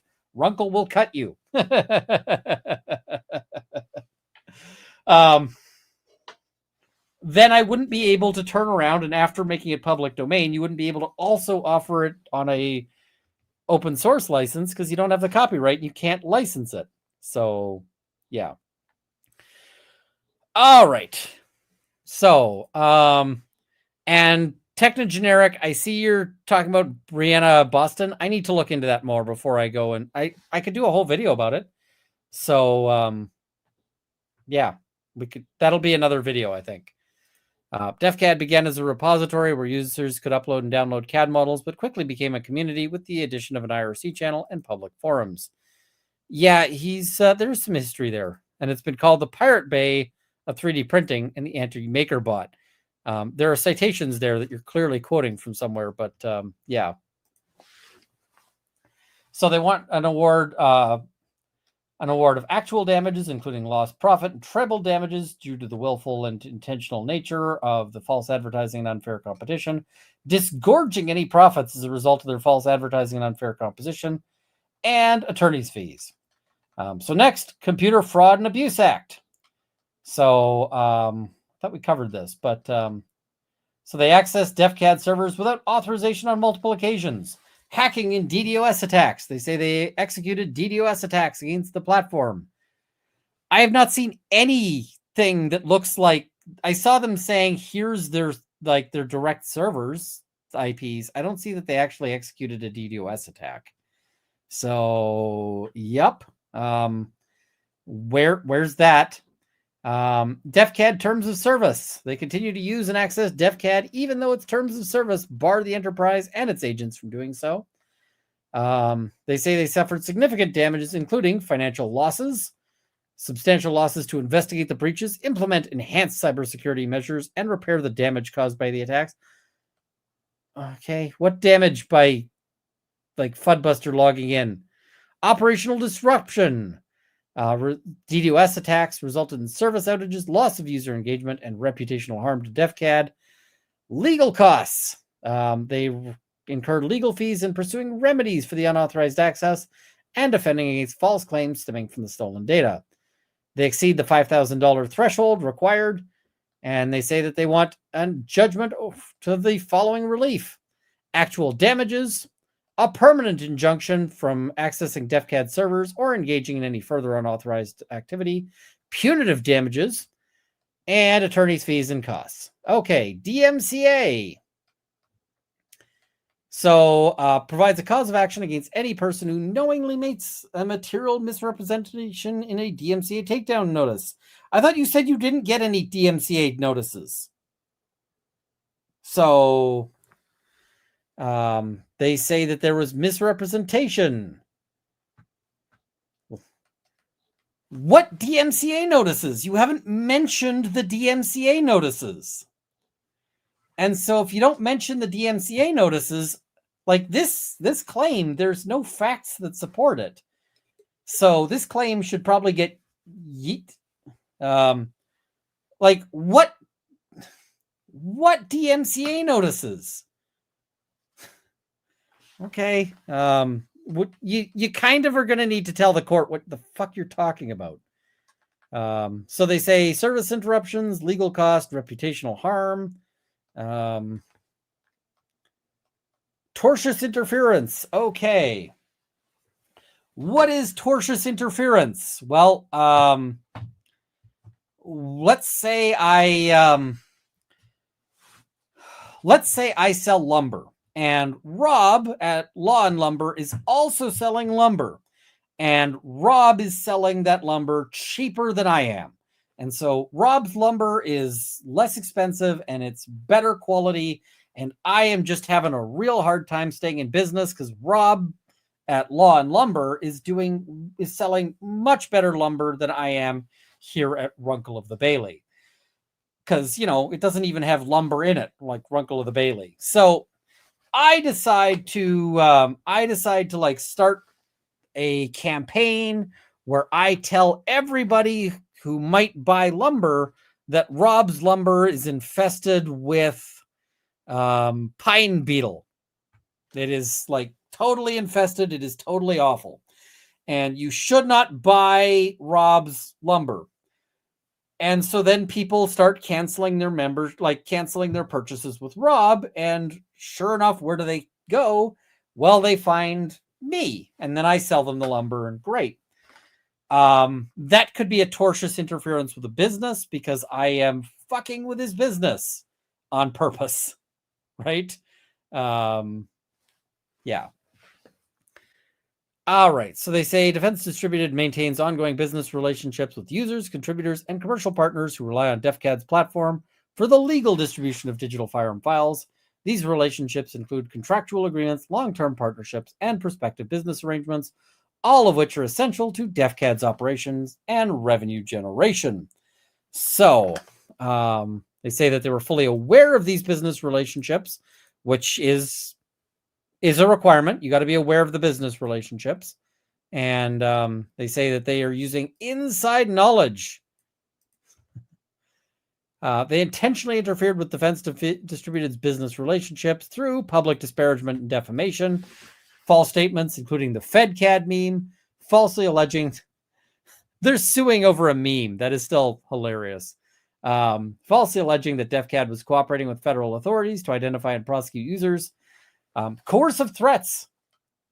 Demanded additional payments from DefCAD under the threat of disparagement, saying that they would instruct others to issue chargebacks. Direct solicitation of their partners. They directly contacted DefCAD's contributors and commercial partners, urging them to terminate their agreements with DefCAD and switch to the catalog's competing platform, often using false and misleading claims about DefCAD's legal compliance and business practices. It's legal to contact a competitor's customers and be like, you should come to us instead. It's illegal to do that if you use certain tactics, right? That can be an issue there. How are we doing on the goal?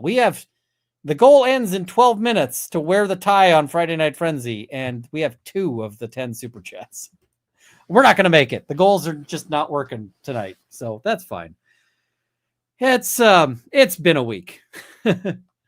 As a direct and proximate result of the counter defendant's intentional and unjustified interference, they've suffered all the same damages, but they want actual damages, they want punitive damages, they want an injunction, they want costs, and everything else. Trade libel. So trade libel is basically saying that somebody is, it's libeling, it's defaming a business, if that makes sense. And so what does that mean? It means that, and that is fair. I see people saying that they spent all of their money on Christmas presents, and fair ball. It's a rough time of year. So let's say that I spread word that Rob's lumber has pine beetles. That could be trade libel, right? It's if it's not true, it can be like I'm saying that he is awful at his business and that his business products are dangerous when yeah. Tam Jewel says, what? You can afford Christmas? So Mrs. Runkle kind of, I'm going to make it sound like I'm annoyed, and I'm not annoyed. I just need to note that I find this funny. So, I got to get toys for the pups. I got to get pup gifts.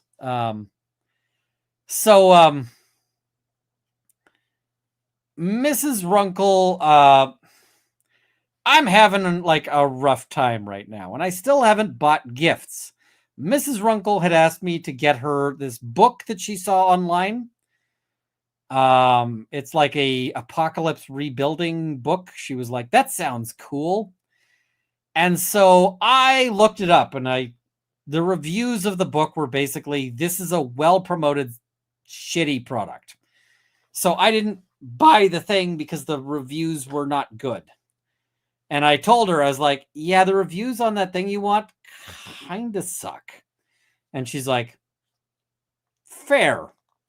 Do you want to get me the thing that sucks, or do you want me to get me something better? And I was like, I would rather get you something better, because getting you something that sucks would suck. And she's like, fair. So she was like, well, the other idea she had was this kind of like specialty pillow.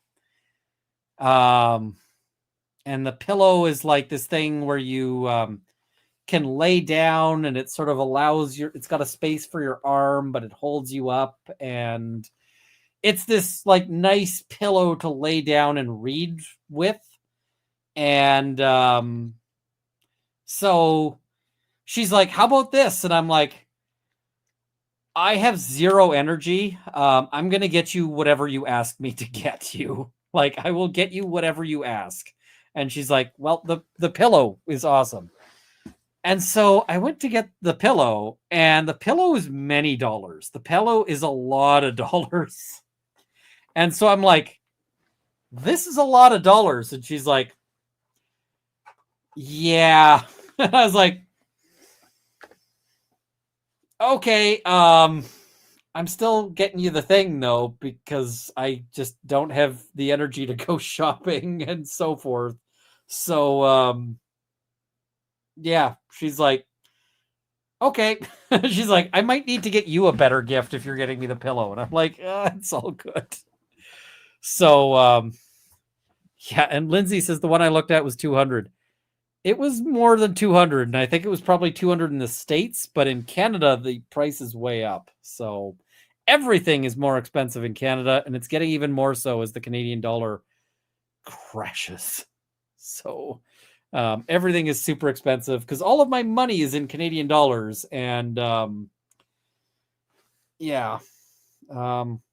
Heather, I have not looked at shit in the last few days. So I will try to look at that. So yeah. And I did get that. He got the fermentation book. There's so much stuff in there, and I really want to check it out. I really want to check that out. Runkle, did you manage to get out hunting? I did. I got a deer this year. I still need to try to get out again. I still have a little bit more time to try to get an elk, and maybe I should try to do that. So Ann H says, just wait until Canada becomes part of the US. I'm going to go on a rant on that a little later. So yeah, they say that they knew their statements were false or acted with reckless disregard as to their truth or falsity. And they say loss of customers, harm to business, increased costs. They want actual damages. They want punitive damages. They want costs. They want to use under the Florida DUPTA, the Deceptive and Unfair Trade Practices Act, FDUPTA. FDUPTA. FDUPTA prohibits unfair methods of competition, unconscionable acts or practices, and unfair or deceptive acts or practices in the conduct of any trade or commerce. By the way, there's a deer heart in my freezer, and Yeah, this is the book that she initially wanted, and then I did the research on it, and I was like, that is a bad book. So, yeah, I at some point I'm going to make a stir fry with deer, and it's going to be with deer heart, and I'm going to do it when Mrs. Runkle is not home because she's not as big of a fan of heart as I am. I really like heart. I think it is I think it's great. For dog or human food? Human food. The dogs do not get my deer heart. 100% they can go fuck themselves on that one. So yeah. that's all me. I'm Mrs. Runkle is not as big a fan, so I'm just gonna keep her out of that, and I'm gonna serve her like some of the the backstrap and so forth. She's gonna get some good stuff, but the heart, that's mine. I like beef heart too. So somebody says, "Where the tie?" We're at 5 out of 10 of the super chats, and we've got 5 minutes left. So you guys are running behind. All right. Whoop, my chat is going a little crazy. Okay. So the statute broadly defines deceptive acts as practices likely to mislead a customer or consumer acting reasonably, while unfair practices are those that offend established public policy or unethical, blah, blah, blah, oppressive, unscrupulous, or substantially injurious to customers. I've been at this 4.5 hours. I am losing the ability to speak because I got 2 hours of sleep last night. So, what is it? My grandmother used to give hunting rights in exchange for some of the meat. So as a kid, my first encounter with offcuts was a huge elk tongue just being in there in the fridge. I will just say, in Alberta, where I am, that you cannot trade anything for hunting access, because the deer technically do not belong to you. The deer belong to the government, and so you can't sell the government's deer. All right. So, specifically, the counter defendants have engaged in multiple deceptive acts in the course of trade or commerce. So the ear violations, they say, is, yeah. They say that's a deceptive practice. False advertising campaign with the FedCAD meme. They say we've seen that. Misrepresentation of legal compliance. In addition to their deceptive acts, they engaged in unfair business practices, including market manipulation through coercion and extortion. So coerce them into making payments under threat of disparagement and financial sabotage. Destruction of evidence and obstruction of justice. So false copyright claims to disrupt market competition. All of this is the same claims over and over and over again. Just they're saying it violates a whole bunch of different laws. So, yeah. Yeah. All right. As a direct and proximate result of the counter defendant's deceptive and unfair trade practices, defense distributed has suffered actual damages, loss of reputation, or loss of revenue, reputational harm, increased legal incompliance, and they want actual damages, declaratory judgment, permanent injunction saying that they can't make any further deceptive or unfair trade practices, permanent injunction saying they can't submit any DMCA takedown notices that are false or misleading, permanent injunction saying that they can't make any false statements about DEFCAD's legal compliance or business practices, disgorgement of all profits obtained by counter defendants as a result of their deceptive and unfair practices. Defense distributed its costs, including attorney's fees and punitive damages. Counterclaim 8 is spoliation. What is spoliation? So spoliation is, let's say I sue Bob, and you guys have got the goal. Okay, I got to wear a tie. Okay, we'll do that. I will start another goal. We're going to take this back down to teal, and we're going to do hot sauce shot again. So spoliation is, let's say I sue Bob. Bob is having a bad day. So Bob's initial response is to take all of his documents and shred them. Well, spoliation is basically that they are saying that you destroyed evidence that would have been used in the trial. And the spoliation is that the reason why that's improper is that he would have had to turn over those documents. So yeah, what is the usual remedy for spoliation? The usual remedy is what you'd call, or what's called, an adverse inference. The adverse inference of all of that is to say that you assume that the documents that were destroyed would have been really harmful. So, you destroyed those because it's awful. All right, carrying on. So they say that they knew that they had an obligation to preserve evidence, but they failed to comply with that and opted instead to affirmatively destroy material evidence willfully and in bad faith. The spoliated evidence was highly material to this action's counterclaims. Its absence is highly prejudicial, and the resulting error cannot be cured. So they say, 1, an order establishing adverse inferences against the counter defendant as to each issue the spoliated evidence pertained to, and 2, an order entering a default judgment against the counter defendants. You're not going to get a default judgment. Default judgment is a pretty extreme remedy there. I don't think they're going to get a default judgment. But spoliation, usually the result of that, if it's found, is an adverse inference. You assume that the documents would have been super bad, and you basically assume that the documents are the worst case scenario documents. So, yeah. All right, prayer for relief. They want an award of actual damages, but no less than $385,000 in economic damages already calculated. Compensatory damages. They say they want treble damages, so $1,155,000. Punitive damages, disgorgement, so they want giving up all of the profits. Injunctive relief, dissolution. They want to destroy the catalog. And destroying the catalog is, that's not going to help the Second Amendment in the U.S., right? Destroying the catalog. And quite frankly, if Cody Wilson destroys the catalog, then whatever other achievements he may have claimed credit for the Second Amendment go up in fucking smoke. Now you just need to get out fishing in the spring. Last trip before surgery, I caught a 14-inch grayling and a 16-inch grayling on one cast in 4 hours. Caught 20-inch grayling. That sounds wonderful, but I don't know when I'll make it out fishing. So, yeah.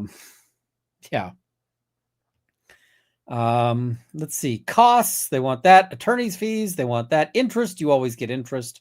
Spoliation, they want the spoliation. They say default judgment on the merits against the counter defendants, or alternatively a lesser sanction. Any other relief deemed just and proper. And then the answer is just going to be, we deny everything except the boring stuff, and then we admit. So they admit a whole bunch of stuff, and the admissions are just like basic facts about things like that they exist, and they deny. So, all right. So it just keeps going on. Oh, they have actual stuff here. Attorney's fees and costs. So they say basically that they should get attorney's fees and costs. So that's part of their answer is we deny everything, but we should get attorney's fees and costs. And cool. All right. So this is signed by Chad Flores, David S. Gingras, and F. and Dino Reynal. All right. So let's talk. I said that he screwed up. And you're like, Runkle, you said he screwed up. You said you were going to do the funny part. Where's the funny part? I've been waiting so long for the funny part. All right, let's find that. And I just got to track it down here. There's an order. I just got to find it here. Where is it? There's a whole bunch of stuff. And where is the thing?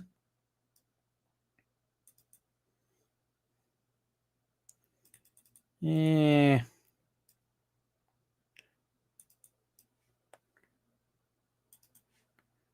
me just see here. Where is the... All right, here we go. This is the thing I wanted to pull up. Here is the major screw up that they made. They made a big oops, and I'm going to bring it up. So Gingras and his team screwed up. Let's talk about how they screwed up. So,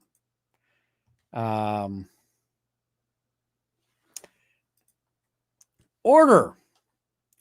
This cause is before the court on defendant's motion to dismiss. Therein, the defendants argue that counts 5 through 7 should be dismissed for failure to state a claim under the Federal Rules of Civil Procedure, and defendant Dioscuri argues that all claims against it be dismissed for lack of personal jurisdiction under the rules. Pursuant to Rule 12b, motions asserting any of the defenses listed in 12b1 through 7, i.e. 12b6, which is what they're arguing, must be made before pleading if a responsive pleading is allowed.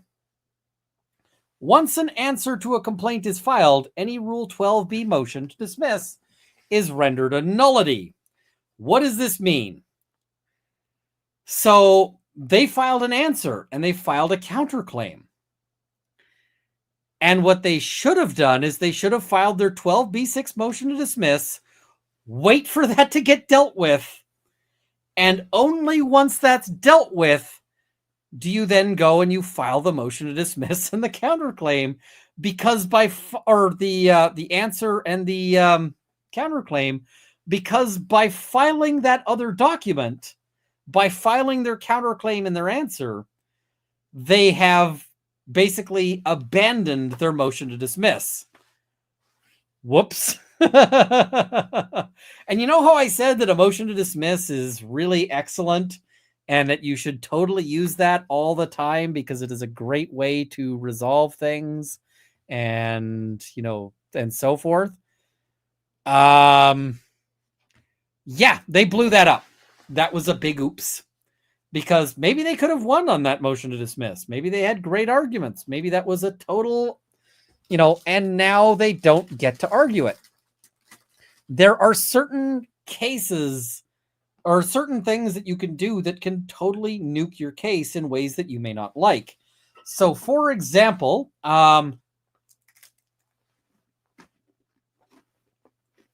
let's just had some hot sauce on a cracker because I wanted to. Let's imagine that I get sued by Gingras in Florida. Well, here's the thing. I'm on the internet, I guess, but I am in Canada. I'm in Edmonton. I've never been to Florida, ever. I don't think. Have I been to Florida? Okay, Florida. Don't take this the wrong way, but if I've ever been to Florida, it was not memorable. Sorry. Yeah,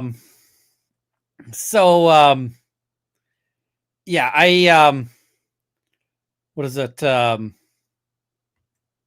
Yeah, it, so the question there is, let's say I get sued there, right? And let's say I get sued there for something stupid, like some, we could make it even dumber. Some U.S. tourist comes to Alberta, alleges that I punched him here in Alberta and then moves back to Florida and sues me in Florida. So my argument, first of all, is going to be there's no jurisdiction, right? You have no jurisdiction. And so you'd file a motion to dismiss to say, I'm Canadian. You can sue me in Canada, but you can't sue me in Florida. Go after yourself, right? That court doesn't have the right jurisdiction. The problem is that if I go and instead file a defense then I've basically told the court that I have agreed that the case can be heard in Florida. And now I'm stuck with this Florida case, and I do not want a Florida case, right? I do, because if I have a case in Florida, I've got to hire a lawyer in Florida, and it's going to be hard for us to meet. Like, maybe that requires a plane ticket, or at least a lot of Zoom calls and, so forth. I mean, it's easier now, but it still isn't super easy. Like, it's still not what I want. By the way, this shirt is covered in dog hair. It's almost like I have dogs somehow. So, what do you call it? So I would have to start by basically saying there's no jurisdiction. This court doesn't get to hear it. And if I instead say, well, I never punched the guy and I didn't do all the things, then I've agreed that Florida gets to hear the substantive issues. And now I'm stuck with the Florida thing.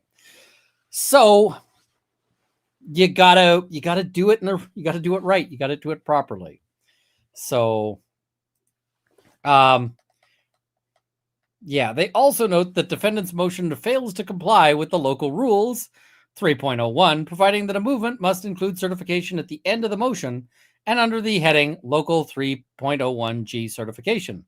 The parties are cautioned that future failures to comply with all applicable rules and orders of this court may result in the striking or denial of filings without notice or leave to refile.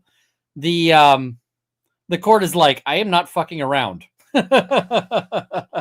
I will nuke your shit and you just will lose. So, they note under 12B, or 12 Rule 12B, these motions were a nullity. By filing an answer, the defendants had eschewed the option of asserting by motion that the complainant failed to state a claim for relief. Defendants have filed a counterclaims and answer. Therefore, any motion to dismiss pursuant to Rule 12B is improper. Accordingly, it is ordered and adjudged that defendant's motion to dismiss is denied as moot. So, yep, that blows that up. All right. Now, there was another document filed on this 3 days ago, and it is 22 pages long. So, what we are going to do, yes, somebody said that signature is all over the place. That is one heck of a signature. What we are going to do, rather than go through another 22 pages at this point, because my throat is starting to burn out and I got 2 hours of sleep, my brain is beginning to stop functioning. Somebody in the chat was like, focus, Runkle. And it's like, I am losing focus. I am losing function. I am going to wrap things up, and we're going to do that by covering the super chats. And then we're going to just go tap, tap, and tap out. And we will cover the remainder of this. We'll cover the next document in a future stream. So that is, I think, the game plan. I also owe you guys a thing about the 51st state thing. So, first of all, Trump is probably joking, but at the same time, he also... There's a lot of people picking up on this notion of, like, we should invade the U.S., and I hope I'm not going to see too much of that in my chat, because here's the problem. Canada can't become a state voluntarily. Really. And I'm told I got a swoop, so we'll do a swoop.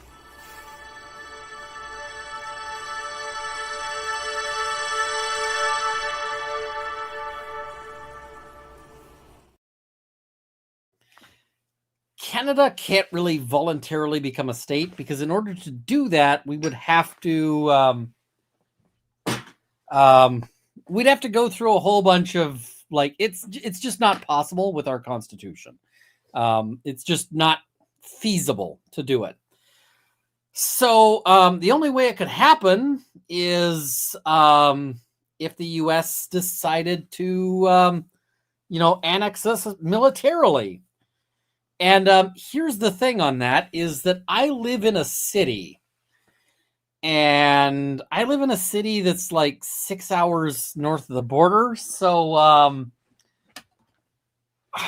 I anticipate that if there was an attack it would probably begin something along the lines of like moving north of the border to take Vancouver, Toronto, Ottawa, Quebec and Montreal, all of that all at once. But places that are a little more north would probably get hit with, bombings and missiles rather than an invasion, because they would want to get that wrapped up right away. So, when y'all are like, hey, Canada needs to become the 51st state, the most likely outcome, or the most likely thing as part of that, is that I probably die in a bombing. Just based on my tactical evaluation of all of that. And so I don't think that would be good. I think I would probably not like that overall. So I'm just saying, when you're making those jokes, you're kind of making the joke about me getting murdered or me getting killed. So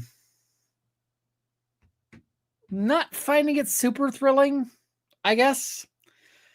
The other thing is, if they do take Canada and Canada does become a state, then Canada becomes basically second California, because you guys would end up with Ottawa and Toronto and so forth.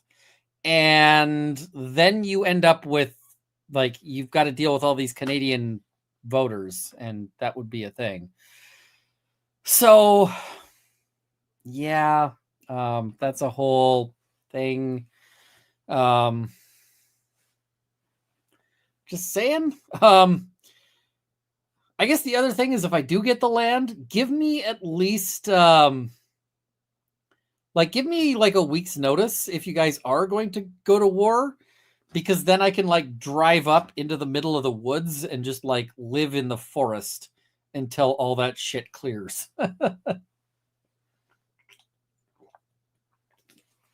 I'll just be in the woods with a tent and hanging out with all my guns going.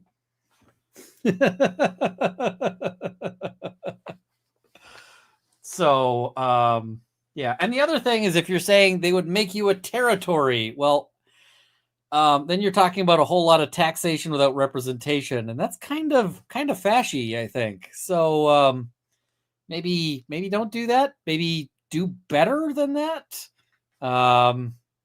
So yeah. I'll try to give you a heads up. Shouldn't take but a day for it to clear. I'm gonna plan for a week. It just is what it is. So all right, so there's that. Let's do a little another little swoop here.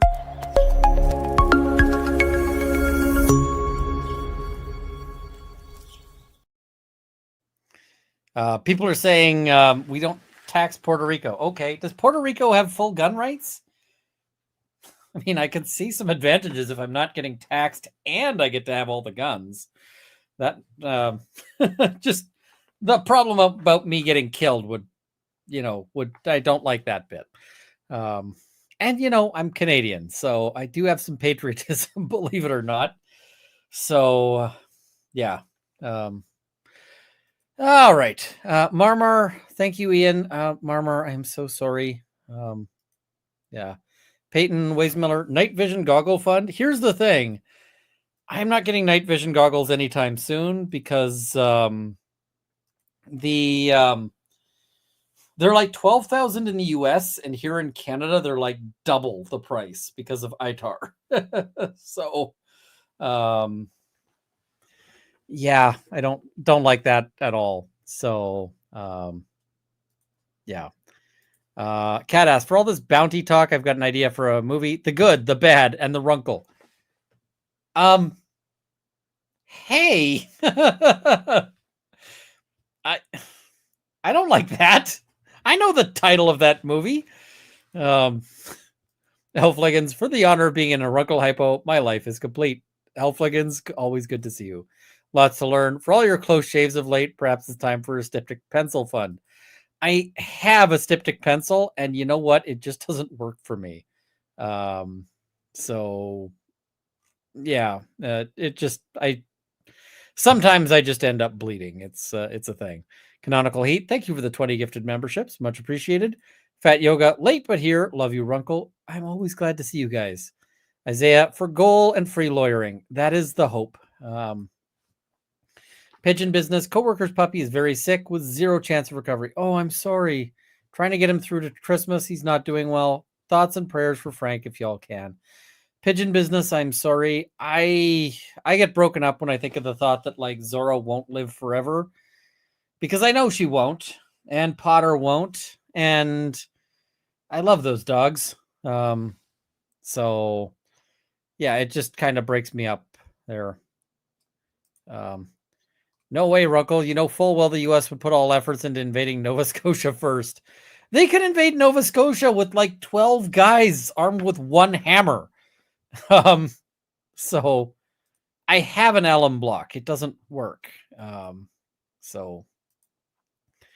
Fiona W. Goal. Thank you. Sydney Collins. I am late, but here in NL because I can't sleep. I've been having trouble sleeping myself. Laura Christine, almost a goal. Thank you. Against the Tide. Ian, you aren't allowed to unalive ever. I mean, one day when I'm like, 802, everyone please follow Ian on his gaming channel, Roll of Law. I need to post some more stuff to that. Living like a cat. Hot sauce. Thank you. K-Dubs, hugs. Yeah, I'm feeling that. K-Dubs, sorry I mentioned emotions. I won't do it again. It's all right. It's all good. Law and Lumber, thank you for the 20 gifted memberships. Rob is a great friend there. Haley Mouse, did I make it on the nice list? You know, right? You guys are all on the nice list. K-Dubs, thank you for the 20 gifted memberships. Love you, Runk. Bye. Bye. KPT, one for legal vices. Jeff's amazing contributions will be missed. I miss Jeff a lot. He was just he was one of those things. Wrap these things up. You're giving away Christmas presents. Yeah. Celestial Heather, Runkle, don't stress about email. The sketches are good. Paintings will be beautiful. Thank you. I don't have the bandwidth right now. KPT, one for Dr. Moo, watching from on high. The World Wonders, my name equals famous salting phrase from World War II. The World Wonders. Oh, cool. I did not know that, but that is cool. I'm going to have to look that up. Elfigans, goat goals. Somebody said that they needed to hear the goat today. Where is the goat? They said they needed to hear the goat. So, Syndicate Chief Tug Raid, he's been covering the Hales case today. I am avoiding the Hales case, but good for him. Sir Frank Otter, keep up the good work. Our Elf Overlord 07, thank you. Lindsay, thank you for the super sticker. Melanie Schuler, I love hearing your Runkle stories. I just love hanging out. Laura Leanne, let's go hot sauce. It's a nice distraction from a shit week. Thanks for streaming, Runkle, and hugs to everyone. Thank you. And Rob with another 10 gifted memberships. Thank you, Rob. Carver, recently found the channel and first live stream I caught. I'll have to go back and watch from the start later. Thank you. Michigan Farm Boy, an LLC is a state legal creation to give flexibility to the corporate legal or liability protection without the full corporate structure. Yep. Also, the limit of liability is your investment in the stock / hopefully. Thanks for covering. Thank you so much. Lindsay, thank you for the 5 gifted memberships. Laura Leanne, thank you for the 5 gifted memberships. Sammy is random. Def Cad for cutie. No, I'll see myself out. Laura Leanne, chat, you keep me sane and your humor lifts me up. Same here. Wolf Kiara, my surgery worked. No more 24/7 pain. Balls. That is amazing, because as a person who does have 24/7 pain, the notion of not having 24/7 pain is a really pleasant one. Did Rob answer if he was going to stream tomorrow? He is. He will be streaming tomorrow. So, yeah. Jamie F. Goal and Fiona W. Tie goal. Laura Leanne, thank you for the 5 gifted memberships. Much appreciated. Lindsay, thank you for the 5 gifted memberships. Cheryl Moran. Tie. I see where you're going with that. And JC Mack, thank you. Much appreciated. Hello, it's Britt for funsies. Thank you. Skylar says, wear the tie. Okay, it looks like we're wearing the tie. Slovak girl, waking up to getting Runkle's membership in his stream.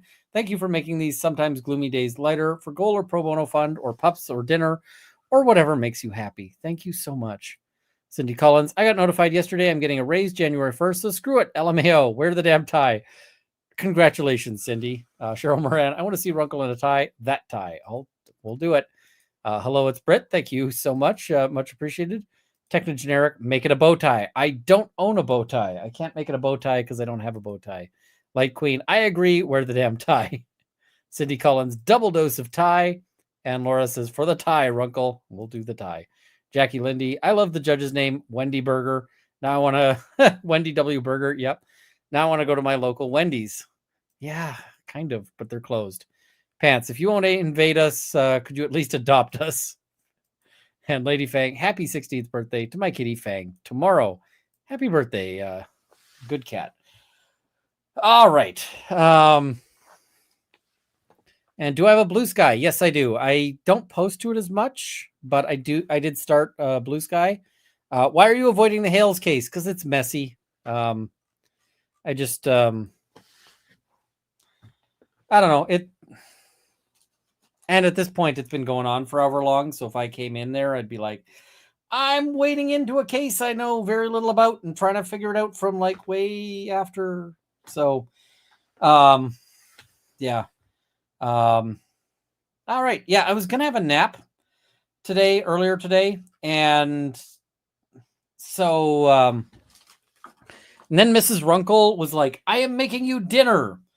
And I was like, I was going to have a really quick dinner. I was going to just like eat like sardines on toast.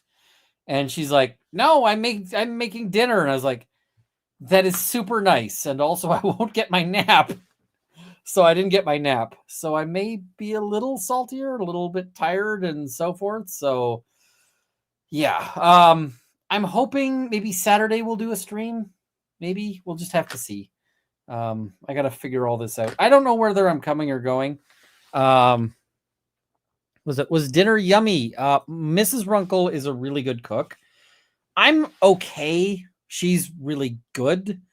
So she was like, can I just make, are you okay with just pasta? And she says it like it's just pasta.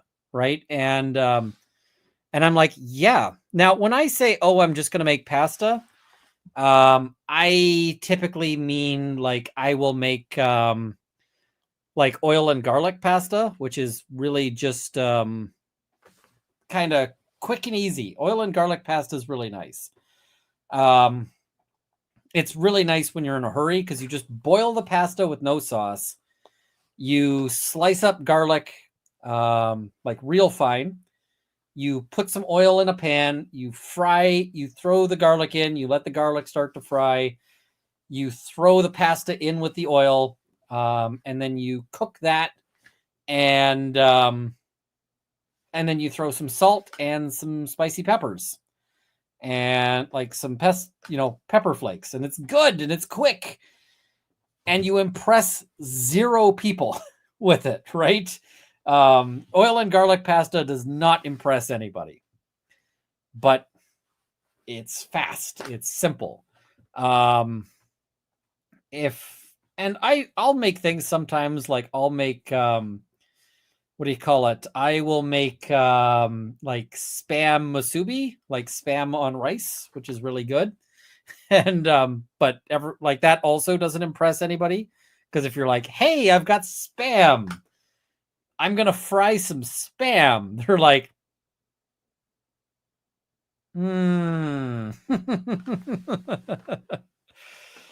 But yeah, so what was her pasta? She made like pasta with like a creamy red sauce and some shrimp, and it was really good.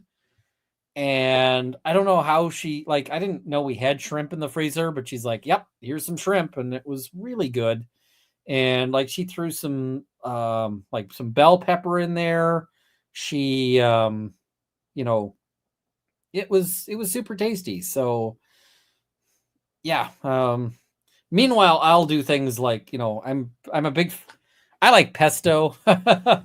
If you've made the pesto ahead of time, pesto pasta is super, super easy because you're just like boil pasta, throw pesto in, stir, put in face. So one of these days I want to try making fresh pasta.